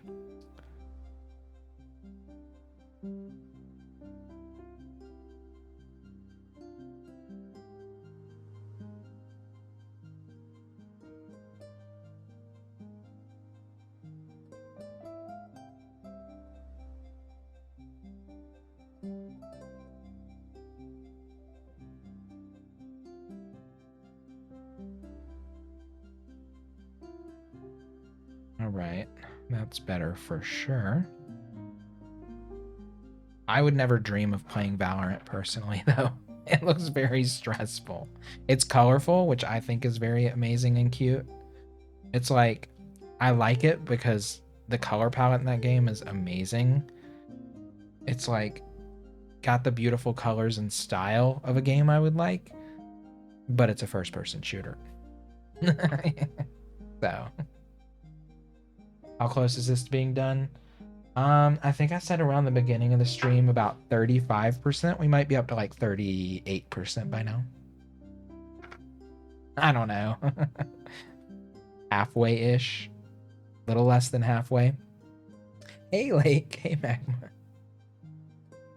You want this painting because it's your favorite color scheme. And fog makes me think of your garage. Ooh. Smoke time in the garage. Dino's cousins are top 1% ranked, so they make me feel bad about it. Jesus. Top 1%? How dare they flaunt their skills?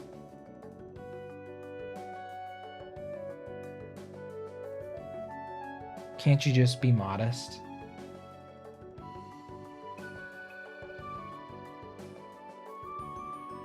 Modesty is so attractive. What are you planning on doing with it? Honestly, I don't really know. I know I still have to do a night sky with stars and like little lines and stuff in there. I want to do water details. I'll probably do like small little villages or something kind of spread around and little zigzags to give like tree lines and more fluffy shapes like this down here to give tree lines kind of in these land areas. I have to do details on the moon. I want to do some kind of like fluid linear detailing in the clouds. I'm not sure exactly how I'm going to pull that off yet, to be honest. Thoughts on people who throw shells and bombs backwards. You know my thoughts on that. Don't get me started. Don't get me started on Mario Kart. Cowards. How dare they?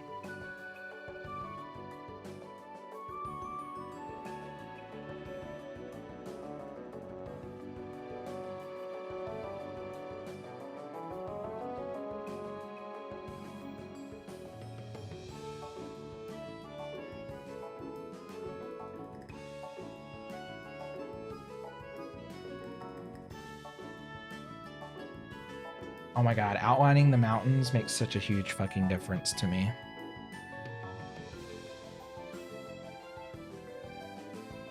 Hey, Zach. People are so mean. Oh my god, the last Mario Kart stream was rough. Those last like 5 matches were brutal to my self-esteem. I was getting like 10th, 11th, 12th. It was wretched times. Ugh. I'm doing very well though. I had a great Valentine's Day. Me and the husband, we just chilled. We didn't do much, which is perfect. That's every Sunday for us. So it was basically any other Sunday, you know?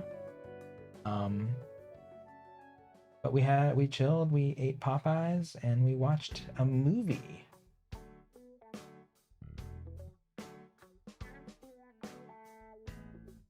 So I had a blast. And I got to visit some treasure islands while I was sitting on the couch. That was it was a success. And now I'm here painting. So honestly, these weekend painting streams have been like, I've been loving it. I can't commit to doing it every weekend, but y'all have like forced my hand a little bit and I'm not upset about it. Keeping me at it. If it were up to me, I would only work on this like once every week, once every 10 days ish. So I would be like way further back.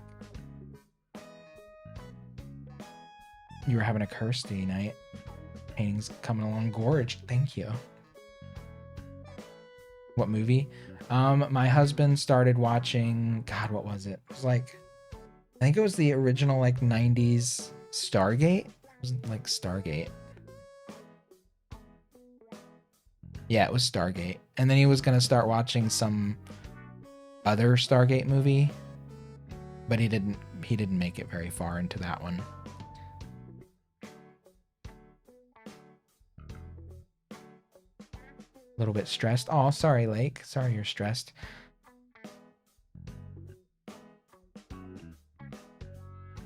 Life is stressful. Like, even when it's not supposed to be that stressful, it can still be incredibly stressful.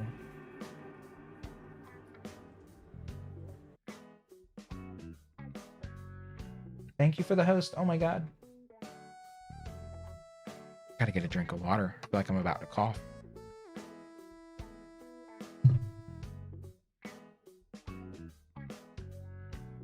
You can make me do one on Thursday. That's up to you. Are you off on Thursday? Are you going to be able to watch? I mean, you could always watch the VOD or whatever. Stargate. Stargate's very classic. It's a very classic 90s sci-fi aesthetic. Even though it, like, a lot of it takes place in like the desert. It's not like it doesn't have much of a sci-fi setting, which is interesting.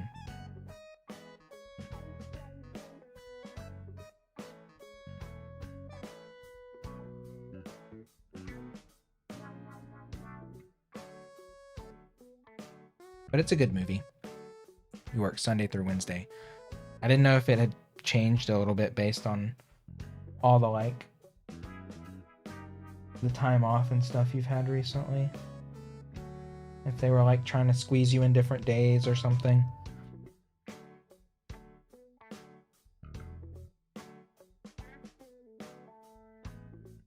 Thank you for... Oh my god, you're enjoying watching it unfold? I'm enjoying painting this one a lot, actually.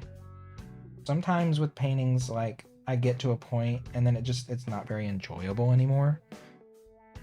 Because I start really having to labor over minute things that no longer interest me.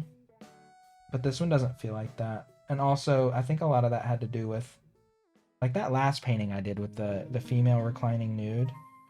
She was pretty, but, like, that painting is so old, and it felt kind of, like, rough around the edges. Like, the concept of it didn't feel quite as strong, so I was, like, not as into it.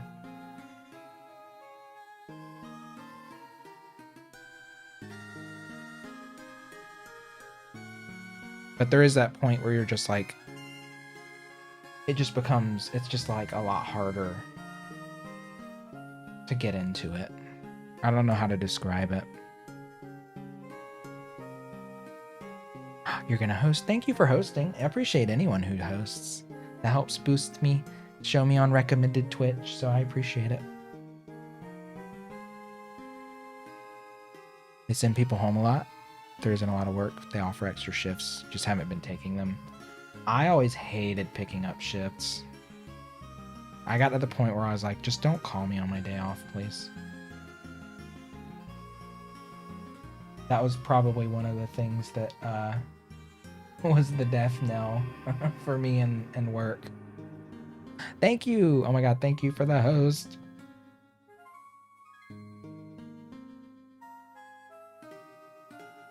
I just got to the point where I was like, yeah, I'm busy on my days off. I plan my whole weekly schedule on what days I have off, so just don't call me. Thanks. I don't think the owners appreciated that very much. Because I was supposed to devote my life to a shitty paying retail job. Thank you, Lake. That was one of the many choices I made where things started to shift in the wrong direction. But I was an assistant manager. But I still didn't get paid enough to really give much of a shit.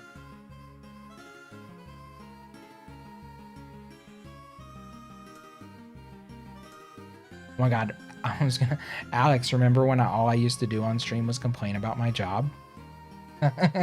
God. Oh my god, all the fucking time. So many stories. Stories of retail. Actually, Kirsty too. All the time with the complaints.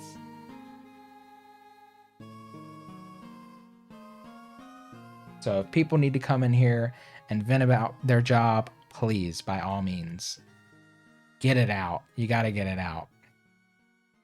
Shit is awful, especially if you're in retail.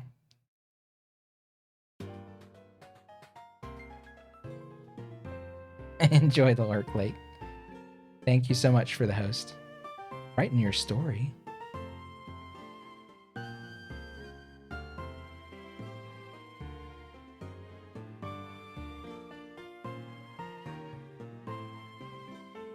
Come on stream like, oh, I got a story to tell today.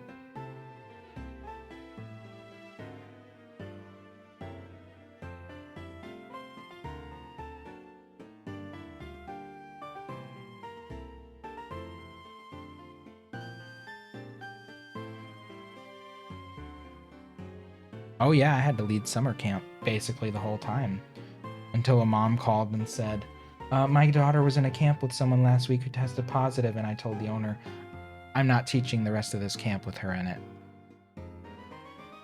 Find somebody else. That was another strike.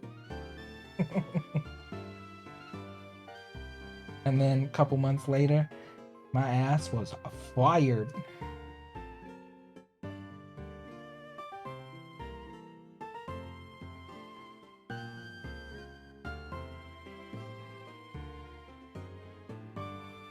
And I will tell anyone in here, I worked this job for this owner 5 years. 5 years, didn't call out a single time working 40 hours a week in 5 years. And then they just fired me because I had a bad attitude in the middle of a pandemic. So just always remember, especially if you work in retail, your boss is not your friend. And you don't owe them your time. If you're sick, don't go to work. Which I think the pandemic is helping in that regard, because it's like people don't want you to go in if you're sick. So it's kind of like nicer in that regard a little bit.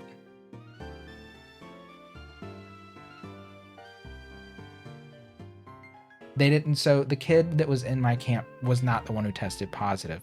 They were in a camp the week before with a child who tested positive at the end of that week. So I don't think they, I don't know, the kid could have been positive. I mean, you know.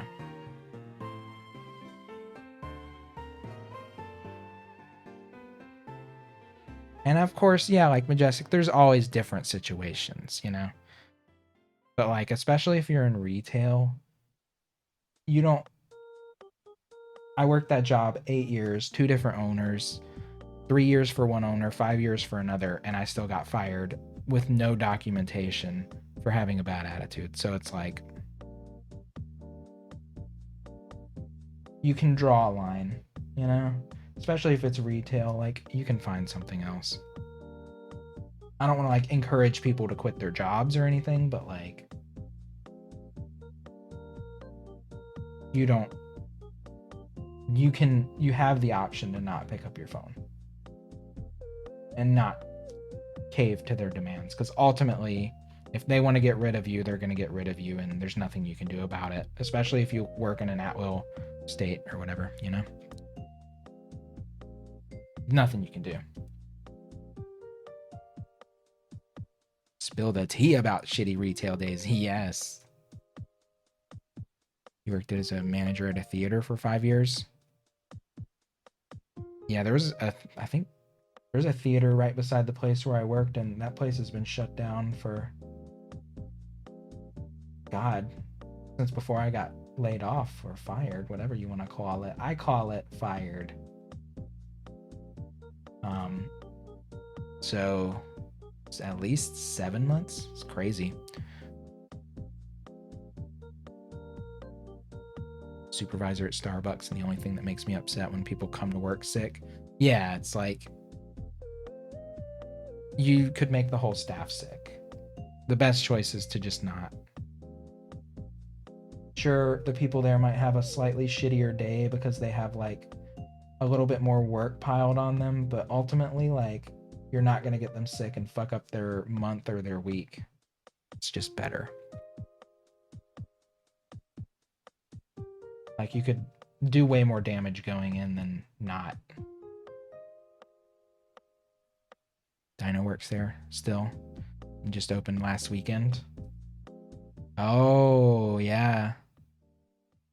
She did mention that she was like her second day back today or something. How long have you known you felt sick? If you called out ahead of time, you could have had someone to cover help. Yeah, managing was stressful too.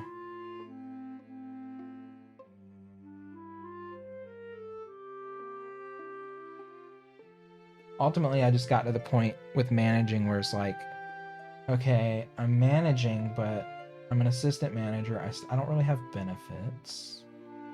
I have to cover shifts if people call out and no one else can do it.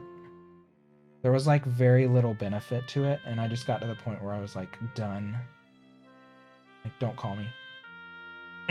So I made their choice very easy for them when it came time. But honestly, I've been enjoying my time since September immensely.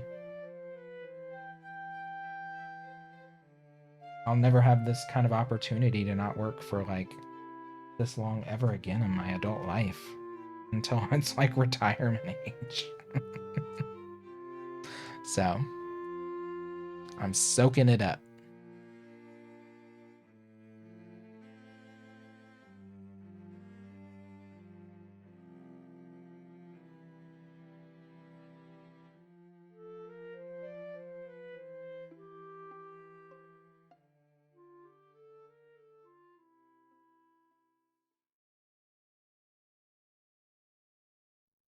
At this point, it basically feels like firing me was a favor.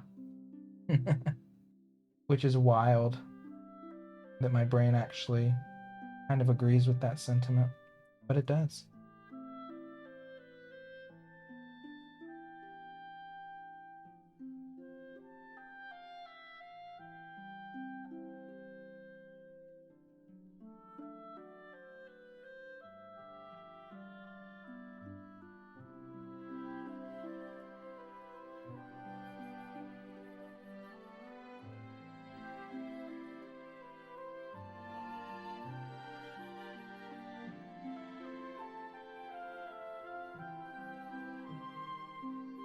All right. You have some tea about game stopping. Oh, game stopping. GameStop, spill it. Hey, J Props. Thank you. Oh my God, thank you. I appreciate the compliment. I'm so happy with this painting. Enjoy sleep. Get good rest. I know it's Monday morning. I should really stop soon. I'm just not very tired. You know, my sleep schedule and everything. You wrote Dino up one time for being 45 minutes late. It was hot gossip for the night.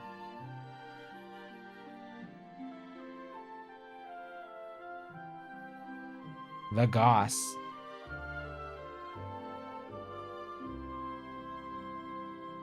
J Props is so sweet. Oh my God. If y'all don't follow J Props, click his name 10 lines up in chat.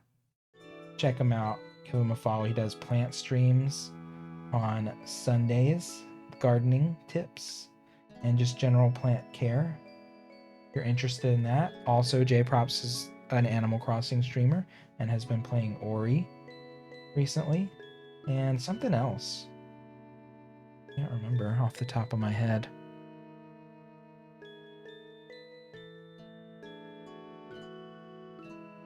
It's exactly the relaxing thing you needed to end your day. Nice. I know that some people think that like I fall asleep to your streams is like a backhanded compliment, and I guess some people might intend for it to mean that, but honestly, I don't give a fuck. Like, if my stream helps somebody sleep, I think that's a positive thing. It should be celebrated. Like, get your ass to bed.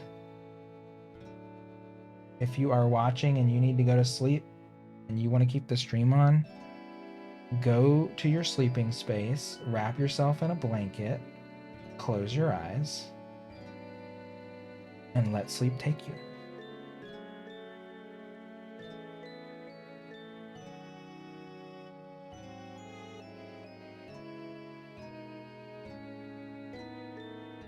You just gotta go with it when it hits. They refused to give you the assistant manager position, so you quit. You just found out they gave that spot to the guy that had only been with the company for a little over a year. Didn't they pass you up on that and give it to someone like basically right under your nose? Or were did that person not work out? They already got rid of that person, or that person already left? Oh, they didn't. Oh, I thought. Oh, were they just like interviewing for it or something? Why did I feel like they already did that to you?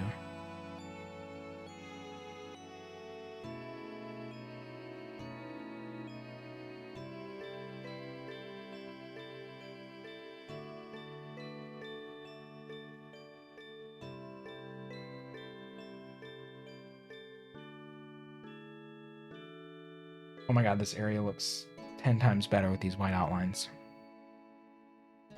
GameStop is no bueno to work for.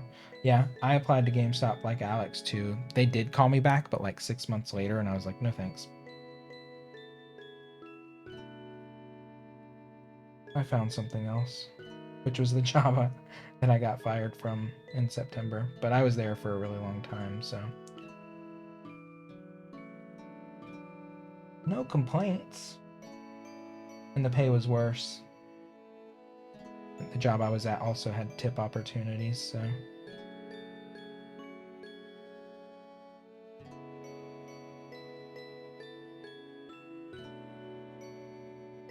But yeah, GameStop is a dying company.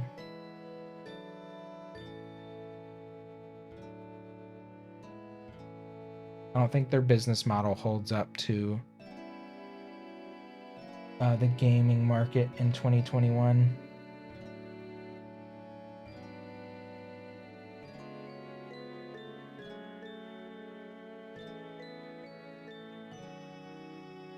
I'm sure there are a ton of people that disagree with that sentiment, but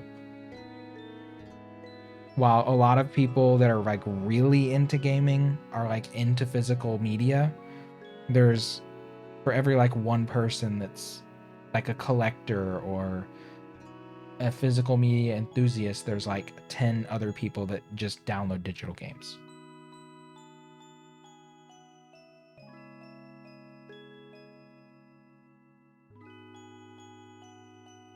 And like physical pre-orders, I don't know.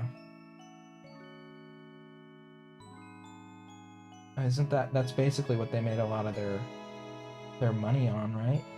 Like physical pre-orders and like bonuses from that.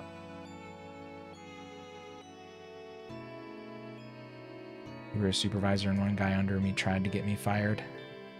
He was saying he didn't want your position, but as soon as I quit, he asked to be your replacement and then refused to listen to me. Ugh. Oof. That's giving me skeevy vibes.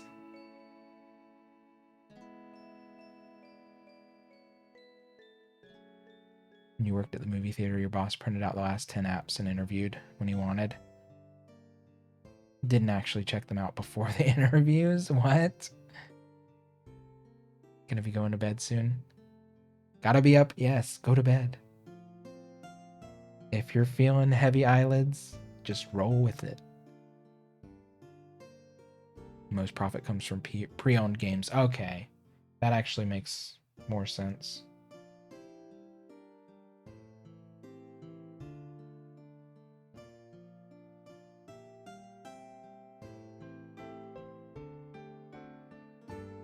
They get most of their profits from trade-ins, basically.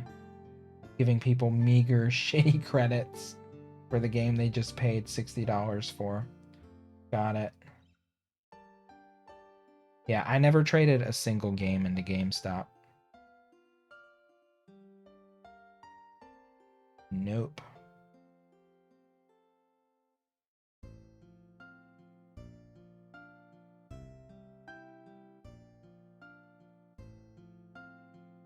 Hard pass on that.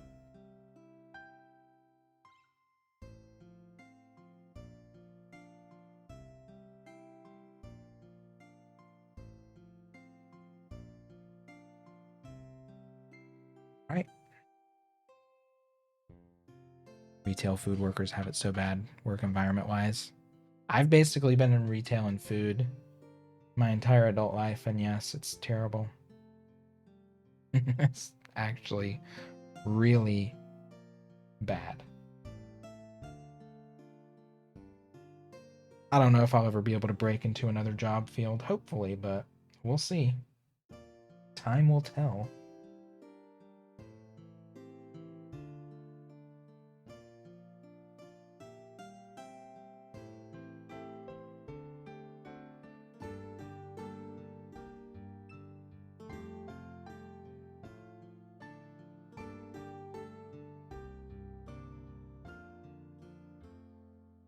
Honestly, office work sounds like a dream.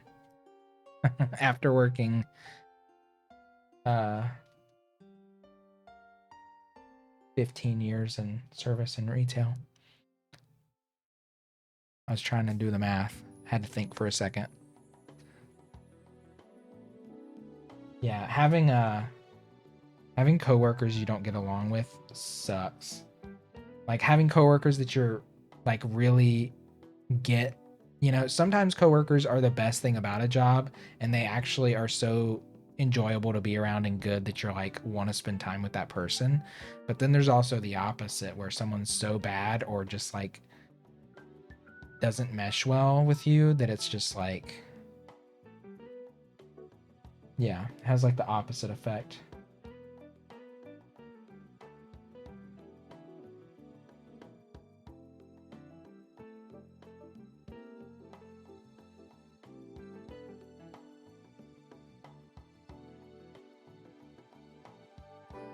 I like to think I'm a pretty easy person to get along with, but I don't know. I don't take much shit, I guess, these days.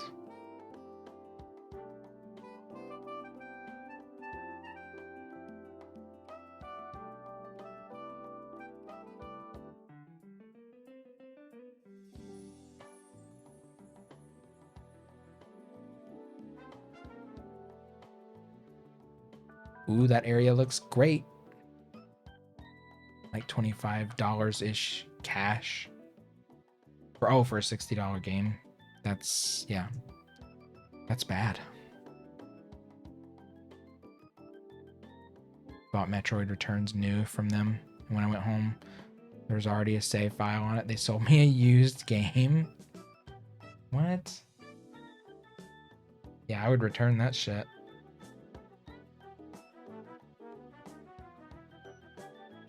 And I'm one who's like, I mean, I've worked a lot of retail, so I have a pretty high tolerance level for like the struggles and, of a retail employee getting treated like shit. But I do have standards,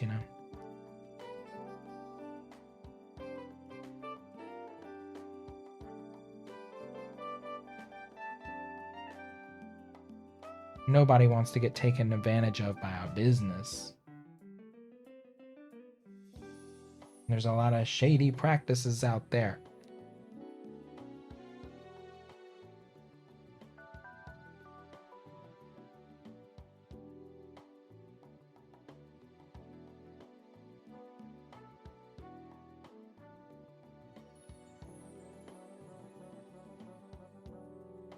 I got the glittery bells. When you're a pre-K teacher, treated like absolute shit by your lead. When you spoke out, you got fired. Yeah. That's basically like when before the business I was working at changed ownership. There was a manager who hired like one of her sons, well, she had multiple sons, but she hired the girlfriend of one of her sons. And that girl hated me so bad. And the feeling was obviously mutual, but I finally was like, I've had enough. This is what's happening. And she made my life absolute hell until I quit.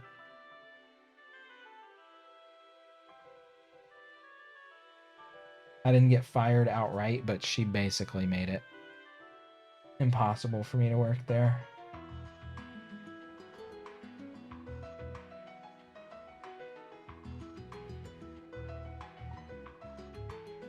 And then the new owners who ended up firing me 5 years later fired that manager like 2 months into buying the business. That place is a mess. It's a damn mess. All right. That side's looking good for now. Pizza places are terrible to work at. Yep, pizza places are absolutely awful. Chain pizza is a no. Hard no from me.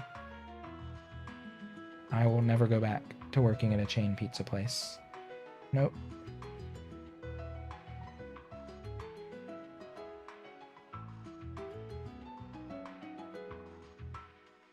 Nope.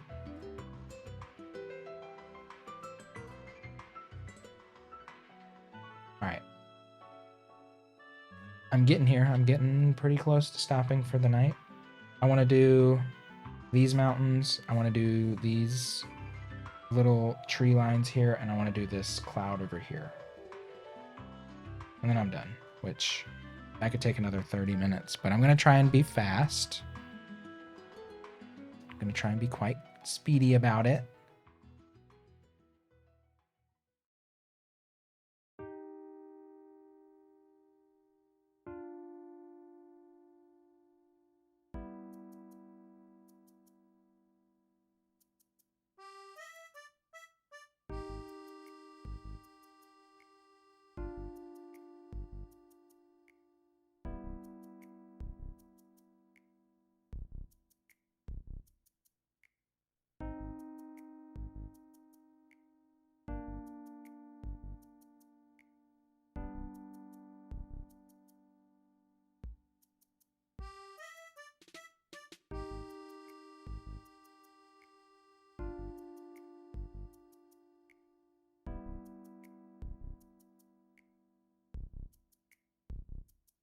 Easy.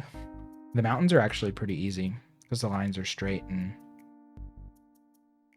I can kind of, they're just easier to freehand. You know, I'm sort of following a guideline, but also kind of just winging it slightly.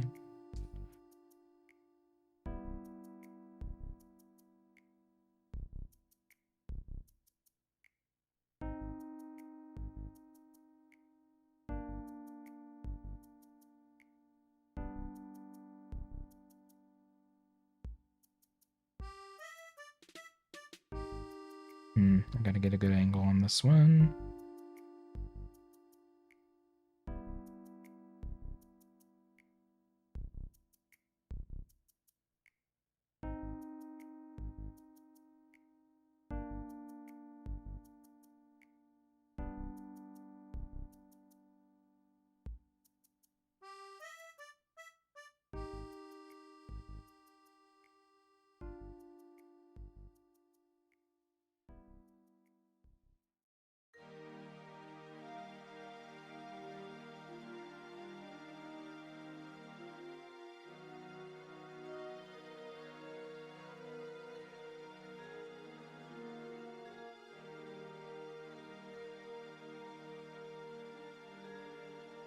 How do you feel about K R&B, like Korean R&B?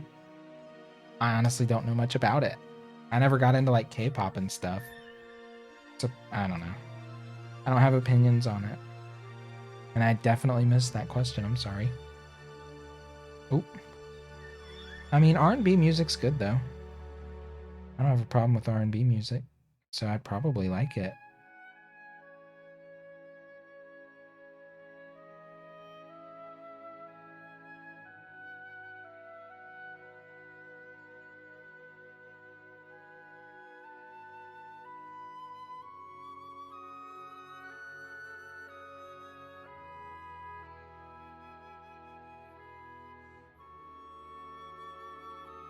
Ooh, I made the line really thick. Whoops.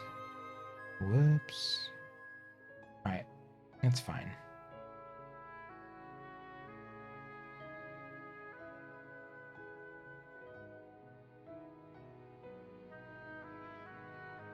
Okay.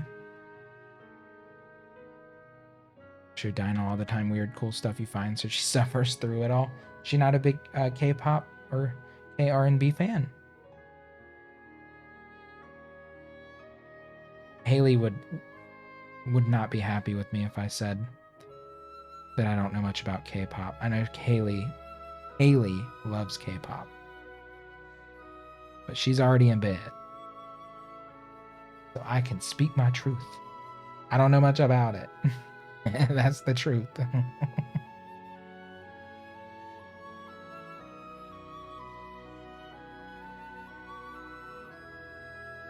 I remember when K-pop was just getting big, though, back in like 2010 and 2011. People were like starting to take notice of it over here. She thinks it's neat.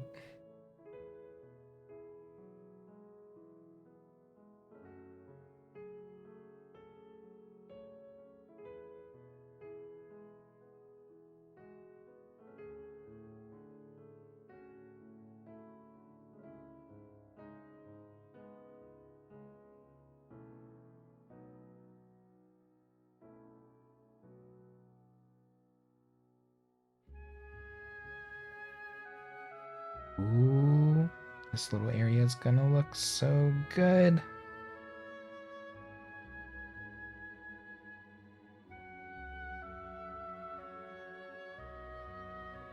I mean, I'm sure I've heard of some of it, but I haven't like sought it out, you know?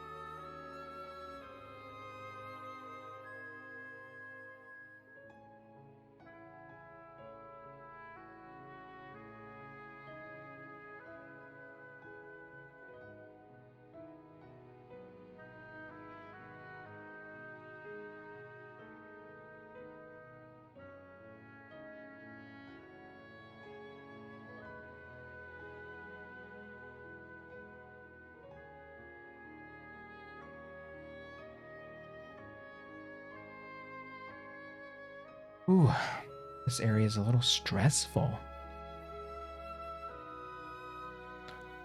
Put it in general? Right on. I should make a music discussion channel on my Discord. It's a good idea, actually. I don't know why I haven't thought of that.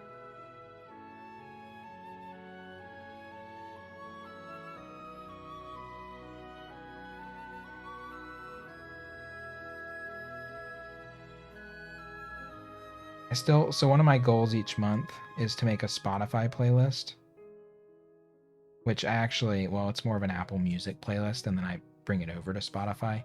But I do make a playlist every month, and I've been doing it since 2012. So I have a shit ton of playlists, but they're not like themed, you know? They're more like just a collection of songs that I'm enjoying in that moment, from like acoustic to electronic, all mashed into one mix. Basically like a mixtape. Like an early 2000s mixtape. What was the dress code in your previous job? You had to have closed-toed shoes because there was like heavy kiln shelves that had to be carried and moved around. And also you were like in service, so you can't come to work basically waiting tables and like flip-flops because you can't move properly. They didn't want... So the only thing we were required to wear were... The girls couldn't wear shorts that were so short that, you know, they were like revealing, because we'd get complaints about them from the moms and dads and the grandparents. So no long shorts, closed-toed shoes. They were like boomers. So they were like, oh, they shouldn't have color-dyed hair, and they shouldn't have visible tattoos and face piercings like a nose ring or a little stud or an eyebrow. I'm like, you need to reel it back for your minimum wage employee, okay? Let them have colored hair, let them have a piercing, let them show a fucking tattoo. But it was casual, because it was like an art studio, so you're not required to wear like nice clothing, because it's just gonna get fucking ruined by art materials, you know? But it was basically like, just wear a t-shirt, pants, or you could wear shorts as long as they were like an appropriate length. And then they were like really crazy about people's personal appearance choices, which I tried my best to be like, you know, lay off people, please. Because you're not going to find someone who wants to work your $8 an hour job. It's like perfect, okay? Kids and people who are in service and retail have styles, and they're not going to damn change the way they look for your wage. There was actually a lot of people that they passed on because of the way they looked. It was disappointing, but what are you gonna do? It wasn't my choice. I just ran interviews and gave my opinions. Which were usually like, this person's great.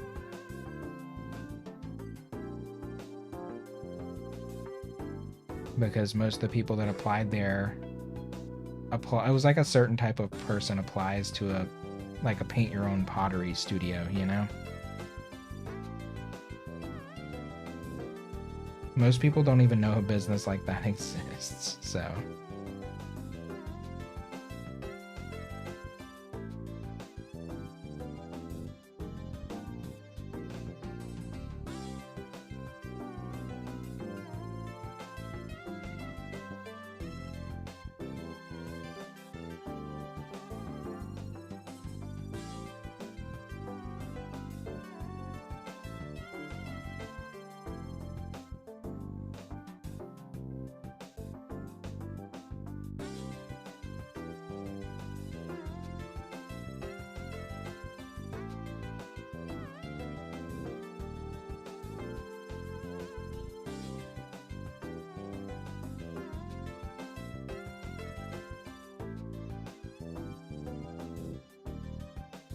There's always people that are like, oh my god, this job would be so fun to work at. I'm like, actually, it's basically like 90% janitorial, 10% physical labor, and like fine art processes that actually require a pretty hefty amount of training and understanding to do.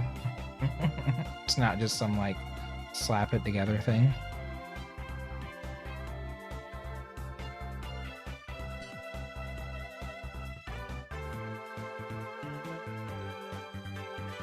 Oh my god, this music. This is not calm enough for me.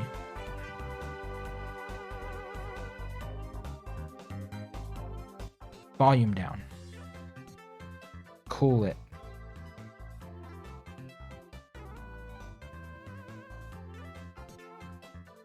Oh my god, I'm so close to finishing for the night. I've gotta finish what I was starting over here. Pretty close. Pretty damn close. I gotta see it through.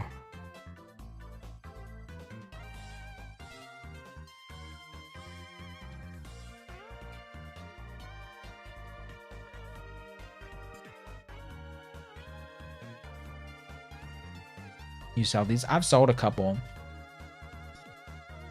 I paint them for myself, and if somebody's interested, I'll give them a price. And that's basically it. I think what I'm gonna do when I have a steady source of income again, my plan is to take all of the paintings that I've done and at least get prints made of them so I can sell prints. Because that's something that would be like way cheaper and more affordable for a lot of people. And if someone wants to buy the original artwork, they can get in touch with me, you know? But I'll just set up a shop for the prints.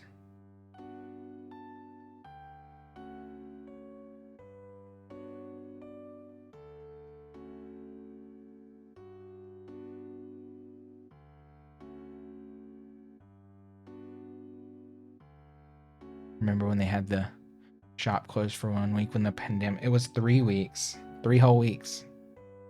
3 whole weeks. You'd love one of these for your office. Oh my god.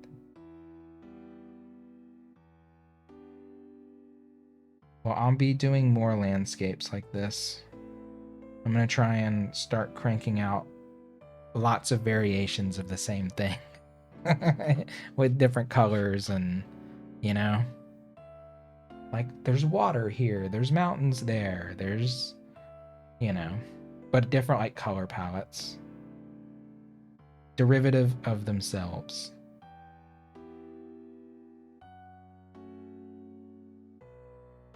Because I really do enjoy doing this kind of stuff.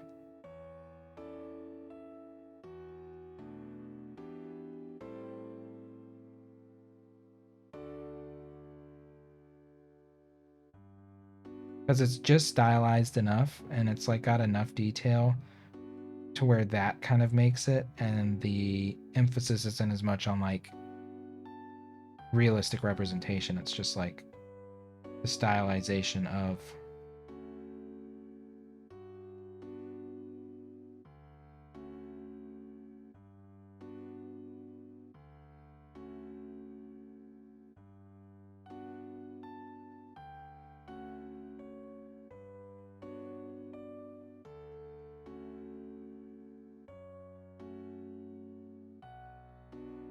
Ooh, I can feel it in my neck though. I've been staring down for a while tonight. Oh god, yeah, this is really long. This is a long painting stream. Way longer than last night. Whoops. Posture check. Thank you. Do a couple of neck rolls.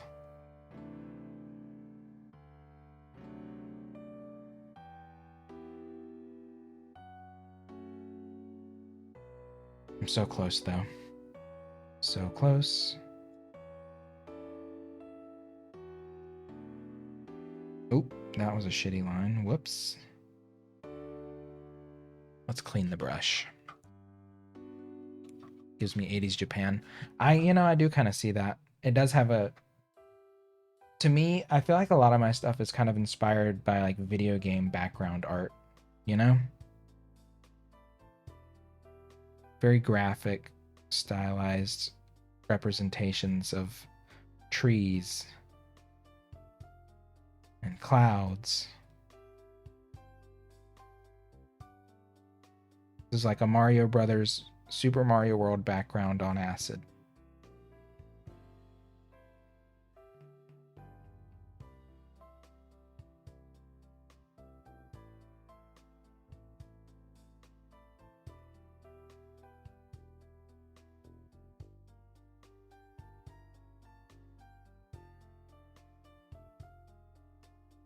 Okay.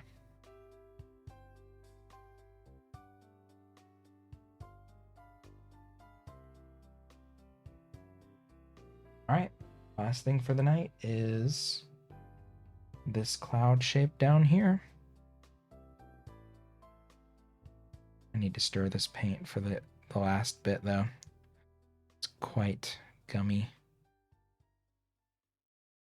I would really let these paints dry out quite a bit tonight. 4.5 hours, no stirring any of the colors I didn't use.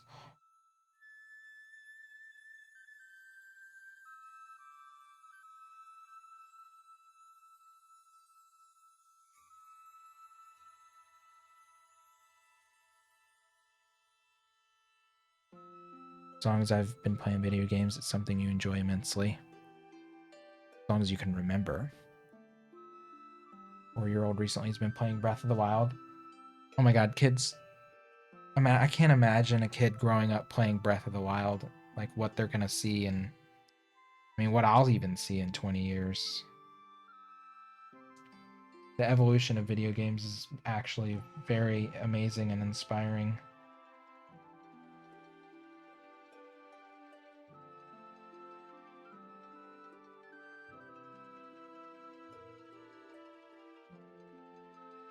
It's crazy to think like a lot of us millennials have been around since basically the very beginning. If we count Mario as the beginning, which, do we really want to count Pong? I guess we should. So more Gen Xers have been around since the true beginning.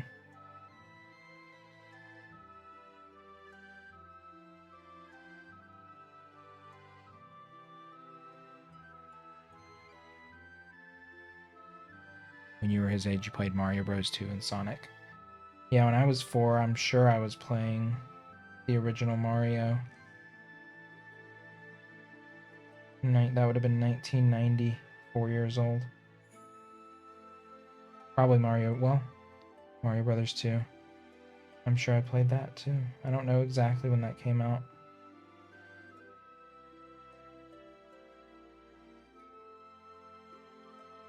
I remember having a bunch of games, but not really being good enough to play them until I was like old enough, till basically when the Super Nintendo came out.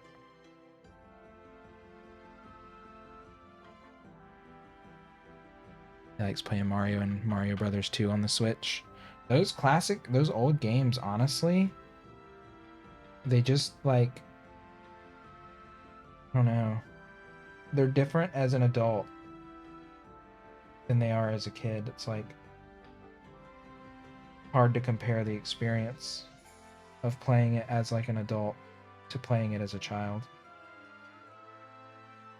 There's just so much imagination in them.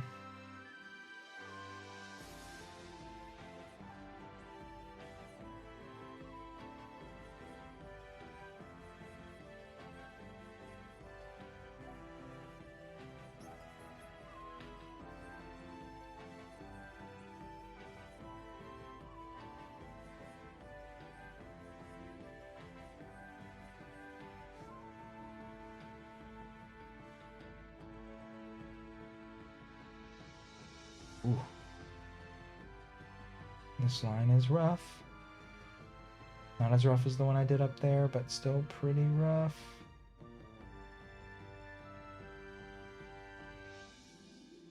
Oh my god, I'm just seeing how watery that line looks. Yikes. What was I even doing there?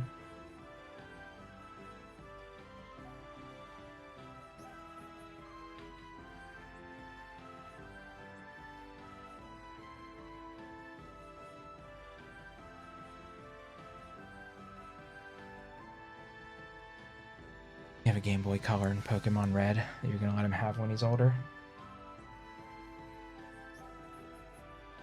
I had an original Game Boy, and I played the hell out of that thing. I only had like 3 games for it though. I had Final Fantasy Adventure, Mario Land, and Tetris. That was it. That was all I ever got for that.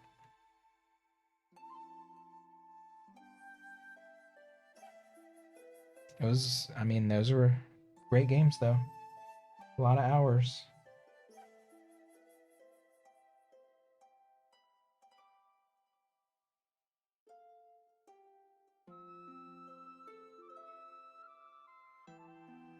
Do you like anime? Honestly, I've only watched like the most obvious classic animes. Some Dragon Ball, Cowboy Bebop, Studio Ghibli type movies. But I haven't really connected with anime too much.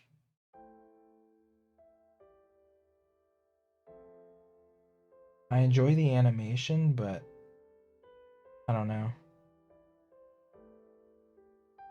The stories don't really grip me. I've watched some Avatar and like Naruto and stuff, but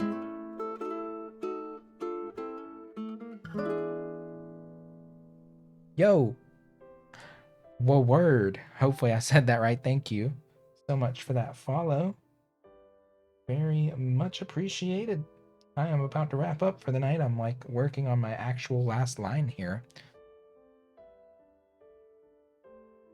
Oh, that puts me 6 followers away from 1,000. Damn, we are so close.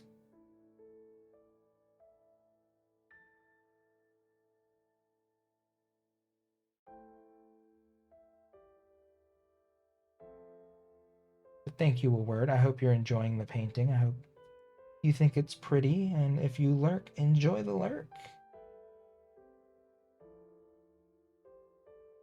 All right. That's my stopping point for the night. Let me see if there's just a couple of lines that need a quick little cleanup or are a little thin and see-through in spots. Up here it kind of was.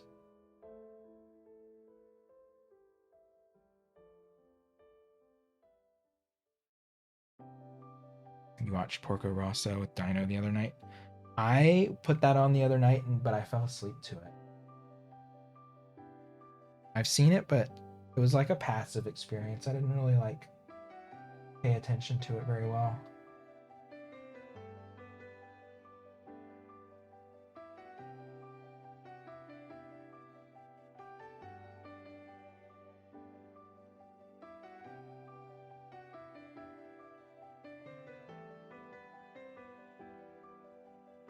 I will say my brother drugged me to Spirited Away, and I was like, why are you taking me to this movie? But he took me to Spirited Away when it was in the theaters, and it kind of blew my mind. I actually got to see Spirited Away in theaters on the big screen. It was amazing.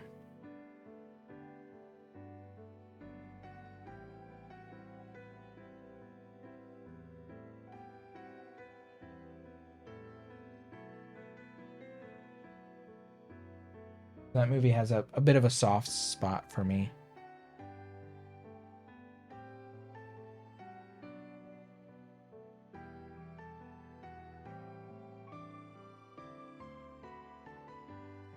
My brother was a big movie buff.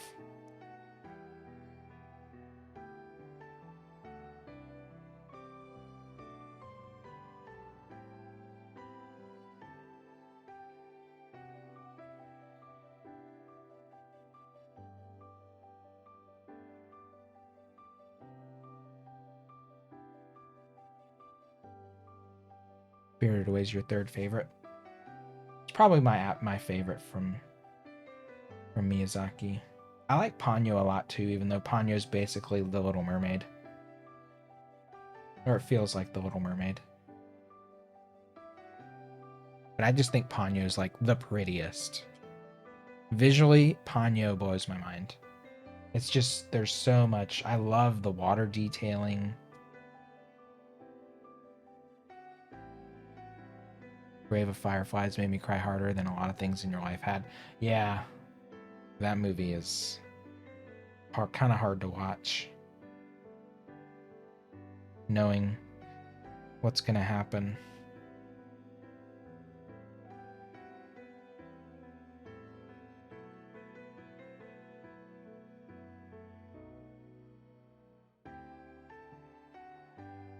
Favorites tie between Princess Mononoke and Howl's Moving Castle. Both are really good.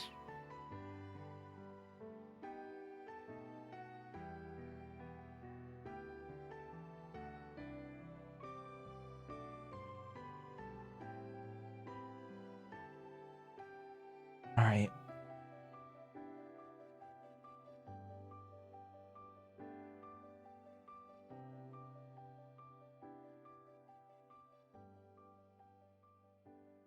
I had like really beautiful, thin, delicate lines when I was doing this area. I was like right back into the groove.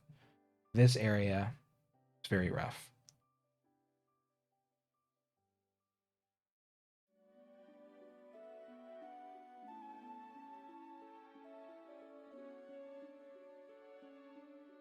All right, I'm stopping there. That's it.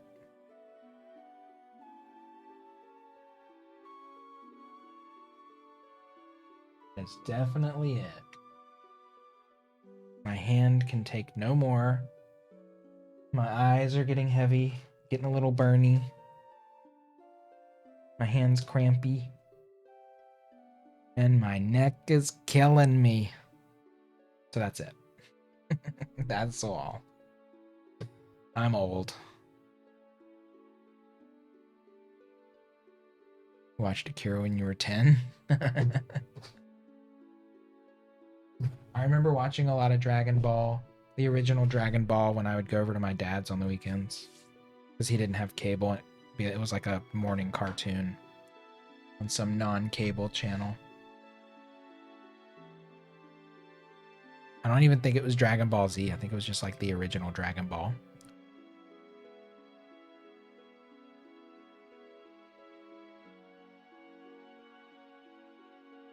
Dragon Ball Z is the most influential anime in your life. The Wind Rises made you cry. I'm gonna have to watch some Ghibli. That's something my husband actually can get into, so I could like actually get him to watch some of those with me. They're all on HBO Max, or a lot of them are on HBO Max too. which we do have.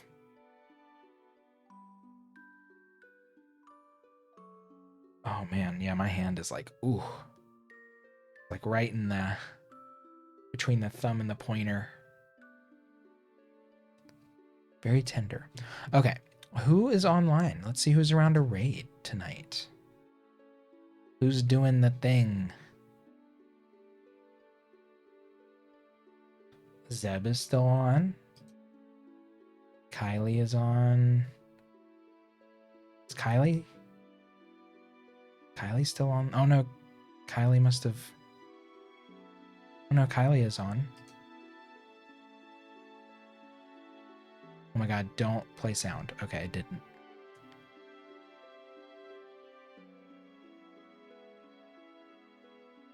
Yeah, I'm thinking Zeb.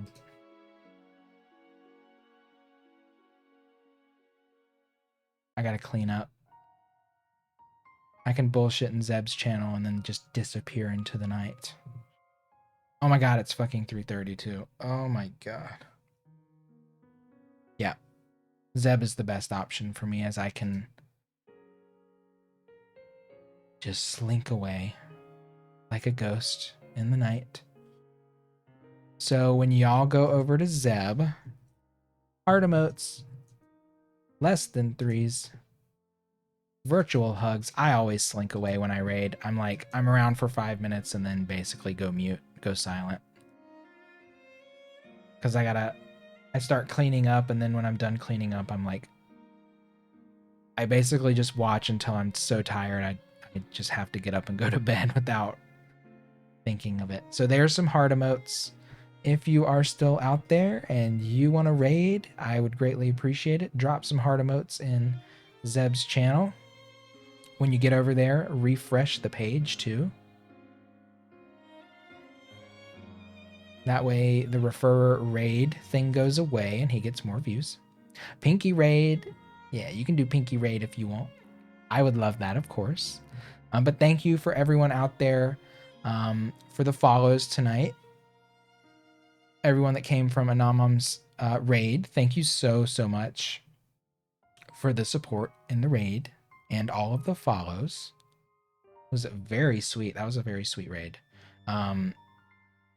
Where's One also raided, so thank you, Where's One, for the raid as well. Raid and host. Double think, 5 gift subs. Jesus. Oh my god, I feel so special. Y'all love my painting streams. You really love my painting streams. I feel the love, honestly. I didn't think my painting streams would like, people would be that interested in them, but guess I was wrong. Let's see. Trashy G, thank you for the follow. Word, thank you for the follow. And then we had a couple follows from Anamam's raid. Tente, Anwa, Anamam, thank you all for the follows. Tetsuro and Yu Min, thank you for the follows as well. And Cage 18. Thank y'all all so much. It's bedtime. Going over to Zeb TTV's, playing Mario Maker 2. Give him some love when you get there. Heart emotes, do your thing, and get to bed at a decent time. I say that as someone who is signing off of my stream at 3:39 a.m. So do as I say, not as I do. Good night. Mwah. Bye, y'all. Sleep tight. Sweet dreams.